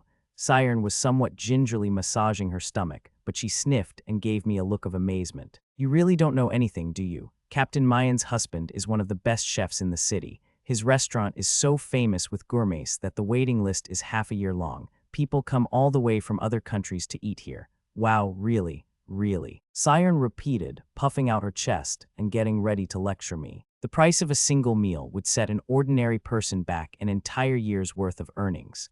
Just as Captain Mayan's, a living legend as a hunter, her husband's a living legend in the gourmet world. Lais smiled ruefully. It's an honor to hear you say that, but you aren't completely right. My cooking's just a hobby that I've taken a little too far, so I tell my customers to pay whatever they think is fair. After a few of them dumped an unbelievable amount of money in my lap, the rumors took on a life of their own. Honestly, I'm just overjoyed that people are going out of their way for my cooking. If someone doesn't have any money, I'm happy for them to eat for free. Siren's ears twitched, and without missing a beat, Mayan grabbed them both. I wasn't. Siren protested. I wasn't thinking of eating for free. Oh, Mayan asked. My mistake then. I know you earn a decent salary, so if you're coming to my house to eat, you'll support my family's earnings, won't you? Why yes, Captain. Come now, Mayan. Lais said soothingly. That's enough of that. I know. Mayan reluctantly let go of Siren's ears, then immediately started stroking them. You Captain, aren't you going to let go? That was that and this is this. Your ears are surprisingly nice to touch. Let me stroke them for a little while longer. See, Captain. Oh, stop fussing. It's just for a bit. Mayan's face looked somewhat flushed as she stroked Siren's ears. Siren herself must have been ticklish because her cheeks kept twitching. Lais gave another rueful smile as he watched the pair. Sorry, Rolo, it looks like my wife drank a little too much. She doesn't usually drink at all, but we decided to leave the kids with my parents once we knew you were coming, so I think she's just indulging a little while she has the chance. Don't fault her too much, okay? I didn't mind at all, of course, but I did wonder whether it was okay for us to leave Siren to her fate. In any case, Lais continued. That's more or less still in the realm of friendly bonding, so I'm sure we can leave them be. Probably, you think. We both sipped tea as we watched Siren writhe in Mayan's clutches. Oh right, Rolo. Lais said. I invited you here to try my cooking, but there was something I wanted to discuss with you as well. With me. I asked. Yes, about being a Demonfolk. I'll get straight to the point. What do you think about Mayan and Siren? What do I think about them? As you can see, they're beastfolk, though not purely. Their blood is rather mixed. Lais drew closer and quietly shifted his gaze to the pair. At this point, Siren was so entangled in Mayan's embrace that it seemed unlikely she'd ever escape. I have beastfolk blood too, though mine is quite thin. As a chef, I consider it a blessing. It's given me keener senses of taste and smell than most others, but well, depending on who you ask, beastfolk blood can be a matter of pride or something to hate, or anything in between. Something to hate, yes. Fortunately, the people here in the Kingdom of Clays treat us more or less the same as they do humans, but that isn't the case in a lot of other countries. There, we get dirty looks just for being out in public. Hardly a day goes by without someone throwing stones at us on the street, and that doesn't even come close to being the worst I've seen. Far too many kids have been killed just for the crime of having beastfolk blood. Mayan and I traveled all over before we arrived here, you see. It's because of her past experiences that she always wears that hat to conceal her ears. Laius paused to sip his tea, then calmly continued. I know that you probably accept us as you would anyone else, but I was wondering how you felt about your own blood, if you don't mind us talking about it. It's not often that you get the chance to meet one of the Demonfolk. My blood, huh? I didn't think there had ever been a day when I'd forgotten that I was a Demonfolk. My entire life, I'd always thought it was a bad thing that since my very existence was something to be despised, the best thing I could do for the world was die. Others hitting me, kicking me, or hating me because of my race was only natural. My world had always been very easy to understand. Demonfolk were evil, despicable beings who should never have existed in the first place. But then I'd met Noor, and ever since that fateful encounter. To be honest, I said, I don't know how I feel, you don't. Laius asked. I shook my head. I always thought that having Demonfolk blood was a bad thing, but I'm not so certain anymore. For the longest time, I'd believed that the blood running through me was evil. Now, I couldn't really see it as a good or a bad thing. I was a Demonfolk, yes, but I'd been assured that I could still be of use to others. Oaken had also told me about the time before the Demonfolk had even been Demonfolk. As a result, despite how clear everything had seemed to be before, I didn't know what to think. Laius chuckled and nodded cheerfully. Is that so? Well, that's just fine. When you aren't sure about something, it's a lot better to be honest than to pretend you've got things figured out. I stared at him, puzzled. Why was he in such a good mood? I'd barely even answered his question. Laius gave me a melancholy smile. No, sorry, you must be confused, especially as I'm the one who broached the subject. To tell you the truth, I don't understand myself very well either, but I don't think there's anything wrong with that. Sometimes, if you can't decide one way or the other, it's best to just admit it. He let out a merry laugh, then his tone became more somber. Rolo, you're going to Mithra, right? I'm sure you already know this, but they're terribly harsh on Demonfolk there. They aren't kind to beastfolk either, but that's nothing in comparison. I know. That's why, when Mayan told me you'd accepted their invitation, I thought you might be giving up on yourself, but your answer just now came as a relief. A relief. Plus when you were eating earlier, I didn't see you as someone who'd stopped caring about life. Of course, what you're trying to do is far from ordinary, and I won't deny that it seems reckless, but you're working hard enough that I think you'll succeed. You don't look like you're acting on a careless whim or to get revenge. Much the opposite. You're approaching this a lot more rationally than I expected. Really, I can't say I've thought about it very deeply. You've done plenty of thinking, I can tell. That's why I'm relieved. Oh, there's dessert too, by the way. I'll go fetch you some. Oh, thank you. Laius went into the kitchen and returned with a number of vivid, beautifully arranged dishes. He then urged me to eat. My first bite filled me with pure happiness the moment it touched my tongue. Meanwhile, I could see Siren watching me with reproachful eyes, still trapped from behind by Mayan. By the way, Rolo, Laius said, do you have someone you like? Someone I like. I stared at him, taken aback by the sudden change of topic. Mayan and Siren were momentarily frozen, awaiting my response. No, but actually I think I do. I don't know how they feel about me, but I think I like them. I'd never expected to actually like someone, but now I was surrounded by people who were so kind to me, though I still wasn't sure why they bothered. I was pretty sure that what I felt toward them was affection. Are they close to you? Laius asked. I liked Noor, Lin, and Inez. Mayan too, of course, as well as the other members of the 6 sovereigns.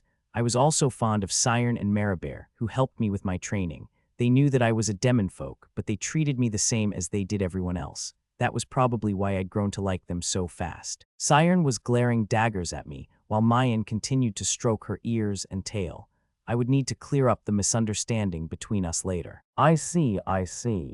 Laius said, nodding emphatically. He looked very satisfied. That's wonderful, just wonderful. Having someone you care about is a splendid thing in itself. It makes you stronger without you even realizing it. Oh, not physically stronger, of course. I mean that it makes you more resilient to whatever life throws at you.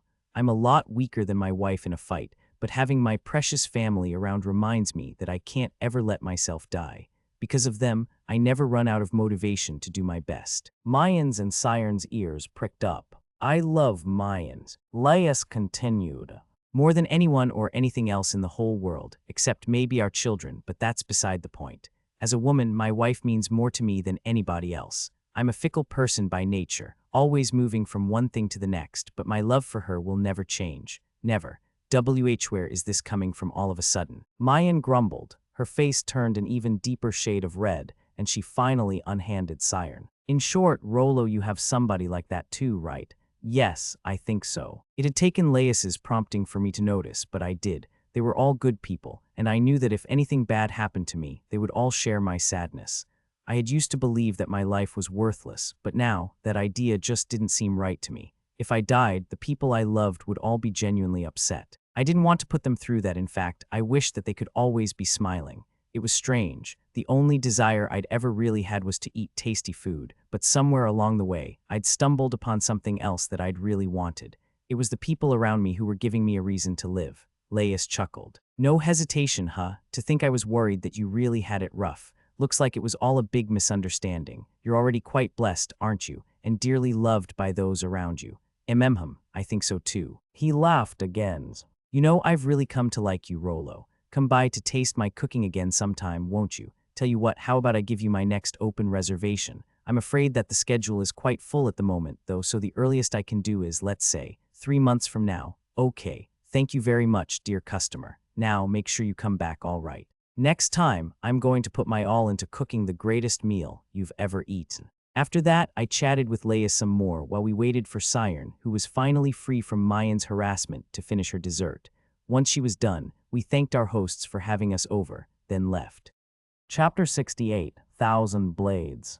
Chapter 68, 1,000 Blades. All right, the next one's coming. Yeah, please.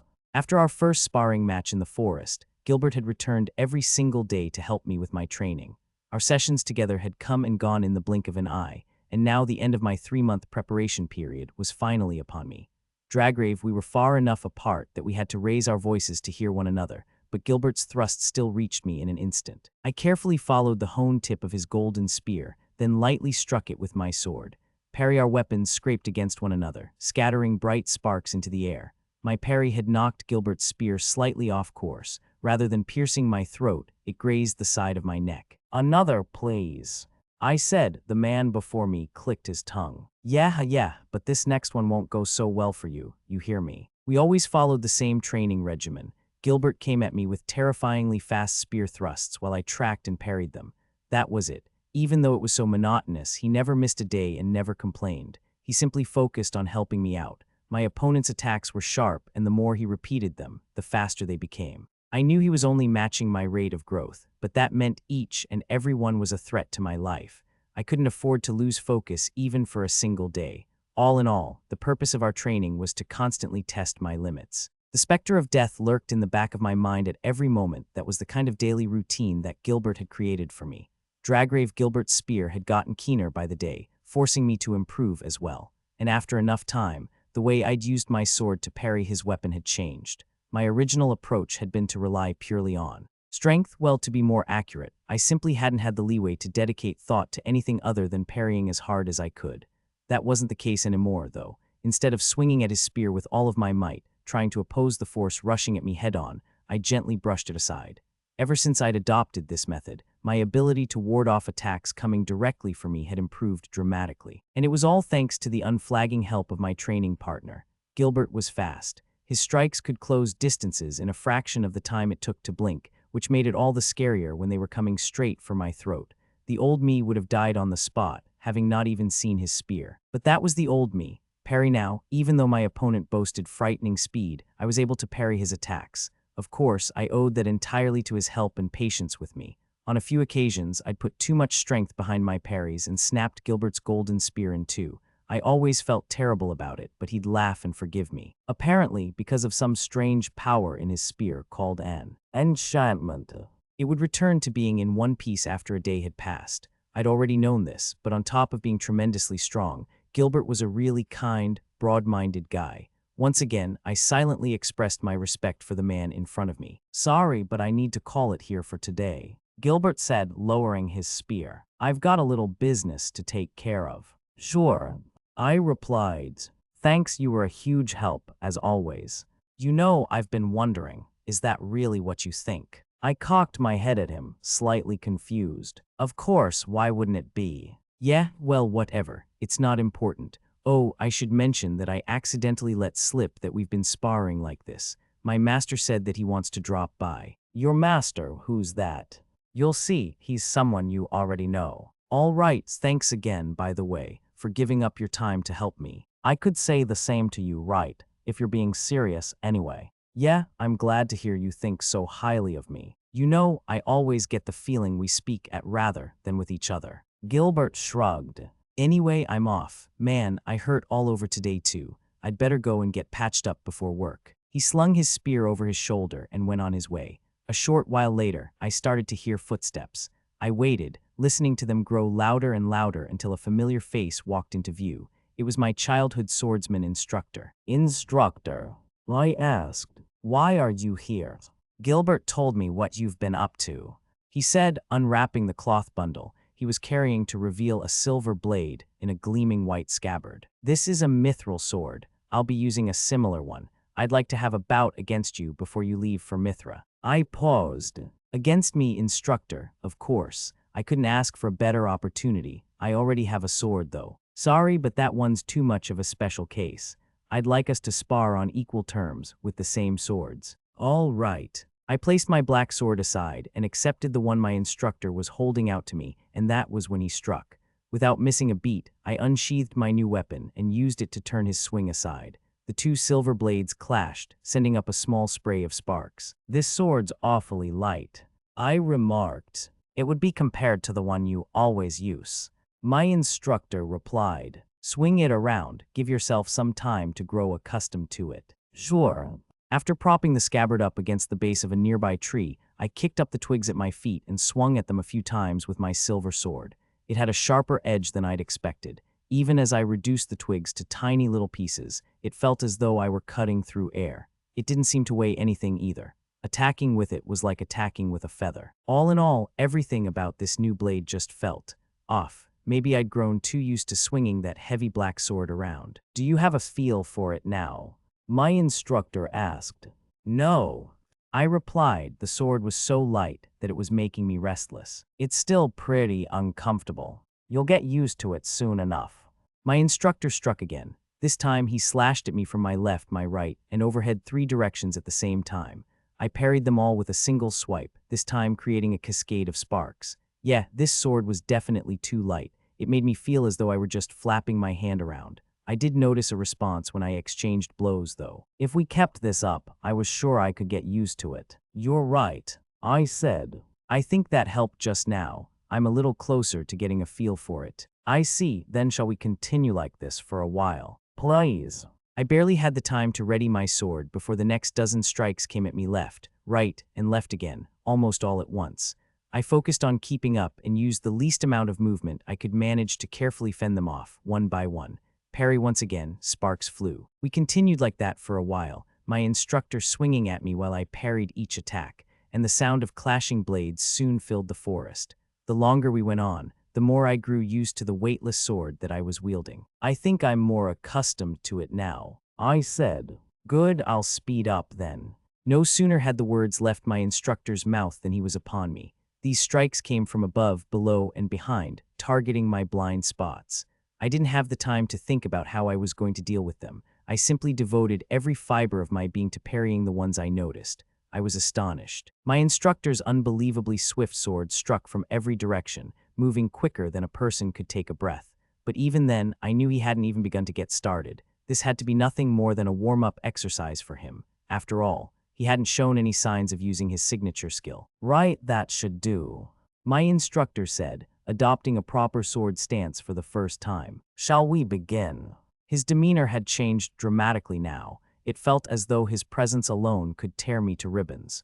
The tension in the air grew thick as he continued in a quiet voice. "Noor, starting now, I'm going all out. As a favor to me, do the same." His words barely reached me. Just standing across from him had caused my muscles to lock up and my heart to pound faster and faster. Was my life in danger? Was that what I was feeling, even though this was just a spar with my instructor? That being said, my instructor continued, "We aren't here to kill each other. Shall we say that the first person to be forced to step out of position is the loser?" "Works for me," I replied. "Then I'm going to use my skill. Are you ready?" I already knew which one he was referring to. There wasn't a doubt in my mind. He was going to use the skill that he'd shown me while I was training under him as a child, one that would unleash 1,000 attacks in a single instant.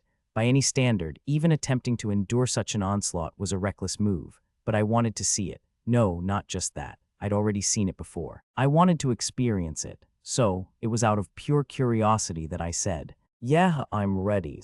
The words had just spilled out of my mouth. "All right, here I come." My instructor's sword vanished. At that same moment, I realized that a dancing storm made up of thousands of swords, thousands of afterimages had me entirely surrounded. Parry, my body moved on its own, reacting to the incoming strikes. There was no time to think. The most I could do was parry. Had I done anything else, I wouldn't have survived this long. Thankfully, the sword in my hand was light. I would probably be able to keep up. Thousand blades, thousands of sparks burst around us. There was a blinding flash each time our swords connected, accompanied by the feeling of metal being chipped away ever so slightly. Hundreds, thousands of exchanges happened in the blink of an eye, whittling away our weapons just as quickly. My instructor was fast, unbelievably fast. And as I was caught in the throes of my astonishment, his sword got even faster. It began to feel inevitable that he would get through my guard. "Incredible," I muttered. Sparks drifted through the air like falling leaves. I was caught up in a skill that I'd admired ever since I was a child, a height that existed far, far above me. Our swords continued to clash, and their blades continued to wear away. Even the metal that did remain was warping from the immense heat that each blow generated. Everything was happening too quickly for me to confirm it with my eyes, but I could sense that our swords were getting thinner. This wasn't good. It would only be a matter of time before our weapons gave out entirely. My instructor didn't seem to care, though he continued slashing at me, focusing on nothing else. The force behind my opponent's every swing was unimaginably oppressive, and his swordsmanship was downright terrifying. His attacks whirled around me like a tempest, striking from every direction at once. They came at me so quickly and in such great number that my eyes stood no chance of keeping up.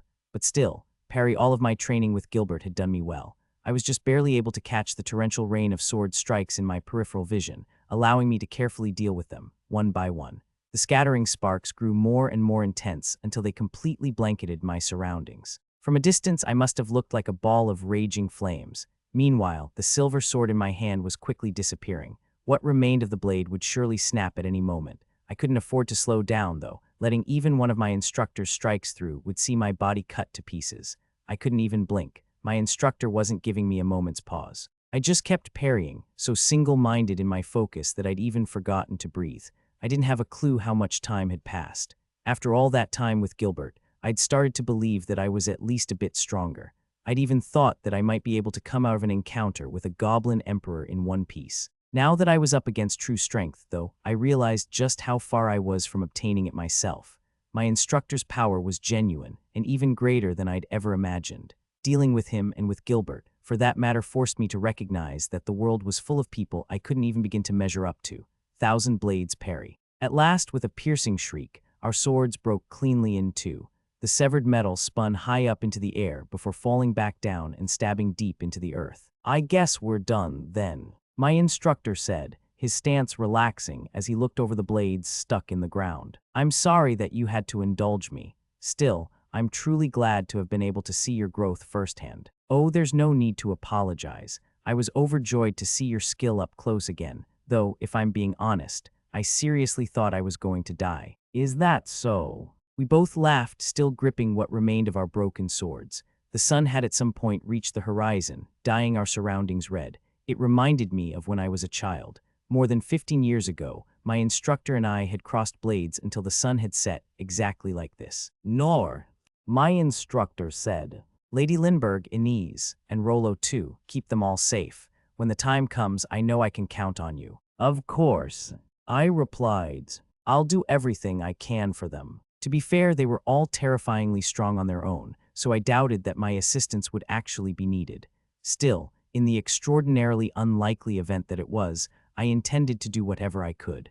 That was why I had endured so much training with Gilbert in the first place. That's all I needed to hear. My instructor said. He returned the 2 broken blades to their scabbards, then quietly departed, leaving me on my own. He had a faint smile on his face as he went. Chapter 69, The Morning of the Departure.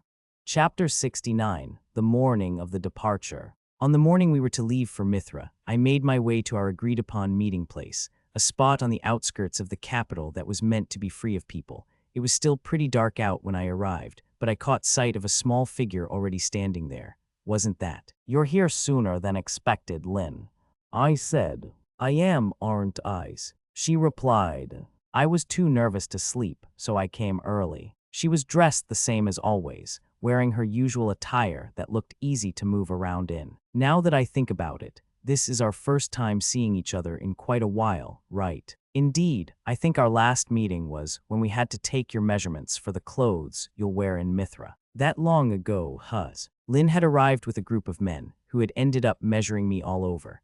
That had been 2 months ago now, and the time since had positively flown by probably because my training with Gilbert had been so much fun in its own strange way. "It looks like Rolo's here too," Lynn remarked. I turned to follow her gaze and saw a familiar young boy heading toward us. Something about him seemed unusual, though. I couldn't put my finger on what at first, but as he came closer, it suddenly hit me. "Rolo," I said.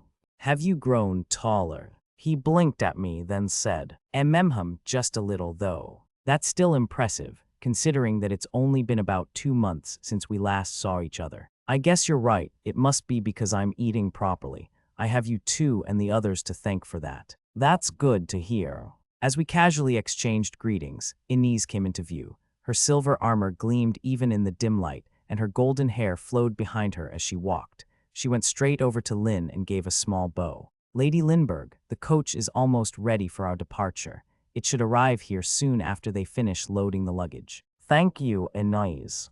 After delivering her brief report, Inez approached me next. She seemed a lot more welcoming than before, though I couldn't pinpoint why. Maybe it was the change in her bearing. In any case, I was relieved to see it. Inez gave me a slight smile. "Sir Noor, it would appear that we are in your care once again.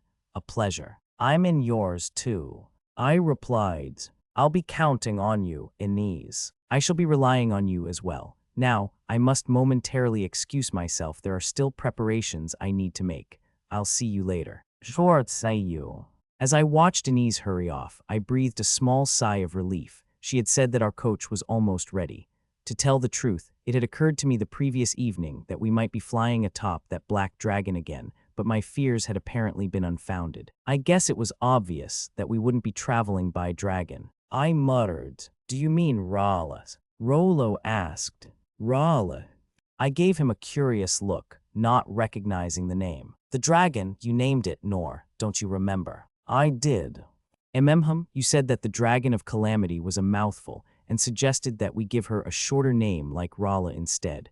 I passed that on to her, and she really liked it. I took a moment to dig through my memories. Now that you mention it, I vaguely remember saying something like that. Back when we had discussed naming the dragon, my first instinct had been to give it a name similar to Rolo. Since he was the one looking after it, I really hadn't put much thought into it at the time, nor had I expected them to go along with my suggestion. Well, I suppose that as long as the person, dragon in question was happy, it was fine. "You said she." I noted. "Is the dragon female?" "No," Rolo replied. "Dragons don't have genders in the way that people do, but she asked to be called a girl, and she gets moody when she isn't." "Yeah, I guess to each their own applies to dragons too, huh?" Lynn then interjected, having been listening to our conversation. "Instructor, riding on Rolo was considered, but well, due to her size, she's rather conspicuous as well as a little intimidating. She's currently enjoying some rest elsewhere." "I say," was my eventual response. So they had thought about traveling by dragon. Well, it would certainly be faster than by coach, and there would be fewer monster attacks to deal with in the sky. Thinking about it like that, it almost seemed like a good idea. Almost. I still hated heights. Just remembering the return flight from the Magic Empire made me want to pass out again. I decided to change the topic. Oh right, I don't see anyone else here. Are we the only ones going to Mithra? Yes, Lun said. It will only be Rolo, Inez, and the two of us. Inez will take the reins, as she did last time. A small group is able to move and act more smoothly in an emergency, so my brother and father both suggested that we limit ourselves to a capable few. I guess that's true. Hearing about a potential emergency had me a little worried, but I figured that we would probably be fine. We were going to have Lynn and Inez with us after all. Before I could think much else, I noticed traces of a voice come from somewhere above my head. There was a strange figure drifting buoyantly through the sky high above us, and it was coming closer. Whatever it was obviously suspicious, but as I deliberated whether to pick up a nearby stone and throw it at the intruder, it waved. Ho ho, there you are. I arrived in the nick of time, I see. Instructor Oaken. Lynn asked, sounding surprised. The suspicious figure flying through the air was none other than my magician instructor. He gently touched down, then proffered Lynn one of the 2 leather bags he was holding. Here you go, young ladies, he said. A farewell gift, take it with you. Lynn looked inside the bag. But isn't this, instructor, are you sure? Certain, it's just a little something to keep you safe. Take it, though I would rather you not have to use it at all, of course. Then, thank you, I'll gladly accept it. Lynn tucked the whatever it was into her breast pocket, at which point my magician instructor retrieved a small object from the other bag. Now, Rolo, this is yours, he said. Mine, indeed. If anything, this is the main item I wanted to hand over today. Rolo accepted the object and examined it closely. A ring, is this? It is, and yes, it contains that gem. You should take it with you. You know how to use it, I assume. It isn't something you'll want everyone to see, so keep it in this bag until you need it. Okay, thank you, Oaken. Ho ho, think nothing of it. My magician instructor grinned and gave Rolo a thumbs up, seemingly satisfied. Rolo returned the ring to its small leather bag, which he then tied to his waist. Instructor, Lun said. May I ask what that ring is? My magician instructor chuckled. I'm afraid that not even you can know, is what I should say, but needs must, I suppose. I'll let you in on the secret, but you mustn't tell anybody else, anybody. If they find out about it over in Mithra, it'll be very bad. He leaned over and whispered something into her ear. A moment later, Lynn's head shot up, and she stared at him in shock. Is that truly possible? She exclaimed.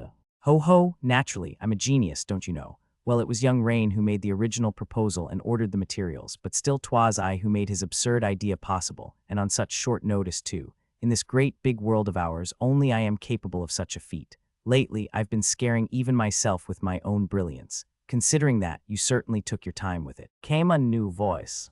It was only a week ago that you came begging for my help with tears in your eyes, saying that you wouldn't finish in time for their departure. Lynn turned to face the newcomer. Instructor sane. I turned to look as well. She was right, my cleric instructor was standing before us, wearing a kind smile. Sane. My magician instructor grumbled. Shouldn't you be a little more delicate when discussing such matters? Let me make a good show of myself before my disciples, at least now, if not at other times. My apologies, but I can't do that. Lying is a sin, you know. In the first place, wasn't your plan to give those items to them yesterday? I assisted you quite frantically when you told me that. Why did you wait until now? Well, I couldn't help it. I suddenly thought of a way to improve them even further. I've got my dignity as a magical tool engineer to uphold, you know. Besides, presenting them at the very last minute gets everybody more excited, no. Call that a tasteful bit of consideration on my part. You understand, don't you? Not at all. In fact, I distinctly remember that consideration of yours landing us in some rather dire predicaments. Or have you forgotten about those? In contrast to my cleric instructor, who was still wearing a smile, my magician instructor looked to be on the verge of tears. He was clearly at a disadvantage actually. It looked more like he was being scolded. Had my cleric instructor always been this scary? Ease off of him, sane, said a new voice. He might err in the end, didn't he? Another added. Indeed, let it pass. This is the usual for him, anyway. I believe it being the usual is the very basis of Sane's argument. Said a third. Before I knew it, 3 more familiar faces had joined us. Instructor Dandalg, Instructor Sig, Instructor Caro. Lynn said, greeting them in turn. You came just to see you off. My warrior instructor noted. Otherwise, we don't have any particular business here. He seemed to be speaking for my swordsman and thief instructors as well. Then, another person joined us, Lin's brother. Lin, I need to speak with you about your schedule for when you arrive. He said, could you join me over there for a moment? Of course. Lin replied, then followed after her brother. The two stopped a short distance away and fell into a discussion over an assortment of documents. I didn't really have anything to do, so I distracted myself with the surrounding scenery until my magician instructor approached me, at least. Maybe he was feeling uncomfortable around the others after my cleric instructor had given him such an earful. Do you need something from me? I asked, do I need something? How distant. I simply came over to say, goodbye, but I don't have anything to give you, I'm afraid. Sorry if you got your hopes up. No, it's okay, I wasn't expecting anything. Ho ho, you're all business these days, I see. Well, I wouldn't have been able to give you anything better than that anyway. He smiled and gestured to my black sword. You always carry it around quite openly, but it's a rather priceless artifact, don't you know? Make sure you take good care of it. Of course, I always try to. Though the sword was sturdy enough to withstand whatever I used it for without looking any worse for wear, I never failed to tend to it afterward. In fact, during my days spent pile driving on construction sites, I'd gotten into a routine of taking it to one of the city's bathhouses after work, then cleaning it from hilt to tip in one of the baths. That's good to hear, my magician instructor said, though I suppose it wouldn't be easy to damage in the first place, no matter how reckless you were with it. As we continued to chat, a large coach pulled up nearby. It seemed that everything was ready for our departure. All we had to do now was board, but a moment later. What was that? I murmured. An ominous cry had caught my attention. It had come from somewhere above us and in the direction we were about to head. A quick look skyward revealed a number of strange shapes, so far away that they were almost just specks. I strained my eyes, and this time I noticed wings beating up and down as whatever they belonged to approached us. My first thought was that they were birds, but no, they were much too large for that to be the case. That's a wyvern flight, my swordsman instructor said, answering my unspoken question. We're coming up to the time of year when they naturally appear, but there are far too many in that group. My warrior instructor had taken the large pair of binoculars hanging from his waist and was now looking through them. This isn't good, he said. That flight's been worked into a frenzy using Berserk. It's unusually agitated, so it'll mean trouble if it reaches the city. This seems a little too suspicious to be a coincidence, don't you think? I was thinking that things have been rather quiet recently. My cleric instructor mused. And now, today of all days, in this place of all places. It does indeed make one wonder whether this really is a coincidence. That flight's several times larger than the ones we normally see each year. My thief instructor noted. I find it hard to believe that it's natural. Sorry about this. It would appear there was a hole in my warning net. Ho ho, you've nothing to apologize for, Caro. My magician instructor added. HMPH, this is absolutely something she would do, the old hag. She sets fire to people's homes, then drops by to aggressively peddle her barriers as if we all can't see what she's doing. She hasn't changed a bit. I knew that I hated her. As my instructors griped, the wyvern flight grew closer and closer. I could tell from where we were standing that the creatures were big not enough to contend with Rolo, but big nonetheless. Their numbers were nothing to sneeze at either. Countless wings beat the air and cast shadows that seemed to darken our surroundings. My sword won't reach that high, my swordsman instructor remarked. Where's Mayan? My warrior instructor asked. We could ask her to drop them all at home. My thief instructor replied. She had to mind her children. We wouldn't make it back in time if we went to retrieve her. You're not saying what I think you're saying, are you? It appears we have no choice. My cleric instructor said. We'll need to rely on Oaken. You've gotta be kidding me. My instructors all turned uneasily to the old magician, who was still standing next to me. He smiled gently in response, then leaned close to me and whispered into my ear. I can do 12 now, by the way. 12. I asked. 12 what? I wasn't sure what my old instructor was trying to tell me. The change in topic was too sudden. I supposed that he was getting to the age when a person was prone to rambling without warning. Maybe the surprise wyvern flight had shocked him into senility. HMPH, playing dumb are you? My instructor whispered, leaning in even closer. I heard what you did. I'll have you know that, with a little effort, 10 is a piece of cake for me. Don't get carried away simply because you made a little quick progress. Now I was even more confused. Listen here, Noor, they might call me 9 spell, but that doesn't mean that's my limit, not even close. I only stopped at 9 because nobody was even close to catching up to me. It was lonesome enough at the height I'd climbed to, so I saw no reason to proceed even further. I also thought it might be unbecoming of a gentleman my age to appear so worked up and obsessive, so I deliberately held back. There was nothing more to it, and that's the truth. I see. To prove it, I'll give you a taste of what I can really do. Here, look. My magician instructor raised a hand, and 6 small, floating orbs of lightning manifested around it with a crackle. He made another 6 appear with a wave of his other hand, then sent all 12 darting through the air toward the wyvern flight as though they had a mind of their own. Ho ho, behold, he announced. This is what I can do with my fusion when I get serious. The old man threw his arms up into the air, prompting the 12 luminescent orbs to jerk violently and then start fusing together. Dark clouds covered what had previously been a broad expanse of blue, growing and expanding at a rapid pace, while writhing bolts of lightning coiled around and between them like snakes. It wasn't long before the entire sky was dark. Then, an intense thunderstorm began. For as far as my eye could see, the weather had changed in an instant.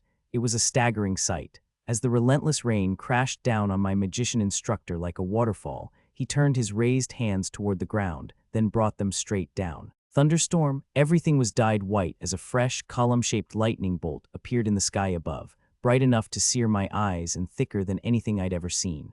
A fraction of a second later, there was a deafening roar as the massive bolt impacted the ground, rocking the very earth we were standing on and charging the air with crackling static. Incredible, Lynn murmured, her eyes glued to the spectacle. She said nothing more. It seemed that she'd been struck speechless. I was just as stunned. Not a single wyvern had survived the lightning bolt, if one could even call it that. Natural disaster felt like a more appropriate description to me. All that remained of them were scorched black shapes that began to drop from the sky. Ho ho, something like this is a trifle for someone such as I. My magician instructor snapped his fingers, and just like that, the black clouds dispersed. The morning sun once again cast its rays upon us, and thanks to the intense downpour, a large rainbow arced across the sky. I imagine she will only continue to send harassment of this nature at the capital, my magician instructor said. He then turned to us and continued. But that is none of your concern, my dear travelers. Head to Mithra with your hearts unburdened, for the city is safe in our hands. The old man then gave us his most enthusiastic thumbs up, which he punctuated with a merry burst of laughter. Chapter 70, The City of Mithra. Chapter 70, The City of Mithra. Despite the sudden fuss of a wyvern flight attacking us before our departure, our journey to Mithra was going smoothly. In fact, it was going so smoothly that it was kind of anticlimactic. I'd been slightly on edge in the coach, wondering if a goblin or some other ferocious monster would attack us, but my concerns proved to be completely unfounded. With an ease at the reins, our coach made an astonishingly swift pace along the highway. Apparently, it had been made specifically for this journey, using specialized equipment, both magical and mundane, procured from the Magic Empire. It was significantly faster than the previous coach we'd used, which seemed to explain our lack of monster encounters. They couldn't even catch up to us. Rolo and I spent the ride watching the scenery rush past us, and we reached Mithra in what seemed like no time at all. There had been a number of interesting-seeming towns en route, but we had passed through them all as we headed straight for our destination. Personally, I'd wanted to kick back a little more and enjoy the view from the coach, but we hadn't been able to afford that luxury. My magician instructor had done an excellent job of dealing with the wyvern flight, but he'd managed to delay our departure in the process. The intense lightning had blown huge craters in the earth all around us, the stone paving of the highways had been torn up far and wide, and the heavy rain had turned the area all muddy. It had taken a while to get everything ready again. Still, I'd gotten to appreciate tranquil prairies, wide-open plains, and magnificent fields of cultivated land, so I was pretty satisfied on the whole. Our coach slowed when we entered the city of Mithra, finally allowing us a leisurely look at our surroundings. Knowing that I might not get another chance, I stuck myself to the window and stared outside. So this is the capital of Mithra, huh? Perhaps because of the excellent weather, the city looked nothing but peaceful. Occasionally, we passed open areas where trees basked in the sunlight, their leaves swaying in the wind, and children playing in plazas decorated with water fountains. I'd expected a lot from my first trip to a foreign country, and it wasn't disappointing. The city's atmosphere felt completely different from the Kingdom of Clays. Mithra was a country focused around a religion, which explained the churches I saw at regular intervals, lined with stone statues. There were also plenty of sites I couldn't really recognize at all. Each time I saw one, I would ask what it was as though I were a curious child, and Lynn would graciously explain. As our coach made its way down one of the major streets, a massive, imposing building with grandiose architecture came fully into view. It was large enough that we had seen it before even entering the city, so Lynn had already told me about it. "Is that the cathedral you mentioned?" I asked. "Yes," she replied. "That building is the heart of the theocracy, the Cathedral of Holy Mithra, commonly known as just the Cathedral. It is the most significant location in the country and the symbol of the theocracy's government and religion." It was fascinating, seeing all these buildings centered around religion. I guess this was what people meant when they spoke about things like national identity. The cathedral exuded a unique quality that was obvious at a glance, as expected of the most important building in Mithra. Its impressive size had allowed me to see it from outside the city, and even from so far away, I'd been able to make out its intricate ornamentation. Constructing it must have been a painstaking feat, to say the least. From that alone, I could tell that the theocracy cherished it greatly. "Mithra's amazing," I muttered. Traveling was such a unique experience, and I was genuinely glad that I'd come. Just hearing about the cathedral from Lynn had excited me, but now that I was seeing it up close, it far surpassed my imagination. In fact, every sight I could see through the coach window caused me to sigh in admiration. "What a beautiful city." I truly meant it. No matter where I looked, I couldn't see a single piece of litter lying about. Not only that, the city was abundant in elaborate architecture and ornamentation, as though it were itself a work of art. Just getting to see it made the journey here worthwhile, though I wasn't going to say no to staying and enjoying our trip for a little while longer. Lynn died. Lynn said, "I think it's quite beautiful too. Mithra's capital is also known as the Holy City, and some adherents of the religion worship the city itself as sacred ground. It's a good demonstration of how beloved the place is to them. I get how they feel." I replied, "The atmosphere here is completely different from that of the royal capital." But at the same time, something felt off about the city. Maybe things here were too different. Ever since we'd arrived, I'd noticed that there was a strange lack of noise. The main street we were traveling along was crowded with people, but they barely spoke just enough that you could feel they were there. I also heard children every now and again, but that was it. I'd only ever known the royal capital, so I wasn't sure what other cities were like, but still, everywhere seemed unnaturally hushed. "The city's pretty quiet, isn't it?" I noted. "It is indeed. Does that have something to do with the event we'll be attending?" "No, the city has always been like this. I do not wish to say this too loudly, but..." Lynn activated some kind of skill, and a transparent film formed around us in the coach, cutting off the sound coming from outside. I'd seen this before. It was concealment. She then continued in a whisper. "In this city, you are always being listened to, no matter how trivial your conversation might be. Listened to." I repeated. Yes, I do not know the exact method, but specialized members of Mithra's clergy use their barrier techniques everywhere to gather information. I've heard that they are particularly precise, and that their net is notably wide. Though it hasn't been publicly admitted, the citizenry are generally aware.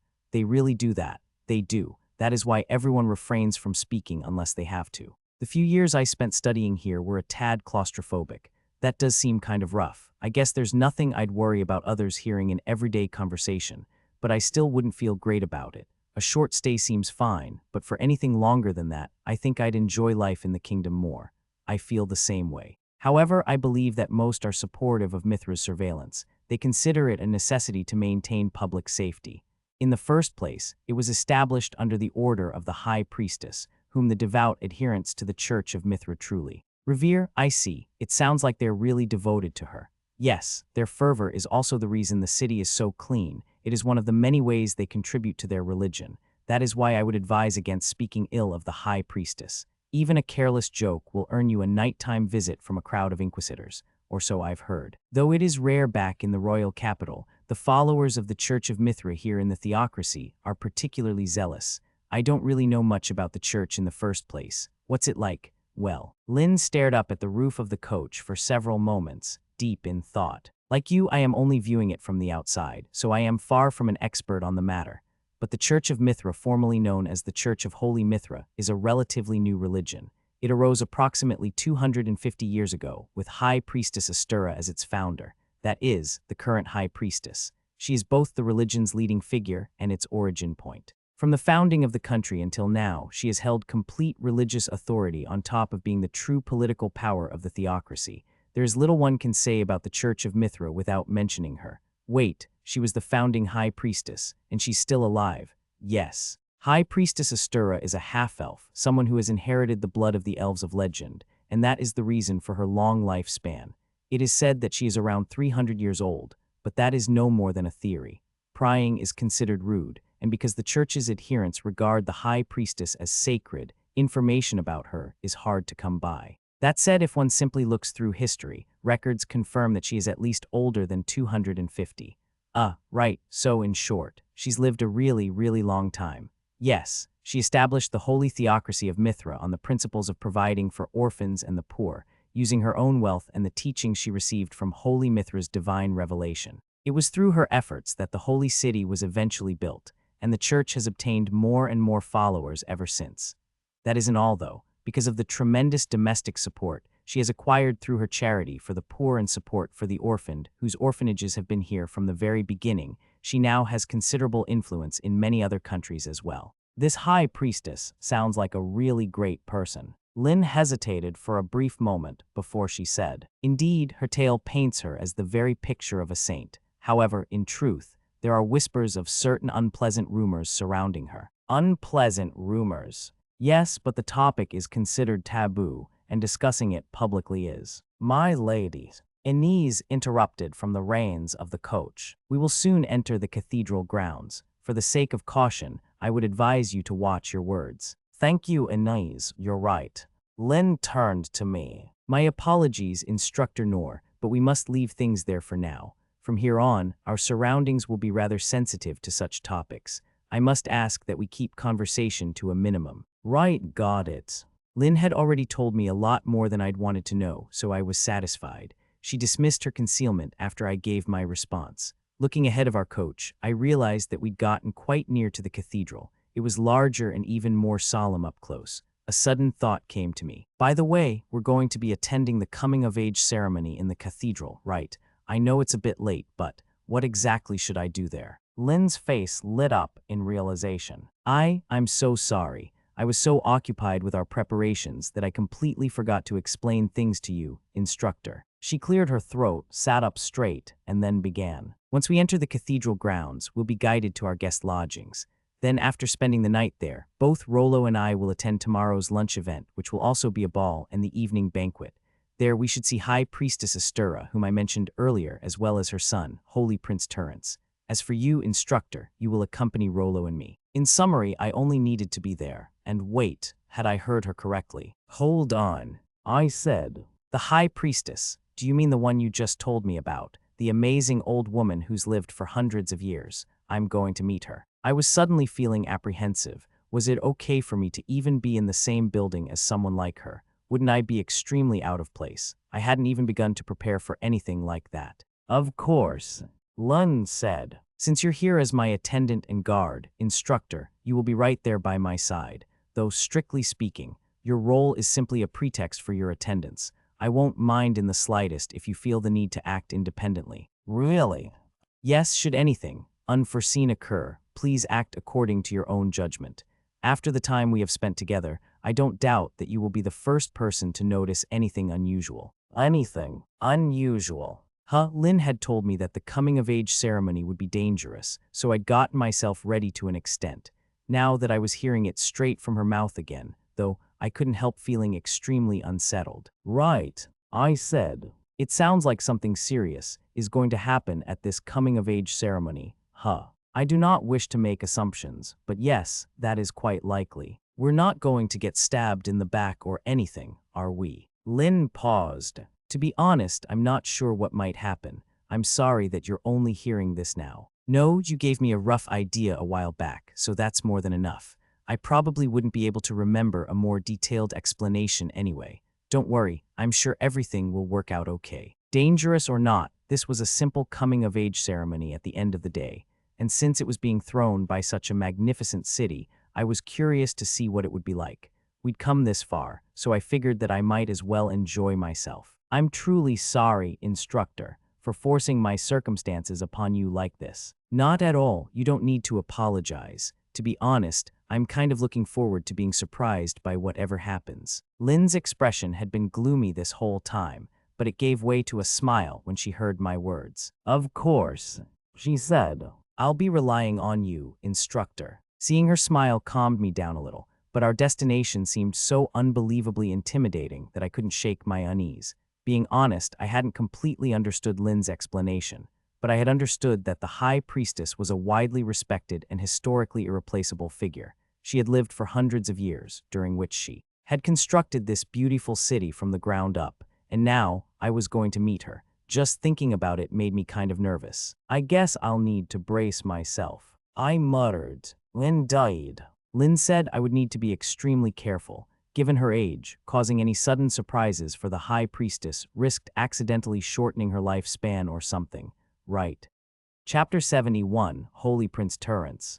Chapter 71, Holy Prince Tirrence. We have been awaiting your arrival, Lady Lindbergh of the Kingdom of Clays. We welcome you and your attendants. This way, please. After our coach had entered the cathedral grounds, it had pulled into a boarding area. We'd stopped there and alighted, at which point a woman in a white robe had greeted us. I shall show you to your rooms, she said. Thank you. Lynn replied. We followed the woman into the cathedral. After passing through its magnificent, ornate doors and through an awfully wide hallway, we came to an open, dome-shaped area connected to various other hallways. A quick glance down them revealed an innumerable number of doors leading to what I assumed were individual rooms. Wow, I uttered. This place is like a city of its own. Lynn died. The white-robed woman replied. Because of the cathedral's large, complex construction, it is said that anyone who gets lost will never find their way out again. Please be careful not to go astray. Right, got it. We followed the woman up a flight of stairs, heading deeper into the cathedral. Maybe it was the complexity of the layout, but the interior seemed larger than the building had looked from the outside. I thought we'd already ventured quite far inside, but it seemed as though we weren't even close to our rooms. Our guide was right. If I got separated from the others, I'd never find my way out. If I somehow lost sight of everyone, in the worst-case scenario, I'd need to break a window to escape. This way, please. After a while, our guide led us into a small room with a large window. The window was almost too large for such a comparatively tiny space, but I wasn't complaining. There was a vibrant courtyard visible outside, and the greenery seemed to burst through the glass to meet us. Still, the room was strange. There was nothing in it that resembled furniture, and aside from the door and the large window, there were no other ways in or out. They weren't expecting the four of us to spend the night together. Here were they, but as that thought crossed my mind, our guide stepped onto a glowing bluish-white pattern on the floor and suddenly disappeared. What just happened? I asked, bewildered. Where did she go? Is this your first time seeing a transfer barrier, Instructor? Lynn asked. People use them for travel. I believe this is a vertical one. They're quite common in Mithra. Transfer barrier. I repeated, not recognizing the term. For vertical travel. Yes, the cathedral is quite tall, so these systems are in place to assist with moving between floors. It's very convenient. You simply have to step onto one and it will transfer you. We should go. Our guide must be waiting for us. I paused. I just have to step onto it. Yes, onto that spot there. I gingerly approached the point that Lynn had indicated. The moment my foot touched it, the view before my very eyes warped, and my body felt as though it were floating. Before I knew it, the scenery outside the window was much farther down than before. That wasn't all, though. For some reason, the floor beneath my feet was transparent, giving me a bird's-eye view of the courtyard garden that I'd seen earlier. Immediately, I got goosebumps. The transfer had happened much quicker than I'd expected, and I was bad with heights. The sudden change in scenery outside the window, paired with the transparent floor, caused my knees to lock and my hands to tremble. As I stood there, trying to get a grip on myself, Lynn, Rolo, and Anise appeared in succession. We're pretty high up, huh? I said. Lynn died. Lynn replied. I believe the guest rooms are on the higher floors. This way, please, said our guide, together with the others. I followed after the white-robed woman, trying to loosen myself up all the while. It wasn't long before we exited into another wide hallway. This one was decorated a lot more luxuriously than the ones we'd passed through earlier, with sophisticated statues and paintings lining its walls in impressive numbers. There were also ornate vases that seemed as though they would suck you in just from looking at Them and swords of so many fascinating shapes and sizes. I didn't have an eye for how much these kinds of things were worth, but I knew they must have been quite valuable. I'd expected as much, but it seemed that we were getting lodgings meant for pretty important guests. It made me want to wander around and properly take everything in. Had I come here alone, I probably wouldn't have even been allowed through the front doors. I continued down the hallway, feeling captivated by every curiosity we passed. The next thing I knew, we'd reached our destination. "This suite is yours, Lady Lindbergh," our guide explained. "Your young companion and attendant will stay here as well. The gentleman's room is next door." "Thank you. Someone will come for you tomorrow when you are needed. Until then, please spend your time at your leisure." Of course, we shall wait for them to guide us. After that brief exchange, the white-robed woman left. We all did a quick check of our rooms before reconvening in the hallway. "So what now?" I asked. "Let's see." Lynn paused to think. We arrived rather late, so I was thinking that Inez, Rolo, and I would check our attire for tomorrow before turning in for the night. "What about you, Instructor?" "Well, I was thinking of going for a stroll around the building, if that's okay. There are so many things here that I've never seen before, so I was hoping to get a better look at them." "Is that so? If you believe that is for the best, Instructor, then I won't object, however." Lynn's expression became slightly hesitant. "Do you think it's a bad idea?" "I'm afraid so. It won't be long before nightfall. If you simply wish to go for a wander, then I believe it might be best to wait until tomorrow. Roaming around the cathedral at night is usually prohibited." "Really? I guess I'll sit tight in my room tonight then." The view outside the window was certainly nice enough. During my short inspection of my room, I'd poked my head out of the large window, which had given me a distant view over the city. It hadn't been for very long I'd instinctively pulled my head back in again out of fear, but if I avoided looking straight down and kept my eyes on the horizon, I could enjoy the view just fine. Mithra's cityscape was beautiful. I doubted that I'd ever get sick of it. The sun was just setting, and the steeples of the churches dotted across the city looked all the more captivating in the evening glow. Coupled with the celebratory bonfires that had been lit everywhere in advance of tomorrow's celebration, it was a magical sight. I could spend the entire evening admiring it. "In that case, I shall see you tomorrow," Lund said. "Yeah," I replied. "Good night." Just as we were about to go into our respective rooms, however, a green-haired boy came into view from down the hallway. Accompanying him were a number of people clad in peculiar white armor who appeared to be his guards. "Ah, there you are," the boy said. "You're late, Lynn. Did you run into some trouble along the way? It feels like I've been waiting for you forever." "Holy Prince Tirrence." The boy, Holy Prince Tirrence, apparently approached Lynn with a big smile on his face. They both looked to be similar in age, but he was a little taller than her. He didn't spare the rest of us a glance as he spoke. "I was ever so eager to see you again, Lynn. You have no idea how overjoyed I am. I could hardly believe my ears when I heard that you were coming all this way to celebrate my birthday. It was a privilege to receive your invitation, Your Holy Highness." In contrast to the boy's friendly demeanor, Lynn was being stiff and formal. I recalled what she had told me earlier. This had to be the son of the High Priestess, the most important person in the entire country. The boy chuckled. "Oh, won't you stop being so distant, Lynn? We're betrothed, after all, as both of our families have recognized." "With all due respect," Lund said. "Are you still insistent on spreading that jest? I do not recall agreeing to such an arrangement, and it most certainly was not agreed upon by both of our families. In the first place, my father was not even aware of the matter." The boy let out another small laugh. "Really now, but my mother has already declared it so. I'm sure you realize what that means, don't you?" "Unfortunately not. I cannot even begin to comprehend how that has come to be," Lynn replied. She looked thoroughly displeased, even though the green-haired boy's carefree smile remained. Ever since their conversation had begun, the air had grown slightly static. The boy huffed in amusement. "As headstrong as always, I see. You really are the only one, you know. The only one who can display such murderous intent to my face, that is. It isn't my intention to come across so harshly, but supposing that it were, I struggle to see why you would want to court such a person for marriage. You don't know? Well, that's exactly what's so wonderful about you. I take no interest in those who bend easily to money or power. Though I am honored that you would speak so highly of me, I am afraid that I cannot meet your expectations." From the look of things, the boy wanted them to get along, but Lynn's expression was nothing but chilly. They seemed to be acquainted, but I wondered whether they were on bad terms. "Always so disinterested," The boy mused. It's not that bad a deal, is it? Now that the Empire has brought about its own ruin in the East, the old power balance has crumbled, and we are now the preeminent power on the continent.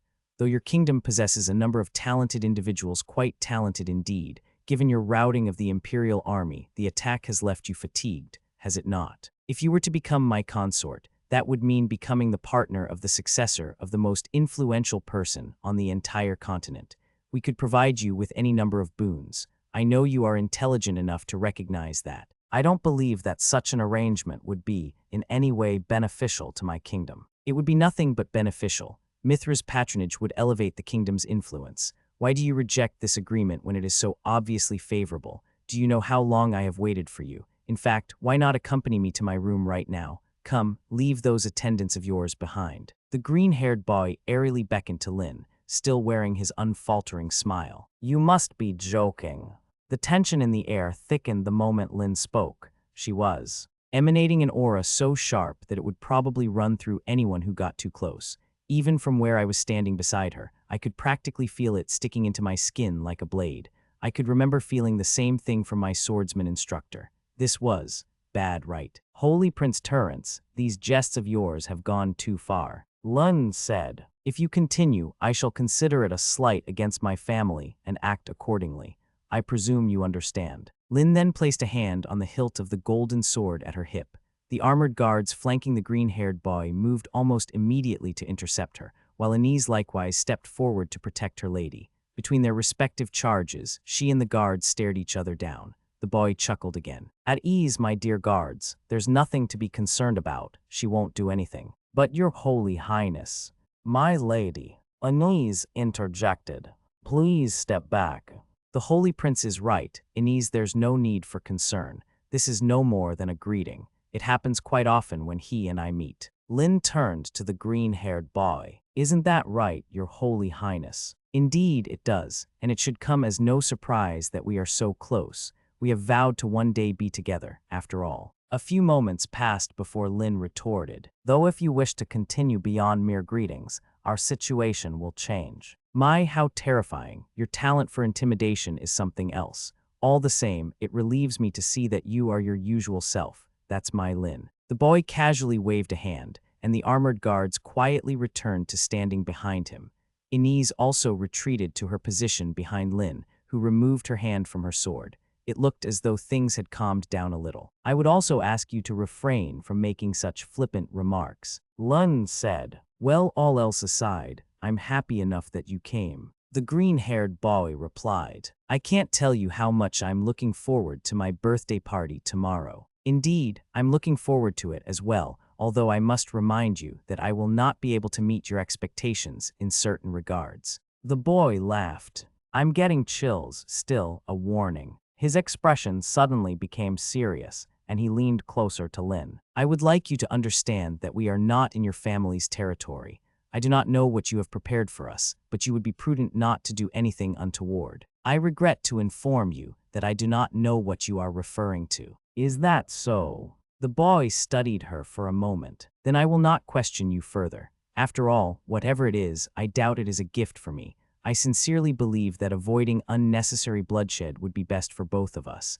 But if you disagree, we will not shirk from it. Again, I must apologize, but I do not know what you mean, your Holy Highness. Another thing, your attendant should refrain from calling my mother an old woman, whether you are inside your coach or not. She is rather scary when angered, you know. As am I, Lin said. I told you that before. There was a moment of silence as the boy locked eyes with Lin. Then he burst into laughter. Is that so? You truly are headstrong, aren't you? It's no wonder I fell in love with you at first sight.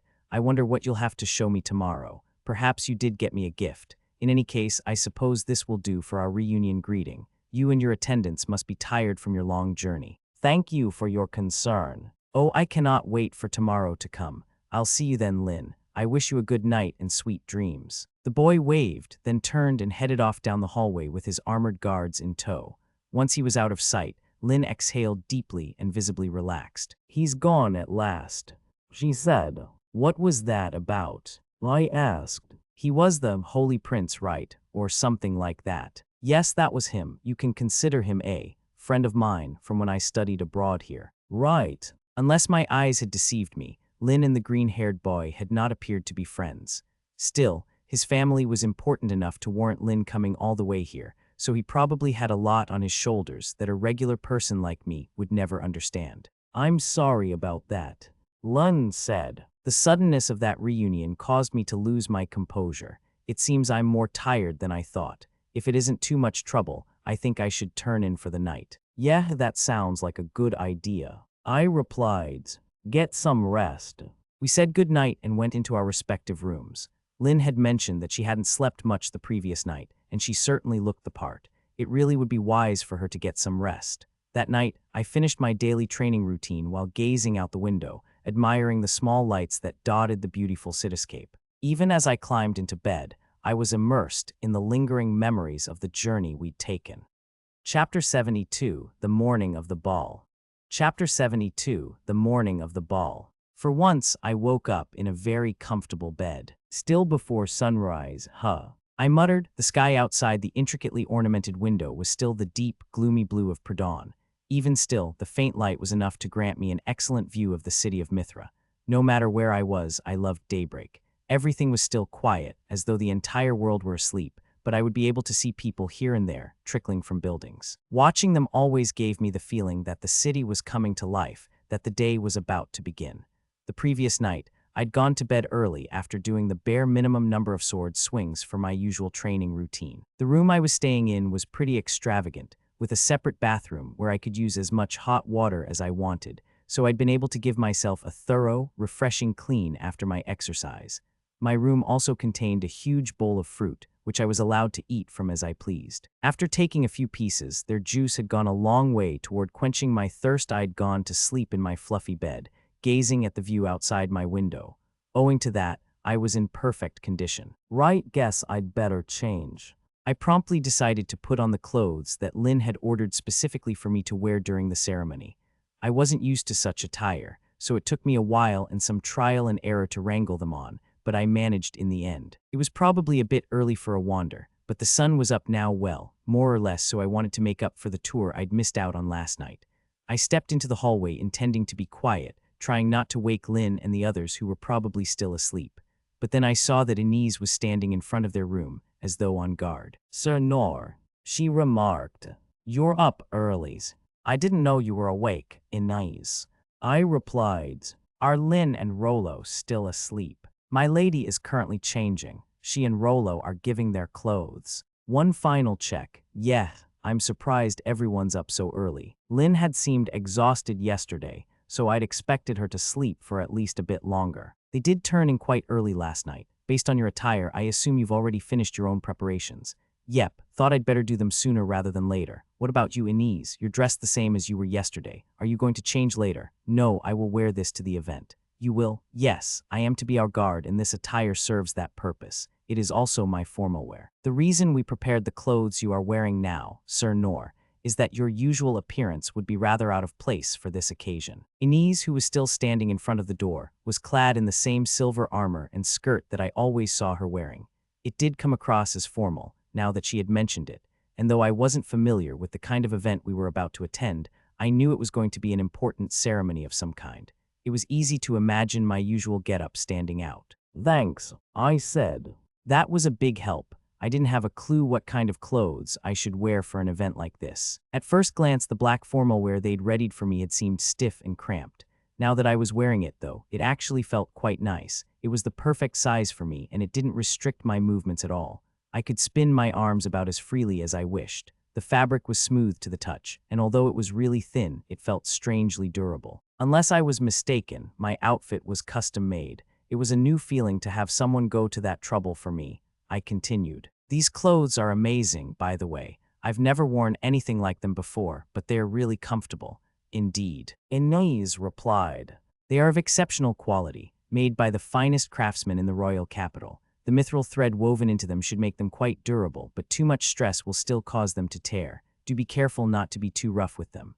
Will do. It was obvious that the clothes were made of quality material, so I'd made a specific mental note not to rip them by accident. Incidentally, you are up rather early. What do you plan to do now, Sir Noor? I thought that since we're here, I should take the chance to get a better look at the paintings, sculptures, and such decorating the hallways. They're not something I can see back in the kingdom, right? I see. Well, I don't believe that simply wandering the hallways and examining the decor should pose any issues. Inez thought for a moment. Still, I would recommend not straying too far. If you were to get lost, it would be quite the effort to find you. Inez looked farther down the spacious hallway, though it was too long and wide to really be called one. Countless smaller passages branched out into a positively labyrinthine sprawl. I was completely confident that attempting to brave their depths alone would only end with me getting lost. Yeah, I'll stay reasonably close. I agreed. I've never really seen much art, so I don't know much about it. Looking at a few pieces should be enough to satisfy me. Your cooperation is appreciated. It won't be long before somebody comes to fetch us, so I would advise you to return shortly. It is vital that you attend the ball with us, lest all of our efforts be for nothing. Right, got it. I started down the hallway, but then a question I'd been meaning to ask popped back into my mind. Balls are events where people dance, right? Will we be expected to? No, only the esteemed guests. We are but guards. Our roles are to keep watch and ensure that Lady Lindbergh and Rolo are not put in any danger. Barring exceptional circumstances, we should not be asked to dance. That's a relief. I've never danced with anyone before. I wouldn't have any idea what to do. Can you dance, Inez? I know we are equal in that regard. My duties require me to learn all manner of skills, but in general, I am poor with matters such as dancing. Really, that's a surprise. Inez had already shown that she was a versatile person. She could steer a coach. For one thing, so I'd assumed there was nothing she couldn't do. A surprise, truly. Inez went quiet for a moment. By and large, I am able to handle most matters on my own, so I am not the best when it comes to coordinating with others. I guess you do have that shield of light skill. It seems pretty convenient. With that at your disposal, it's hard to imagine you'd ever need anybody else's help. After another few moments of silence, Inez replied, I would not go that far. My weaknesses outweigh my strengths. Our casual conversation was soon interrupted when a voice called out from within the room that Inez was guarding. Is that you, Instructor Noor? Yeah, I'm out here. Inez, could you open the door? Of course, my lady. Inez did as instructed to reveal Lynn, who was wearing not her usual attire but a pure white gown. In fact, pure white didn't do it justice. The gown was practically radiant, and Lynn's presence alone seemed to brighten the dim hallway. Looking directly at her was a bit dazzling on the eyes. I see you're already prepared, Instructor. Lynn said, you look very much the part. Thanks, I replied. Is that what you're going in, Lynn? It's kind of, really white, a little blinding even. Yes, this gown is mostly woven from mithril thread, so it will appear as either white or silver, depending on the angle. I'd hoped to avoid using the material since it is somewhat gaudy, but my brother was very adamant. Do you think it's too much? Not really, it looks good on you. I can't really describe it well, but it makes you look like the princess of some country somewhere. Lynn chuckled. Does it now? I was feeling a little unsure, but for you to have said that, Instructor, it must have been worth having it made. Her bright smile made it clear that she was in high spirits, and seeing it relieved me a little. She looked to be in a better mood than last night. Ah, I almost forgot. Lynn exclaimed. Rolo's almost unrecognizable. Look. She shot back into her room, then returned just as quickly with someone I'd never met before. This person, whom she was dragging by the arm, was about her height but a little younger, and dressed in male formal wear that looked a lot like my own. Who's that? I asked. It's me, Noor. The unfamiliar boy said, looking troubled. Yes, Instructor, it's Rolo. Lynn chimed in. It's difficult to tell, isn't it? Rolo. I repeated. True, the boy's hair was pale blue, and the eyes, staring at me, were the same strange color as Rolo's, but the similarities ended there. Really, he looks nothing like he did yesterday. Lynn huffed in amusement. Right, I may have overdone it a little with his hair and such, but I think the end result makes up for it. I'm certain that even the aristocracy will be fawning over him. Looking pleased with herself, Lynn examined the person who resembled Rolo. No, the person who used to be him. I did as well, but the more I studied the boy in front of me, the less convinced I became. There was just no way this was Rolo. I seriously didn't recognize you, Rolo. I said, despite my doubts. I was willing to pretend that it really was him for the moment. Your clothes and hair are completely different. Now that I'd at least opened my mind to the idea that this was Rolo, it didn't seem too impossible. There were still traces of the boy I remembered. You've gotten really. I trailed off for a moment. Strong seeming, you're like a whole new person. You think so? He hesitantly asked. That was definitely Rolo's voice, which meant this really was him. I was still reeling from my initial shock, though. The old Rolo had been more gloomy. He had seemed less confident and a little timid, and always came across as frail and extremely downcast. Now, however, he looked strong-willed and reliable. You're a big improvement over that talkative kid from yesterday. I mused. Maybe it wasn't polite to compare Rolo to a stranger, but that well-dressed boy really couldn't hold a candle to the person standing before me now. I'd heard that Rolo had spent the past few months training, so maybe that was why. His physique had gotten better as well. Rolo's hair had always used to hang over his face, obscuring his expression, but now it was neatly swept to one side, making his forehead and eyebrows much easier to see. More than anything else, that had to be the reason I'd mistaken him for an entirely different person. As I continued to examine Rolo, however, I realized that I was mistaken. The most significant difference was soon obvious: his eyes. Before, they had seemed nervous and always wandered everywhere.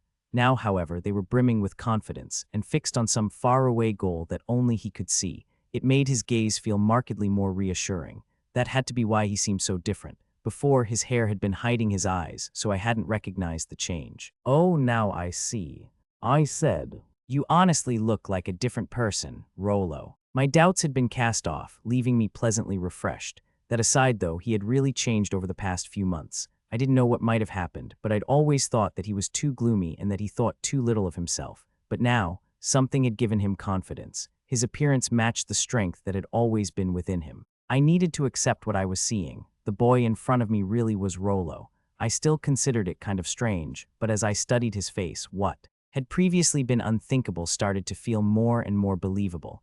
There we go, I thought. That was good progress. With a little more effort, I'd surely be able to embrace the truth about the person in front of me. Incidentally, Instructor, where are you going at this early hour? Lynn asked, interrupting my wholehearted attempt to accept the new Rolo. I blinked. Oh me, I mentioned this yesterday, but I want to look at the works of art they've got on display around here. Around here? Len repeated. Yeah, you said going around at night wasn't allowed, but during the morning is fine, right? There seemed to be a lot of stuff you can't find back in the kingdom. If nothing else, I'm sure the experience will give me a few anecdotes for the future. After some consideration, Lynn clapped her hands together in front of her chest. In that case, may I come with you? If you don't mind, of course. I'm not very well versed in art either, but I should at least be able to provide some basic commentary. I'd appreciate that, please do. Of course. Lynn turned to the others. Rolo and Inez, why don't you accompany us as well? Okay. As you wish, my lady. That was how we found ourselves taking a short tour of the cathedral, admiring the works of art that decorated its hallways. And that vase adorned with splendidly intricate mithril petals must be the white vase of blossoms and nectar. It's one of the 10 white masterpieces made by a master craftsman of the dwarves of legend during the ancient Mid-Zenovian period. Right, that's pretty amazing. Indeed, their exquisitely sculpted forms are all so exceptionally beautiful that they've become popular among royal and noble collectors alike. Just one is said to be worth enough to purchase an entire grand palace. Now, I believe that over there on the opposite wall is the Dagger of Evil's Bane, another unparalleled antique from the Mid-Zenovian period. It's famous for being heavily counterfeited, and thus bears a reputation for only entering into the possession of those who can truly discern the authentic article from the fakes. Simply owning it provides a significant amount of status in itself. One theory is that the artisan who crafted it did so specifically in pursuit of that purpose. Right, yeah, Lynn gave a thorough and scrupulous explanation for every single work of art that we came across, detailing everything from its history to how it had been created to its current market value. It was a feat that only reconfirmed my opinion on the wealth of knowledge she possessed. I was starting to feel bad, though. As much as she seemed to enjoy commentating for us all, she was being so comprehensive that most of what she said went in one ear and out the other. In any case, I got the gist. Everything here was very impressive. As we walked down one of the many hallways, listening to Lynn's detailed explanations of various works of art, I recalled a massive painting that I'd seen on the way to our rooms the previous day. At my suggestion, we all made our way back to it so that we could take a better look. Here, I eventually said, looking up at the painting in question. That's the one. It's even bigger than I remembered. I'd only seen it from a distance yesterday as we headed to our rooms, but up close, its sheer size was imposing.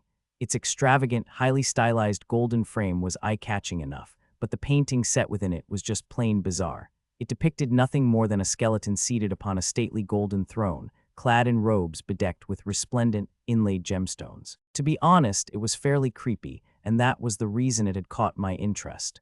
Why was it hanging here in the cathedral? So, Lynn, about this huge painting. I said, why is a picture of a creepy skeleton hanging in a place like this? It just looks like a monster to me. Does it have some kind of meaning? I'd expected Lynn to launch into a fascinating, scary story of some kind, but instead, her expression clouded over. Inez looked equally as troubled. Had I done something wrong? I was just speaking my mind, as I'd done with various other works of art we'd passed during our tour. Instructor, Lynn said, her voice tinged with concern. This painting depicts the sacred icon that is Holy Mithra. Forgive my presumptuousness, but you should refrain from voicing such opinions so openly. It would be troublesome if anyone heard you. I paused.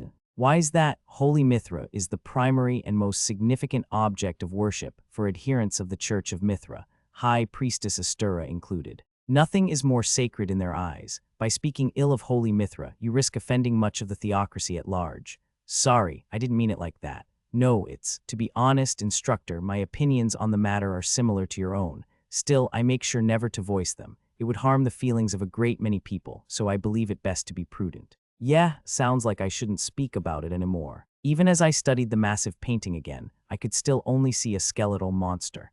I wasn't going to say that, though not after that warning from Lynn. So I added one more unspoken rule to the pile that had slowly accumulated during my time here. Living in the theocracy seemed a little restrictive. Sure, there were so many strange or beautiful things to see, but the kingdom suited me better. Well, I'm satisfied with what we've seen. I said, we should probably head back to our rooms. Thanks for your explanations, Lynn. They were really helpful. I was just thinking that we should make our way back. Lynn agreed. Shall we? We returned to Lynn's room, where we ate the breakfast that had been prepared for us. Afterward, while we were drinking the tea that Inez had brewed, there came a knock at the door. Lady Lindbergh, called a voice from the other side. I have come to escort you to the ball. Inez opened the door to a woman in a white robe, standing in wait. We began getting ourselves in order and readying to leave. Thank you, Lynn said once we were done. Our preparations are complete. Could you show us the way? It would be my pleasure. Follow behind me, please. As we stepped out of the room, I caught sight of some people farther down the hallway. Who are they? I mused aloud. Upon closer inspection, it was a group of the soldiers in strange white armor we'd encountered yesterday, and they were coming straight for us. They didn't appear to be with the talkative Holy Prince this time. We stood in place and watched the group as it came closer and closer. Then, out of the blue, the soldiers encircled me. You are Sir Noor, one of Lady Lindbergh's attendants, correct? One of them asked. By the command of Her Holy Highness, we are to show you our hospitality in a separate room. Please come with us at once. I gazed around, surprised by the sudden turn of events. They were going to the trouble of personally attending to me. I turned to Lynn, wondering what was going on, but she and Inez both looked as though they didn't know what to do. I didn't blame them. Really, we had just been about to head for the ball, and now we were faced with an unexpected change of plan. Hospitality, huh? I repeated. I appreciate the thought, I really do. But do you mean right now? This is pretty sudden. And just me. Yes, we have been ordered to take you and you alone. Oh, all of you, just for me. I feel kind of bad. I turned to Lynn again, hoping to glean something from her expression. She had the most experience with this sort of thing. Using only my eyes, I begged her to tell me what to do. I shall defer to your judgment, Instructor, she said. You will? I asked. So, it's okay for me to decide on my own. I'd specifically been requesting her help, so that was the last thing I'd wanted to hear. After some hesitation, I made up my mind. All right, since this is an order from the High Priestess herself, I guess I should go. These guys would probably get in trouble otherwise. So, you really do intend to go alone? Lynn asked. I shot her a quizzical look. Yeah, it sounds like that's what they want, so. I understand. Please be careful. Having sensed the end of our exchange, the robed woman set off. Then please follow me, Lady Lindbergh, Master Rolo, Lady Anise. I shall show you to the ballroom.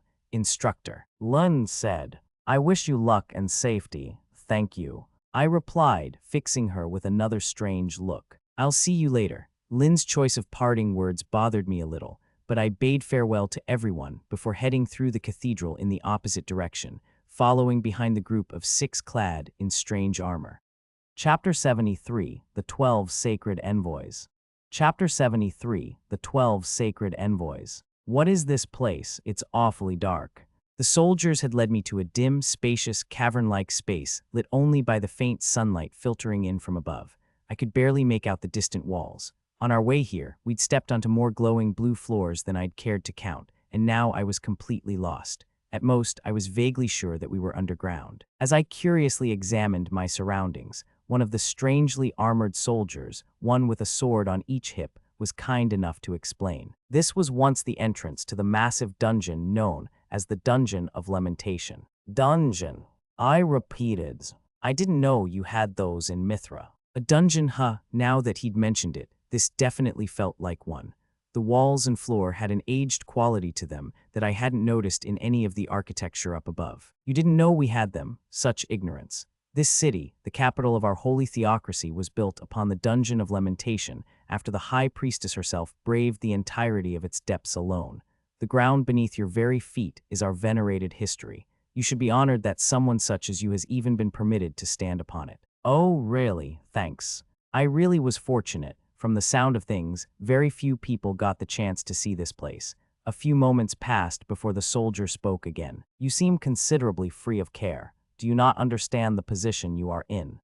You're going to show me your hospitality, right? Indeed, but I struggle to believe that you are still unaware of our intentions. Another of the soldiers interrupted the man with 2 swords, and the group began having some sort of whispered exchange. Leave it, Sigurd. Questions will get you nowhere with a man willing to commit such flagrant blasphemy. Truly, what were those kingdom dogs thinking when they sent this? Waste of space here. Surely they had attendants with even slightly more common sense. Enough. Even for pagan savage, his sin was too great. It is inexcusable that he was permitted to enter our holy country in the first place. Indeed, let us finish this quickly and be done with it. The more one converses with a pagan, the duller one's faith grows. Exactly. The sooner I'm away from this barbarian, the better. Let us dispose of him at once, honored sister. You know we cannot, Miranda. Her Holy Highness gave us express instructions to apprehend him so that he could serve as an offering. Ugh, I know, I just wanted to say it. Then we shall commence at once. The soldiers' strange helmets masks completely hid their faces, but I could tell that some of them were female. I merely watched as they continued whatever discussion they were having. Then, one of the soldiers raised a hand toward me. Begin. A blinding pale blue light suddenly shot from the soldier's fingers like a bolt of lightning. It coiled around my body in an instant, wrapping around my arms and legs. What? I exclaimed. My body won't. The moment the light had touched me, my movements had started to feel restricted. It was as though my energy had been sucked out of me. What was going on? One of the soldiers chuckled. Won't move? That is an advanced restraining barrier capable of binding a minotaur from the abyss. I was told of your impressive feats during the kingdom's war against the Empire, but as you are now, even moving a finger will prove too much for you. Oh no, I wouldn't go that far. I flexed a little, and the blue light burst away from me without a sound. Wow, that light was pretty strange. I noted, curious, I checked myself, touching where it had made contact with me, but there was no sign it had ever been there. I couldn't see the soldiers' expressions, but they seemed surprised. What is this? Why didn't the restraining barrier work? Another soldier ventured a guess. Perhaps your sacred tool experienced a malfunction. Here, I'll try mine. Then the other soldier shot the same pale blue light at me, though this one was a little brighter. It coiled around my body, but didn't really hurt or anything. It wasn't even particularly itchy. At most, it just felt a little tight, and as if a little bit of my strength had drained from me. I gave a small shrug, and the light burst again. Sorry, but could any of you explain what's going on? I asked. Impossible. The soldiers must have been pretty flustered. None of them were paying any attention to my question. To be honest, I was kind of at a loss for what to do. Was this the hospitality they'd mentioned? They'd brought me all the way here, but I had no idea how I was supposed to react.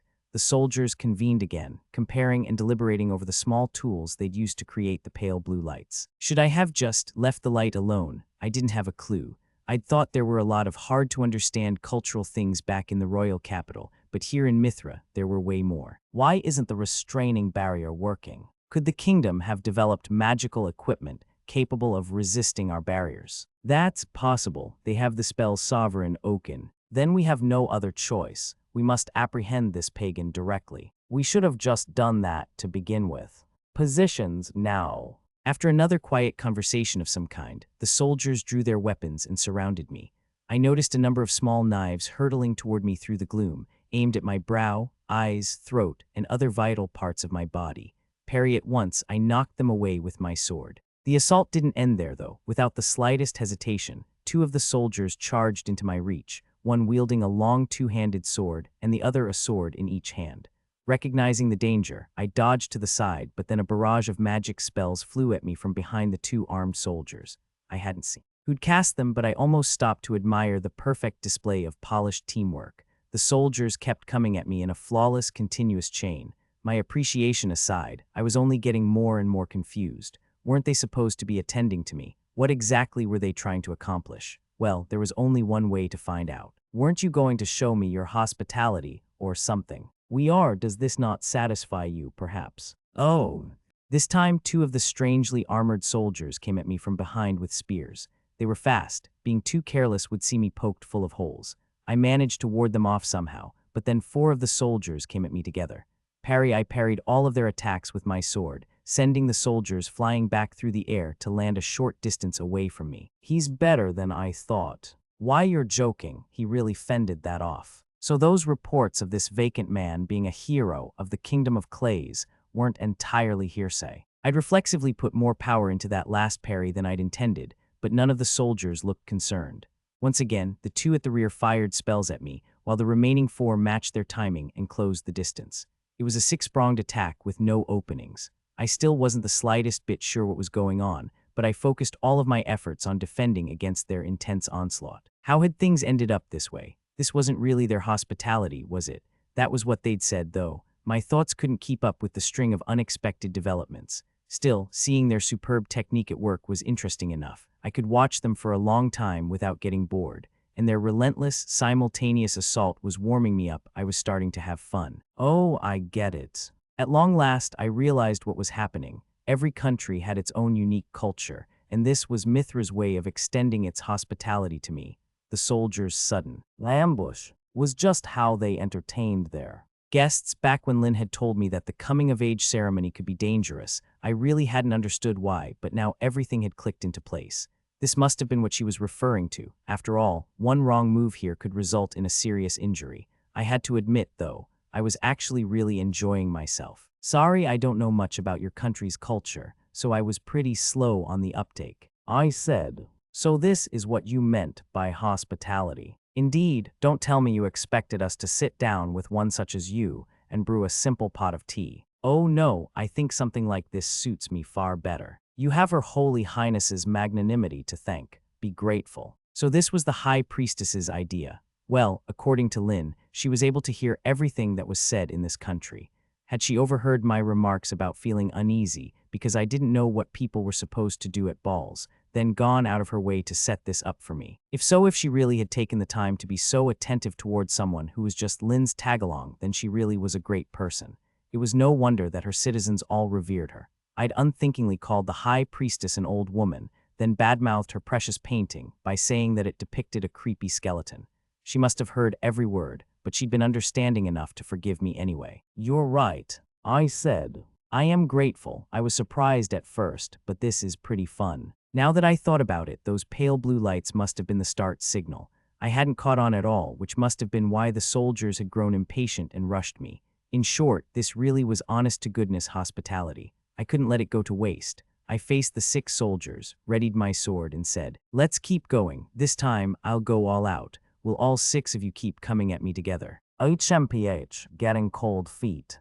One of them asked. Not at all. If your next attacks are anything like the ones from a moment ago, I won't mind in the slightest. Our previous exchanges hadn't felt particularly dangerous, The soldiers had to have been holding back in order to entertain their guest. I had nothing to worry about. So you mean to take all of us at once, vulgarian? Absurd. The soldier with 2 swords remarked. But interesting, a splendid ball takes place above. Perhaps those of us down here shall enjoy ourselves as well. Sigurd, your bad habit is resurfacing. It matters not, what we must do remains the same. I suppose you're right, you heard the man, he said this was fun, so let us share in his merriment. It has been a while since we have faced worthy game. Today is His Holy Highness's day of celebration. Though our work is not for the outside world, we should still celebrate. The dual-wielding soldier then turned to me and said in a much lower pitch, I am Sigurd the Flash, I accept your challenge. One by one, the other soldiers readied their weapons and named themselves. Rai, Heaven's Blade. Miranda, Sacred Scripture. Petra of the False Scripture. Ryuk, Piercing Death. Jurgnine, Strong Spear. We are one wing of the holy theocracy of Mithra's 12 Sacred Envoys. We are the Sinistral, and we shall be your opponent. Be thou ready. They'd given me way too many names to remember, but their introductions had definitely made an impact. All at once, the tension in the air around them grew thicker. It was probably courteous to name yourself as they had. Come to think of it, I had a title I could use as well, didn't I? I'm a common citizen of the Kingdom of Clays, Noor, the pile driver. After mimicking what the 6 soldiers had done, I flourished my black sword in a downward swing. Pleasure to meet you. I'd probably been too nervous. My swing shook the ground and sent cracks running through it. Still, I totally understood the soldiers now that had been fun. It had felt a little embarrassing at first, sure, but the simple act of naming myself made this more enjoyable. It was a fresh feeling, experiencing this unfamiliar hospitality in an equally unfamiliar land. There was so much about the world that I'd yet to learn. And as one of the soldiers had mentioned, today was a coming-of-age celebration. It would be a shame if I didn't enjoy the festivities to the fullest. Okay, who's first?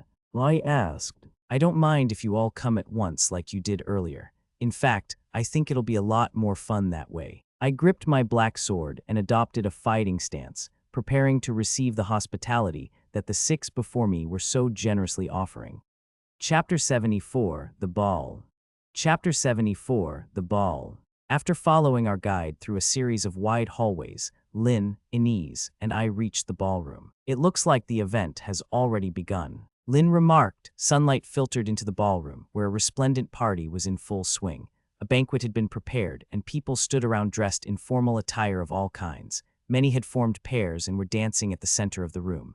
The moment we entered, every nearby head snapped in our direction. They weren't looking at Lynn or Inez, they were looking at me. I started to hear whispers from farther into the room. Is that a Demonfolk? So Her Holy Highness was speaking the truth. I can't believe they brought one of its kind here. I've never seen one in the flesh before. It didn't bring any monsters with it, right? We're not in danger, are we? It's better groomed than I expected, but just look at the repulsive color of its eyes. They're just like a monster's. Don't look, do you want to die? The nerve of the Kingdom of Clays to bring that as a state guest. Talk about poor taste. Their piercing stares were accompanied by fear, hatred, disgust, contempt, and irritation. All sorts of emotions flowed from the guests simultaneously and pressed down on my thoughts. It seemed that many of them already knew I was a Demonfolk. Maybe they'd been told beforehand that someone of my kind would be coming. One of the many emotions being sent my way was murderous intent. Ugh. Rolo, are you okay? I'd always done my best to avoid notice and stay hidden, so I'd never had to face the malice of so many people at once before. The crushing weight of their hatred and the sharpness of their words made me want to violently throw up. But it was fine. I was used to this kind of treatment. At least I thought I was. I'm fine. I'd known what to expect before coming here, and I couldn't stand the thought of embarrassing Lynn after she'd gone to the trouble of bringing me. That was why I forced down the nausea roiling up from within my stomach and endured the piercing stares as I advanced deeper into the ballroom. It wasn't long before I spotted a golden throne at the back of the room, with the holy prince we'd met yesterday sitting atop it. I suppose we should give him our regards. Lynn muttered, though I'm not particularly enthused about the idea. The 3 of us stepped up to Holy Prince Tirrence, who turned and gave us a smile. Surrounding him were a number of girls who looked to be about his age. They had all been congratulating him before the shift in his attention alerted them to our arrival. They stared at Lynn and me with obvious wariness in their eyes. We are honored to have received your invitation. Your Holy Highness," Lin said, calmly paying the other girls no mind as she bowed. Still seated upon his intricately ornamented golden throne, the Holy Prince huffed in amusement and gave a carefree smile. "Lin," he said, "you're finally here. A little late, aren't you? Did you run into some trouble?" "No, not at all. Her Holy Highness issued a direct order for my escort to receive a warm welcome, so he departed my side." "Is that so? What a shame. In any case, why don't you come closer? Given the occasion, I see no reason for us to chat from such a distance. I am perfectly satisfied with where I am. Come now, we're on better terms than that, aren't we? In fact, why don't you sit on my lap?" As the Holy Prince smiled and beckoned, intense waves of displeasure began flowing from the girls surrounding him. Their irritation was nothing compared to Lin's, though, even if she wasn't letting it show. "A fine jest," Lin said curtly. "Might I suggest you direct such words not at me, but at your companions? I believe they would be quite overjoyed." He laughed. "If that is your wish, I shall take it into consideration. So how about it? Did you think it over? I am, of course, referring to our ongoing discussion about you becoming mine. I seem to remember very respectfully declining that proposition on a previous occasion. Always so cold, can you not see my fervor for you, despite all the times you've rejected me?" I could feel the girl's emotions twisting into naked animosity toward Lin. Meanwhile, the Holy Prince remained completely unreadable. I'd noticed this yesterday, but I couldn't see into his heart no matter how hard I tried. That was just the case with some people, often those who'd put up strong walls within themselves. "How about it, Linz?" the Holy Prince asked. "Will you at least join me over there?" "Over where?" "Don't be like that. I'm asking you to dance. This ball is being held in my honor. Surely I am allowed the right to choose my dance partner. Do you not agree?" "If that is your wish, Your Holy Highness, then I have no reason to refuse." "Excellent, shall we then?" The Holy Prince rose from his ornate throne and took Lin by the hand. Many watched with envy and jealousy as the pair went to the center of the ballroom, where everybody smoothly stepped aside to create a wide space around them. "Now let us dance," Holy Prince Tirrence said. "After all, this is my coming-of-age ceremony." He raised his right hand in a small gesture, and the ballroom filled with slow, gentle music. The others at the center of the room took that as a cue to resume dancing. Lin and the Holy Prince joined them, matching the pace of the music. I strained my ears and managed to pick out their quiet conversation over the sound of their light steps. Unless I am mistaken, the group we encountered were of the 12 Sacred Envoys. Lin murmured, the Holy Prince hummed in agreement. "Oh, that's right, you know of them. You said they were there to receive your attendant, correct? Where did they take him? Are you worried about his safety?" "No, not in the slightest." That's rather heartless of you." "Not at all. It would be terribly disrespectful for someone such as I to even dare express concern for Instructor Noor. I was actually worried for them." The prince laughed softly. "For the 12, but you should know full well what they are capable of. They're said to be equal in strength to your 6 sovereigns. Yes, I'm aware that they're said to be, that is. You're very confident in that man, aren't you?" "I am. Enough to entrust my life to him. I must say, that makes me rather envious. If I might ask, will I have the chance to join your circle of companions today? Your jokes never change, do they? I've had quite enough of them by now. I'm quite serious, I'm afraid. You always are. Yes, I suppose you wouldn't trust me, would you? But I'll prove my sincerity to you tonight, no, right after this. Simply come to my quarters and careful there." The Holy Prince dodged Lin's swift stomp with ease, and the two continued dancing as though nothing had happened. I was certain that only a handful of people in the entire ballroom had noticed the exchange. "Pardon me, that was a misstep," Lin murmured. "I don't often have the opportunity to dance, you see." The Holy Prince chuckled. "And here I thought you were attempting to break my foot. Worry not, I'd show enough restraint to keep the damage from being that severe. You really are terrifying, you know that." "Not at all. As long as you refrain from letting any more absurd remarks slip, Your Holy Highness, I will surely be able to refrain from making any more mistakes during our dance." Ha ha. How very headstrong. Despite the nature of their conversation, Lin and the prince danced together beautifully. Such was their beauty and grace that one might have assumed they'd stepped straight out of a fairy tale. At some point, the people around them had stopped to watch. Even the serving ladies carrying food were enthralled. Once a little while had passed, Lin and the Holy Prince bowed to each other and separated. The former came back over to us, while the latter returned to his throne. After that, the party continued. The negative emotions being directed toward me hadn't let up for a moment. Having Lynn and Anise next to me helped, but I still felt awful. Hatred, disgust, contempt, disdain, murderous intent. All that and more assailed me nonstop, simply because I existed. Whatever they think of you, Rolo, it isn't worth paying them any mind. Lynn reassured me. Several long moments passed before I said, I know.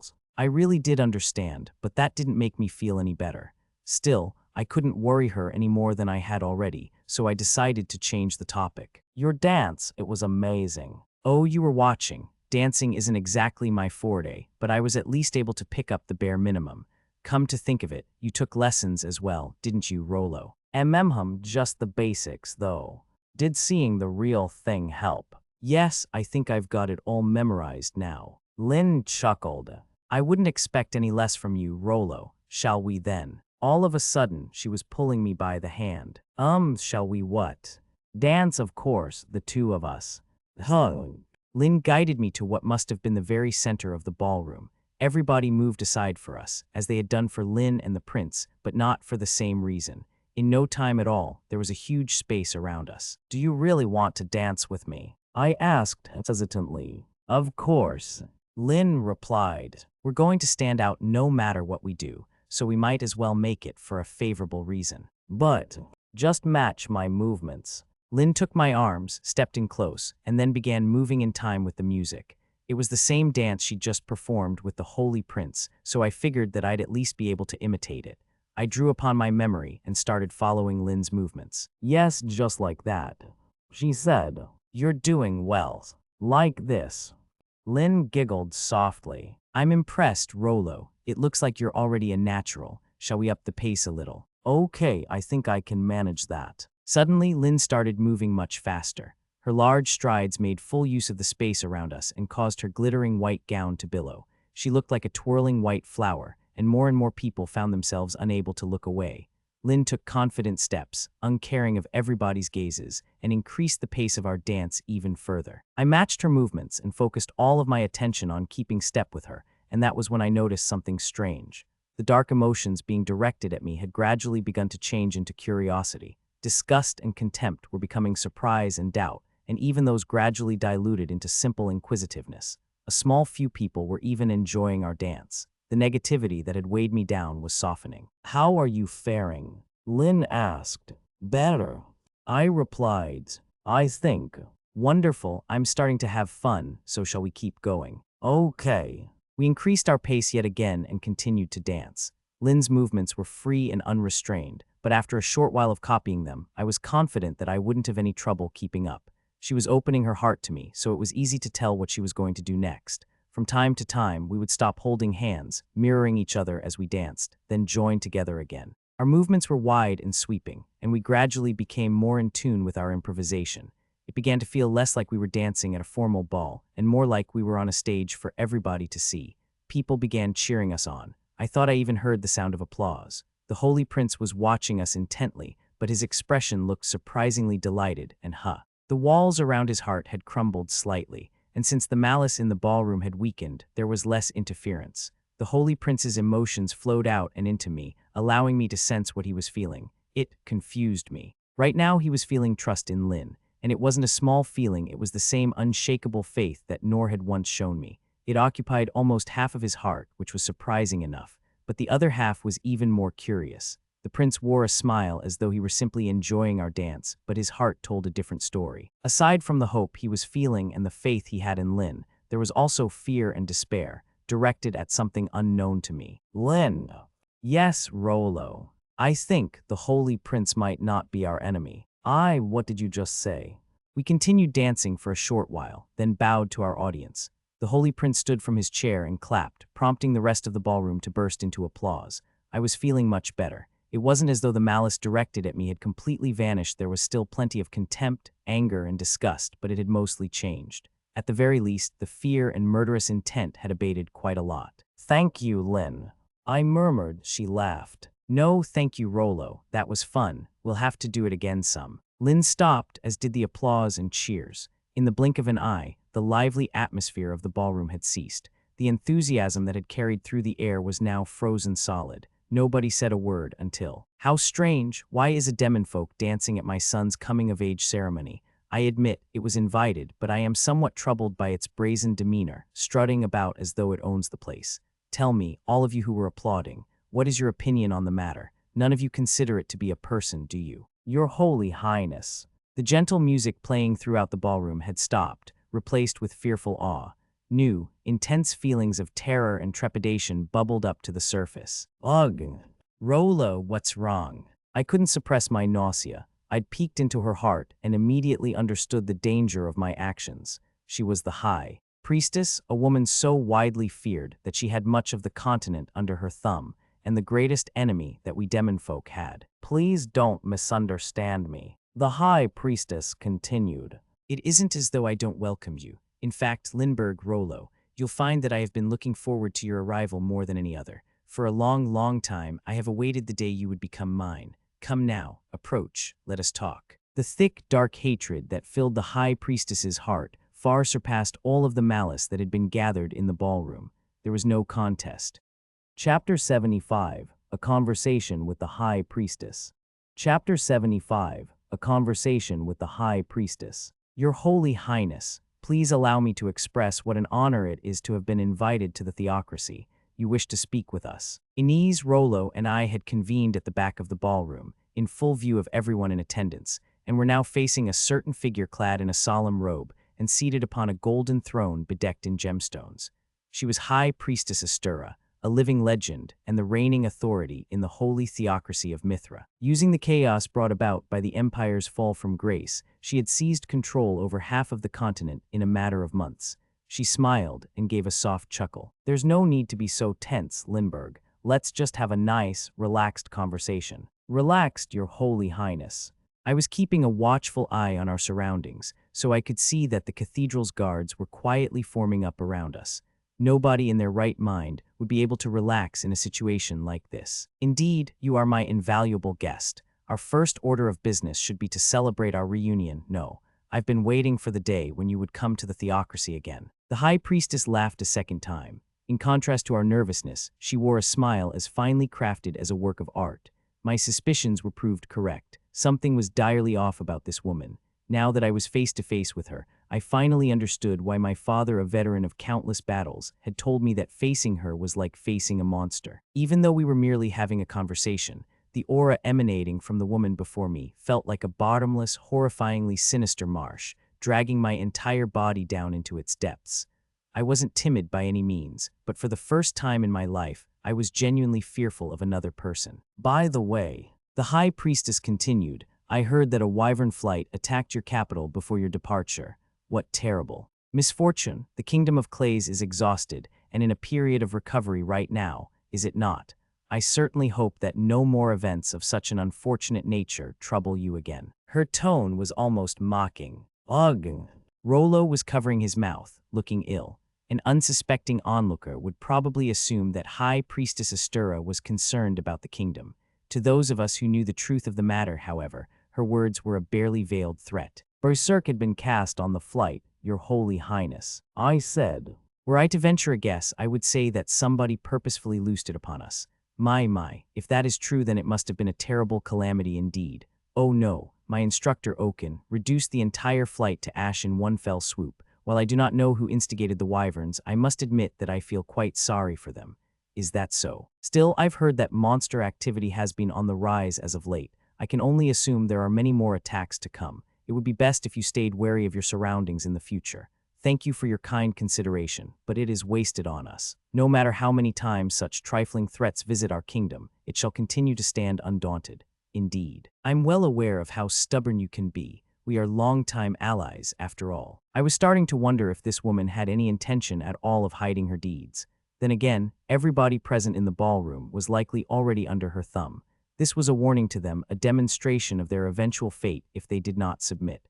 As if to substantiate my suspicions, the smile affixed to the High Priestess's face did not falter. A slight chill ran through me, but I endured it. There was something bothering me that I needed to mention. Incidentally, Your Holy Highness, I noticed that you have been referring to Rolo as though he were an object. And the High Priestess's smile vanished at once. There was a brief moment of silence before she spoke again, her voice a pitch deeper and almost unrecognizable from before. Do you find that objectionable in some way, Lindbergh? Her cruel words resounded through the room and gripped my heart like a vise, while her stare froze me to the spot. The pressure enveloping me was so intense that I worried my body might give in at any moment. It felt as though I were being swallowed whole by a massive serpent. No wonder my father found dealing with the High Priestess so arduous. In truth, I was so terrified of the woman before me that I wanted nothing more than to make my escape. Deep down, however, I knew that I couldn't show fear. So I continued our conversation, choosing my words with great care. Rolo is here today as my friend. At the very least, that was what I conveyed to him before we departed. So while I am loath to be so forward, I cannot ignore your remarks. May I ask why you have had such a sudden change of heart? The High Priestess laughed in delight. My, you are courageous, Lindbergh, to raise such trivial grievances to my face, especially when you are so young. It makes me want you all the more. Your Holy Highness, I pressed. Could you answer my? The High Priestess raised a hand, interrupting me. Lindbergh, mind what you say. Are you not being somewhat rude? You appear to be laboring under quite the misconception. I have not had a change of heart. My thoughts on the matter have remained the same from the very beginning. From the beginning, what do you? Once again, the High Priestess smiled gently at us, merely an ominous mask by this point, clad in darkness. I invited you as the betrothed of my son, Tirrence, and as a guest of state from an enemy country. As for that Demonfolk, I invited it as both your friend and as a curiosity. My intentions have not changed a whit. The entire ballroom broke into murmurs. The High Priestess had just expressly declared that the Kingdom of Clays was an enemy and that she had invited us here with that in mind. We had been considered adversaries from the moment we arrived. Enemies, your Holy Highness. I asked, what do you mean? Oh, what brash, willful ignorance. The Kingdom of Clays accepted that Demonfolk as one of its own, despite our country's repeated warnings. Surely you understand the significance of that decision. King Clays knows quite well how we handle Demonfolk. The High Priestess turned to look at Rolo. To side with such a harmful entity is a complete insult to the theocracy. What could it be if not an act of hostility? By making that choice, the kingdom turned its blade on us. So yes, you are our enemies. You knew this, did you not? That is why you brought your guards. Her eyes wandered to Anise, then she laughed and made a show of quizzically tilting her head. Although it would appear that one of them has unfortunately disappeared somewhere. I cannot understand, your Holy Highness. I said, my kingdom bears no animosity toward the theocracy, but if you assumed otherwise, why did you summon me here as Holy Prince Tirrence's betrothed? As a jest, I consider it to be in poor taste, but as something sincere, I would find that even harder to accept. The High Priestess laughed again. I see you really don't understand. My, oh my. Her expression was one of pure delight. Quietly, she raised a hand, and the soldiers surrounding us all drew their swords in unison. The murmuring in the ballroom died out as suddenly as it had started. Indeed, she continued. My explanation may have been rather lacking. Allow me to put it more simply. The betrothal is our condition for your kingdom's salvation. Your condition. I repeated. Yes, I value your outstanding talent and blood quite highly. It would be a terrible shame to see it buried with your insignificant, failing kingdom. Failing, it is the truth, is it not? The theocracy could make far greater use of your skills. How about it, Lindbergh? Formally betroth yourself to my son here and now, and relinquish your superior blood to the theocracy. That is the single condition required of you, if you wish us to show mercy to the Kingdom of Clays and its foolish king. The High Priestess laughed once again, more delighted than before. She looked exactly like the monster my father had described. No, she was much more terrifying than any monster, an unfathomable being that no person could make sense of. Still, King Clays is a heartless man, isn't he? The High Priestess continued.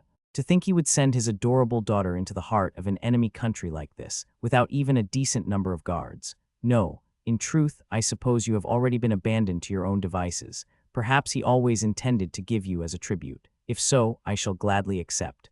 Under the High Priestess's appraising stare, I came to a single, instinctive realization. She saw everyone, not just the Demonfolk, as objects to be used.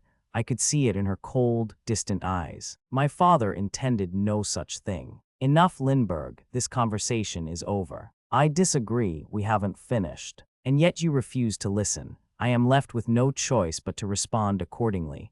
Guards. Yes, your Holy Highness. They replied. Seize her. It happened in an instant. blue light shot from the guards' hands, branching through the air like lightning. They were using binding barriers, the very same technique that had once almost allowed a minotaur to kill me, though the ones coming toward us now were far denser and more intense. They closed in from all sides, streaking toward us, and were repelled by the power of the hair ornaments we were wearing. The High Priestess looked surprised. "What are those ornaments, Lindbergh?" she asked, sounding displeased. "They seem slightly different from our barrier techniques. How did they come to be?" "It is no surprise that you haven't seen them before, Your Holy Highness," I said. "I made them myself after studying an example." The High Priestess paused. "Don't tell me you created them from scratch." "I did. They're magical tools that can lift bindings similar to the one once placed on me when I almost died to a minotaur. Though I must admit, back when I made them, I wasn't expecting to need them for an occasion such as this." I'd replied with as much sarcasm as I could muster, but to my surprise, the High Priestess looked pleased. Her earlier disapproval was nowhere to be seen. In fact, she was trembling in delight. It made me feel extremely uneasy. "My, how absolutely splendid," she breathed. "Simply remarkable, Princess Lindbergh. I would expect no less of someone for whom I already had such high hopes, though I did not foresee you preparing a unique reflective barrier of your own in such a short time." Then her exultant voice echoed throughout the deathly silent ballroom. "And after only experiencing the binding once, does that mean you managed to perfect the theory of mimicking our secret barrier techniques when you were a student here? Truly wonderful. I must raise my evaluation yet further. You are simply brilliant and very, very dangerous." The High Priestess seemed excited as she waved a hand, signaling the guards to spread out and surround us with their blades still drawn. "To be frank, this is more than I anticipated," she admitted. "You understood our secret barrier techniques from a single glance and made them your own. It would appear that your father severely underestimated your worth, and the worth of your blood. My blood. I want you even more. You are the one I've spent so long searching for. Well, Lindbergh, will you formally betroth yourself to my son and become mine? If you do, it will provide further stability not just for the theocracy but for the entire continent. These lands will experience prosperity like never before. This is the last time I will ask you, so consider your answer carefully." Naturally, I'd wanted to say, "refuse." But before the word could pass my lips, a loud boom echoed all around us. "What?" I muttered. The stone floor shook and cracked, and several metal chandeliers fell from the ceiling and shattered. In an instant, the once quiet ballroom devolved into chaos. "What is the meaning of this?" the High Priestess uttered. A thunder of hasty footsteps came from the hallway. Then a group of harried soldiers burst into the room and ran over to the High Priestess. "Your Holy Highness," one of them said, "we have reason to believe that somebody has intruded into the depths of the Dungeon of Lamentation beneath the cathedral." The depths, but why? Displeasure returned to the High Priestess's face as she looked at me. "Lindbergh, don't tell me this was your doing." Despite her suspicion, I was just as clueless. "What are the Sacred Envoys doing?" the High Priestess muttered. "Deal with the situation at once. The depths are sacred ground. There are invaluable relics stored there. Apprehend the thief at." Without warning, the High Priestess's expression contorted into what every onlooker clearly identified as anguish. Her wide eyes stared into empty space as her mouth opened and closed in astonishment. "Why, Your Holy Highness, is something amiss?" The soldiers around the High Priestess grew agitated. We weren't the only ones who were surprised. I doubted that anybody in attendance had ever seen that look on her face before. She was truly, genuinely at a loss. Her usual composure was gone, and her hands and body were trembling. "How?" she muttered. "How did somebody gain access to? It should be impossible. Nobody should be able to enter." Her eyes widened, and she groaned. "How?"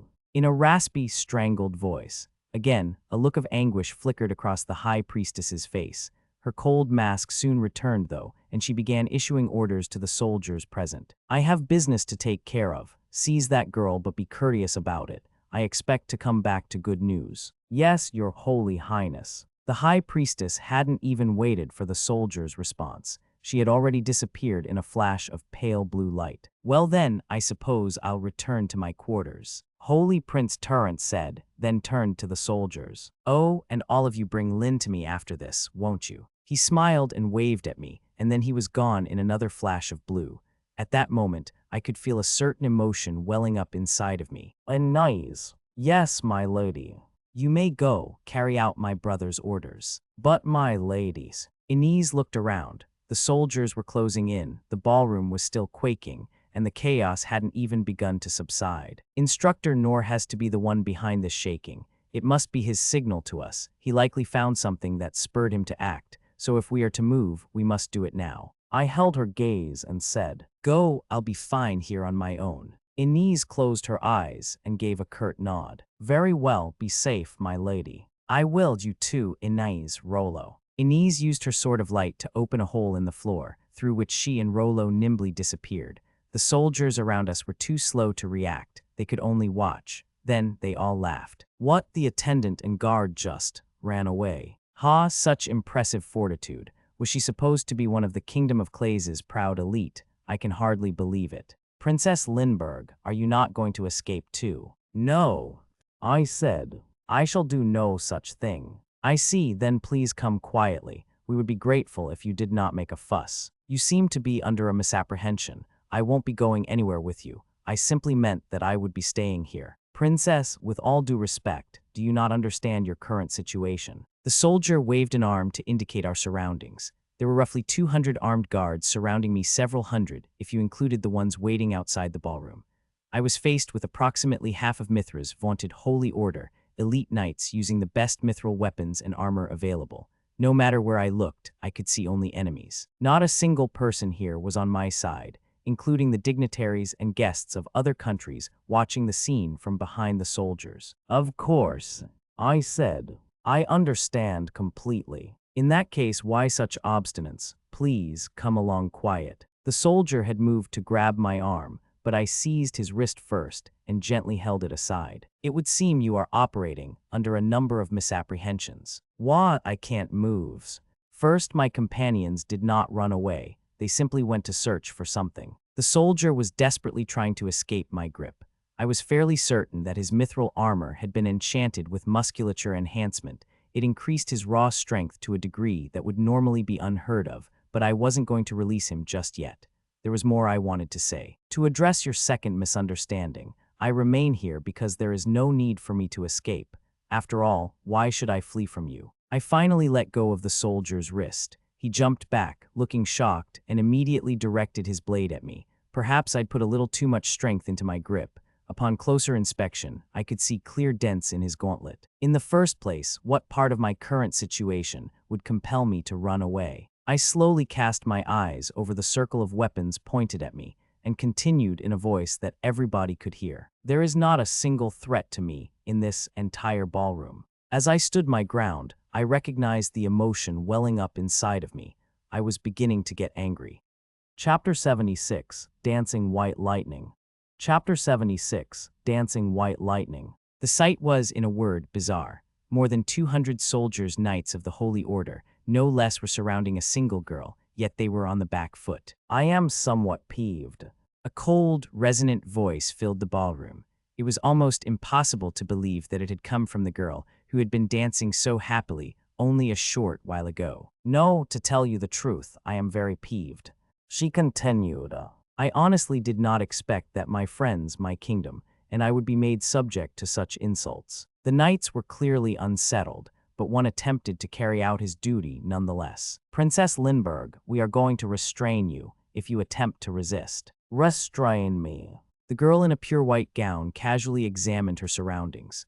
Then, in the face of the knights directing their weapons at her, she inclined her head to one side and continued in the same relaxed tone one might take on a pleasant stroll with a friend. Is that really your intention? Truly, you cannot be serious. So you don't understand your situation after all. We will need to be rough with you then. Please forgive us. The knights drew closer to the girl. Their naked blades, which gleamed with silver light, were aimed at her chest as though they might suddenly run her through. The girl studied them curiously. Then a single question passed her delicate lips. You mean to restrain me when there are so few of you? Her voice was colder than before. Princess, you may be unaware, but we are Mithra's proud elite, and among us are 6 of the 12 Sacred Envoys. Yes, I am fully aware, Rava, mandate of heaven. Over there is Erat, the sacred sword, correct, and that is Kine, the bladeless. Those of you gathered here must be the members of the Dextral. The girl was listing names as plainly as if she were greeting acquaintances at a dinner party. Oh, we consider it a great honor that you know our names.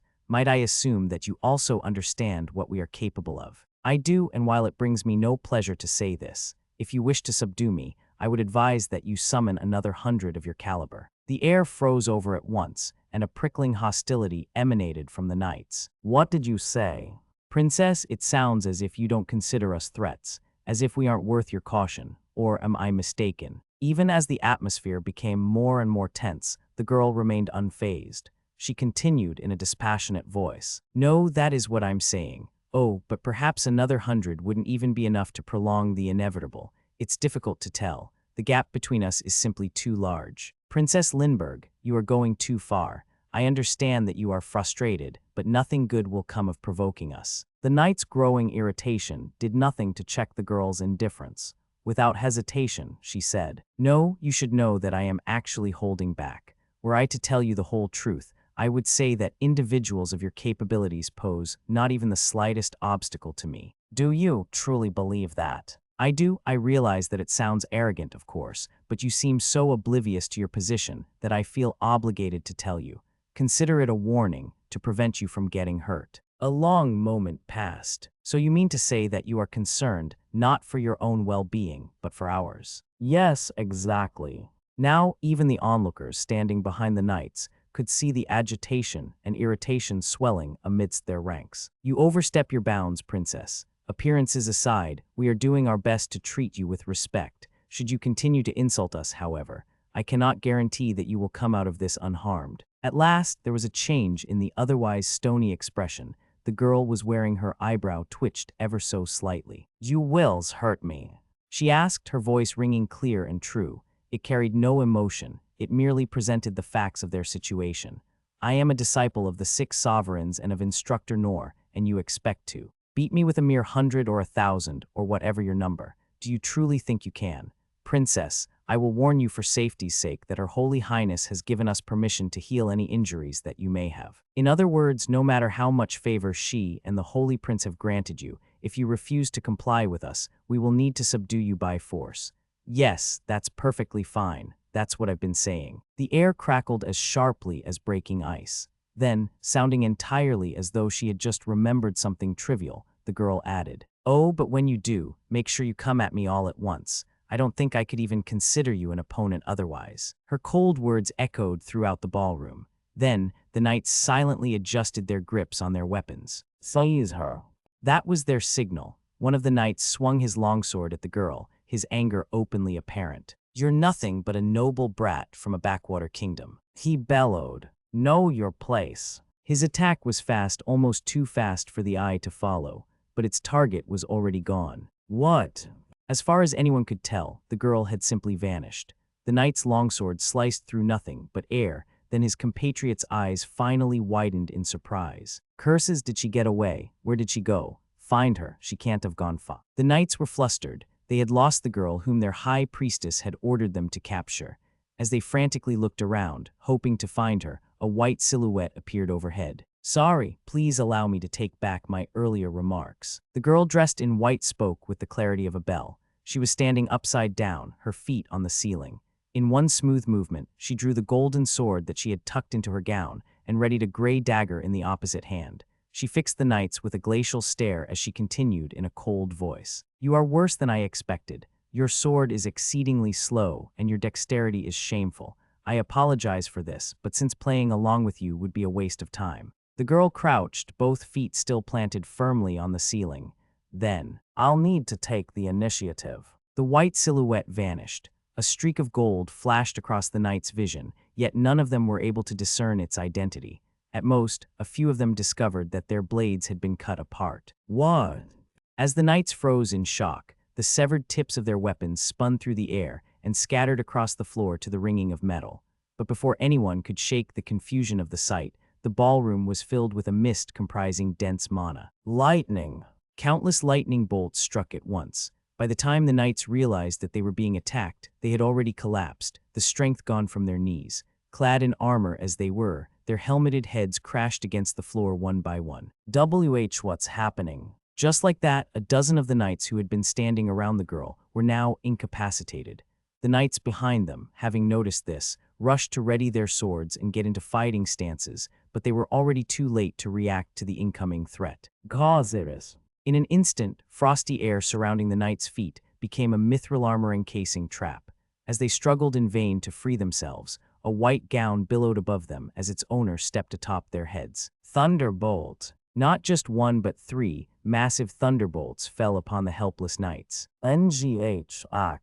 The knights fainted where they stood. Their mithril armor was famous for its high resistance against magic, yet it remained completely frozen. Meanwhile, the girl in white pushed on, stepping over the knights and severing their blades as she went.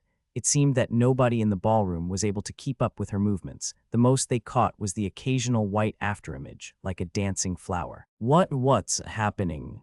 A wave of disbelief washed over the room. The Knights of the Holy Order were Mithra's strongest, the elite of the elite, clad in the highest grade of armor, and their objective was to capture a single girl. It seemed completely superfluous, not that anyone had dared to protest. Every one of the knights had assumed that just one or two of them would suffice against the princess of a small country like the Kingdom of Clays.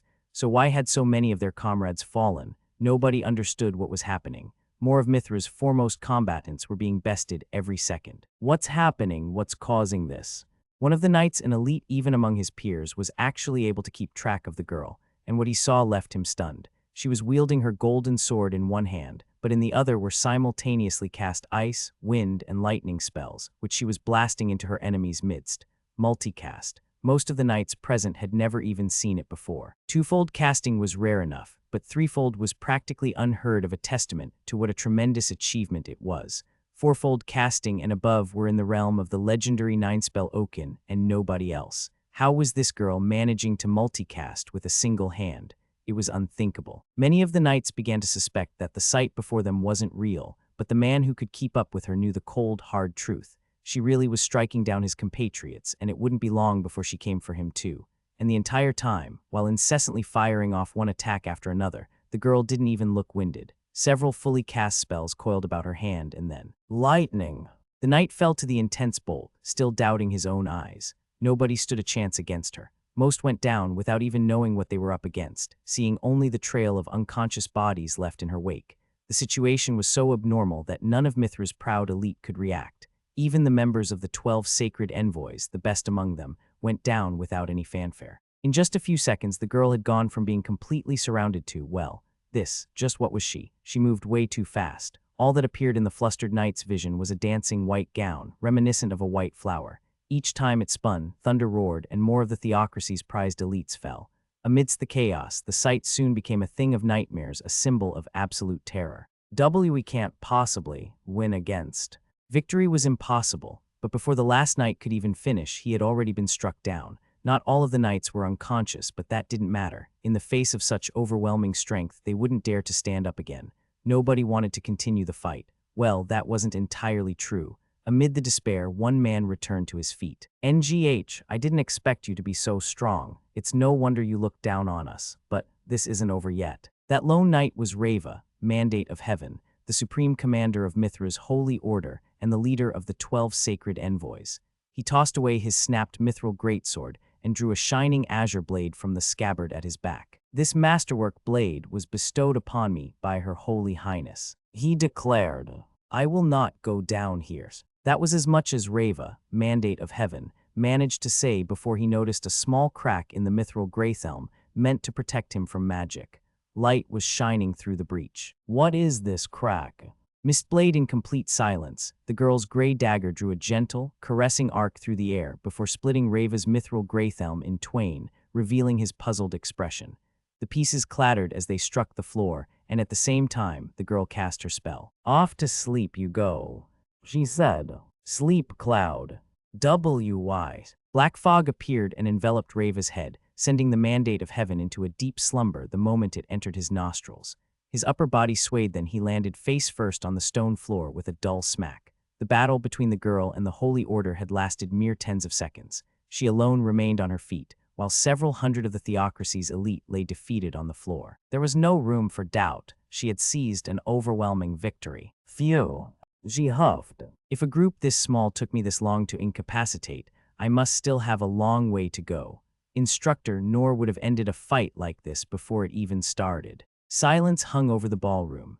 After scanning her surroundings, the girl took in a breath, blew away the scant fragments of mithril that had stuck to her golden sword, then tucked it back into her gown. In retrospect, who am I to criticize others for their lack of skill? Perhaps I lost my cool a little too much. I'll need to reflect on that. The girl who had wiped out several hundred knights in the twinkling of an eye, all without spilling a single drop of blood, heaved a sigh, looked around, then called out calmly to the onlookers. "Nobody is injured, are they? I am sorry for the fuss. Now, my apologies, but I must take an early leave of this ball. I'm in a hurry, you see. Do excuse me." After briefly bowing her head, the girl turned on her heel and headed off in pursuit of the Holy Prince. Though she received no cheers or commendations as she went, her pure white gown had not a single blemish or scratch upon it. Extra chapter, Tailoring a Gown. Extra chapter, Tailoring a Gown. Prince Rain was seated at a table in his office with his sister, Princess Lindbergh. They were discussing what she would wear to the celebration in Mithra. "And those are the details of the gown," the prince concluded. "Is there anything in the specification documents that you wish to ask about?" Lynn examined the thick manual that her brother had given her, looking dissatisfied. "I understand the specifications, but isn't this gown too extravagant? The cost of weaving it entirely from mithril thread would be prohibitive enough, but making it 5% orichalcum, that's frankly unheard of." That was what the Weavers' Guild proposed, and it's this gown's greatest advantage. The orichalcum will significantly increase its defensive capabilities. The added expense won't be for nothing. But I can't put such a large burden on the kingdom's treasury for a simple piece of clothing. Lynn, I understand where you're coming from, but this isn't a private order. It's a matter of both foreign policy and national security. I can't allow anything less. If you say so, brother, then I suppose I must acquiesce. As the prince explained the practical advantages of the gown's design, Lynn returned to studying the specification documents, feeling discontented. "I understand," she eventually said. "Let's go with this one, then, though I still think it's too expensive." After giving her reluctant approval, Lynn stood up and took her leave. The prince waited until the door had closed behind her before he picked up the documents she'd put back on his desk.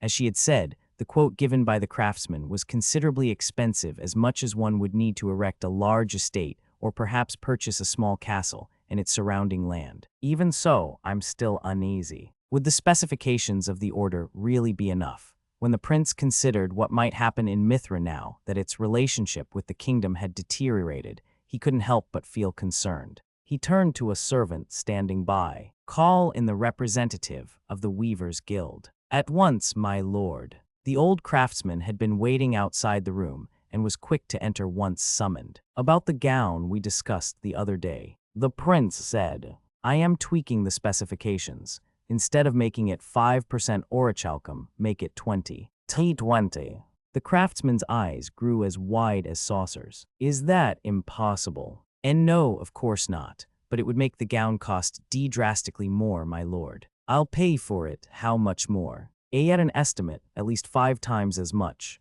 No, 10. I should be able to manage that. Worry not, you will receive your payment. Just focus on making the gown, and don't let anybody else know about this change, especially my sister." "You understood, my lord." The craftsman then left the office with an uneasy look on his face, carrying the documents that now bore several new markings. "That takes care of that," Rain said, then sank into his chair and took a deep breath. His sister was frugal. If she found out about the change, she wouldn't hesitate to voice her discontent. It was best to keep her in the dark. The additional orichalcum would make the gown a reliable piece of equipment that could safeguard his sister. Yet a thought occurred to the prince. It still might not be enough. The more orichalcum they wove into the gown, the better its durability and magical resistance would end up being. At 20%, it would manage to withstand the flames and talons of a red dragon. But what if Lynn encountered something even more dangerous? It was entirely possible that she would, in which case, the prince knew that he needed to ensure her safety at all costs. "Sorry, tell the craftsman to come back. There are more requests I need to make." "Oh, of course, my lord." No sooner had the craftsman hurried back into the office than Rain took the specification documents from him and began quickly adding a number of changes. "In addition to what we previously discussed, I wish to implement this and this. We'll also need these and everything from here to here." The craftsman's hands trembled as he accepted and glanced over the revised document. With all due respect, my lord, is this truly what you want? To give you an idea, it might cost as much as 20 times more than the price we agreed upon. If that's all, I'll pay. But, my lords, are my requests impossible? And no, that isn't the issue. If the funds are provided, the Weavers' Guild will stake its good name on the gown's successful manufacture. Then there are no issues to speak of. I'll take responsibility for the cost somehow. Just follow the specifications. As you wish. The prince watched calmly as the old craftsman hurried out of the office, carrying documents covered with even more red markings than before. The Weavers' Guild was a collective of craftsmen that the king held in high regard. Though their new order was a challenging one, they would see it through. As for the cost, it was already stretching the allocated diplomacy budget. Yes, the price was a little steep, but the prince knew he could cover it by selling some of the spoils of war he'd retrieved during his excursions into the dungeon. Still, he was uneasy. What if something happened to his little sister? The gown's specifications were unparalleled. It was likely the single most impressive piece of equipment custom-ordered since the kingdom's founding, but it still wouldn't provide absolute protection. In the prince's opinion, with Mithra and the kingdom on such dire terms, Lynn would need armor that could guarantee her safety. She was the next queen of the kingdom of clays, after all, and when he thought about it like that, the gown's current specifications seemed painfully lacking. There were so many necessary features he had yet to propose, and money was no object when his sister's life was on the line. No, wait, now that I've thought about it, there's more. Call the craftsman back. Again, my lords. Yes, again, I've a number of requests that weren't listed on the documents. At once. The same exchange repeated several more times before the prince was finally satisfied. He sold many of his personal assets and possessions to raise a frankly absurd amount of money, and the end result was well worth the expense. The country's best craftsmen had created the greatest armored gown in the history of the kingdom, to which even many dungeon relics paled in comparison. Afterword. Thank you very much for reading I Parry Everything. What do you mean I'm the strongest? I'm not even an adventurer yet. This volume marks the beginning of the Holy Theocracy arc, wherein Lynn, our main heroine, takes the leading role. I've always liked active, out-there heroines who go beyond just being an accessory for the protagonist. Hopefully that came through with Lynn playing a larger role than Noor in this volume. Of course, that doesn't mean our hero is going anywhere not when this series is called I Parry Everything. In fact, to be honest, he'll probably move up a gear and speed way ahead in the future. This volume is basically a compilation of content from the web novel with some very slight tweaks. I think the biggest change was the resolution of each character becoming more high definition. My apologies for the abstract metaphor. In particular, Rolo, Siren, and Magearmor were explored more thoroughly. They occupied my attention most when I was putting everything together. Siren and Magearmor were changed the most, in my opinion. After I received their designs from Kawaguchi-san, I said, "Oh, if they're going to look like that, then I bet they'd act like this." That inspired a number of adjustments to the section in which they appear and their relationships with other characters. To be honest, characters' designs influencing their personalities has become something of a trend in this series. Inez was introduced in the first volume, and when I saw her design draft and the details of her armor, I started to think, based on its appearance, I'm sure it could do this. Then I added more and more to my writing, which ended up being affixed to the setting of the main story. This is also why Inez's character design draft, which is now available on the web, has so many scribbles and notes on the right-hand side. As the author, I've made a lot of changes to my characters based on realizations I've had after seeing them drawn for the first time. And I don't just get my inspiration from their equipment, their expressions play into it as well. I've actually started to feel as though the light novel version of Inez has leaped out of my hands in a good way and turned into a whole new character with a lot of charm. The sketch of her young self in Kawaguchi-san's Afterword is great, isn't it?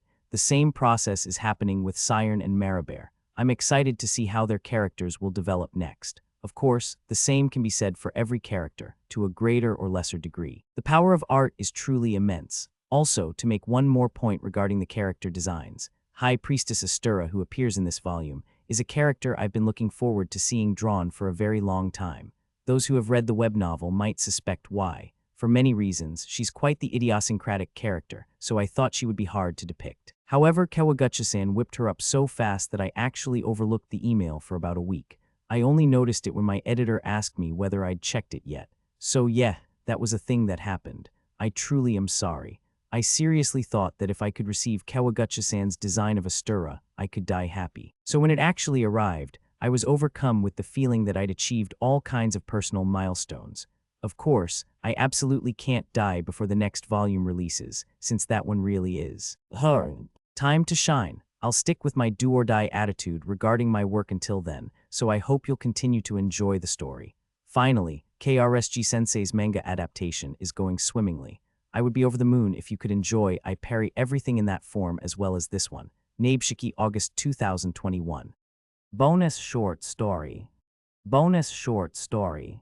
Siren's beau today was Siren's day off. She had plans to go for tea with her co-worker Maribert, but there was still quite a while before they were due to meet up. At such times, Siren usually fiddled with her bow. Hers seldom required any kind of special maintenance, but she enjoyed the act of thoroughly cleaning away any specks of dirt. Phew. She blew out a breath and continued to polish the contours of her bow with a clean cloth. The orichalcum weapon, said to have been crafted long, long ago, shone a glossy gold in the light. Siren treasured the weapon. It had been passed down to her from Captain Mayan. The world knew it as a masterwork bow. But she didn't care what they thought. She connected to it personally. After all, it was the first dungeon relic she had ever owned. To meet the expectations of the captain, who had so easily relinquished such a valuable item to her when she was only a child, Siren had resolved to become someone worthy of wielding it. But the gap between her ability and the captain's was still vast. Each time Siren saw Captain Mayan display her skill, she couldn't help seeing her as an insurmountable wall. Still, she would keep trying to catch up to her, even if the most she could do was chase her shadow. If nothing else, she at least had to become skilled enough to be worthy of her bow. Siren spent a while pondering these thoughts, and the next thing she knew, she had polished the bow to perfection. I suppose I should take a few practice shots, she murmured. Although she hadn't messed with anything sensitive, she often ran her fingers along her bow without thinking, a habit that sometimes caused slight deviances. She had been careful in her polishing, of course, but just in case, she readied the bow, drew an arrow from the quiver at her hip, then pulled back hard on the bowstring as she aimed at the sky. And a loose. The arrow shot straight up and pierced through the clouds. Then, after a pause, it reappeared on its return journey, exactly what Siren had been waiting for. She nocked another arrow, aimed it at her first, and loosed. There. Her first arrow was falling too fast for a normal person to follow, but her second flew directly toward it, as though being drawn in. It smacked into the head of the first arrow, sending it back up into the sky. Siren watched carefully with a slight furrow in her brow. Ugh, I was off by a little. Well, whatever. Next. She promptly drew 2 more arrows from her quiver, held them between her fingers, then released them into the sky one after the other. Both hit their marks, the heads of the first 2 arrows, and sent them soaring upward once again. Next. Siren drew and shot another 4 arrows into the sky in rapid, flowing succession, not pausing for a beat before drawing her next 8 and pulling back her bowstring. There's a slight wind. As she watched the 4 arrows she had just released hit their targets, Siren quietly regulated her breathing and focused her entire body, from her skin to her ears to the fur on her tail, on reading the delicate shifts in the wind, determining the trajectory her next arrows would take. There.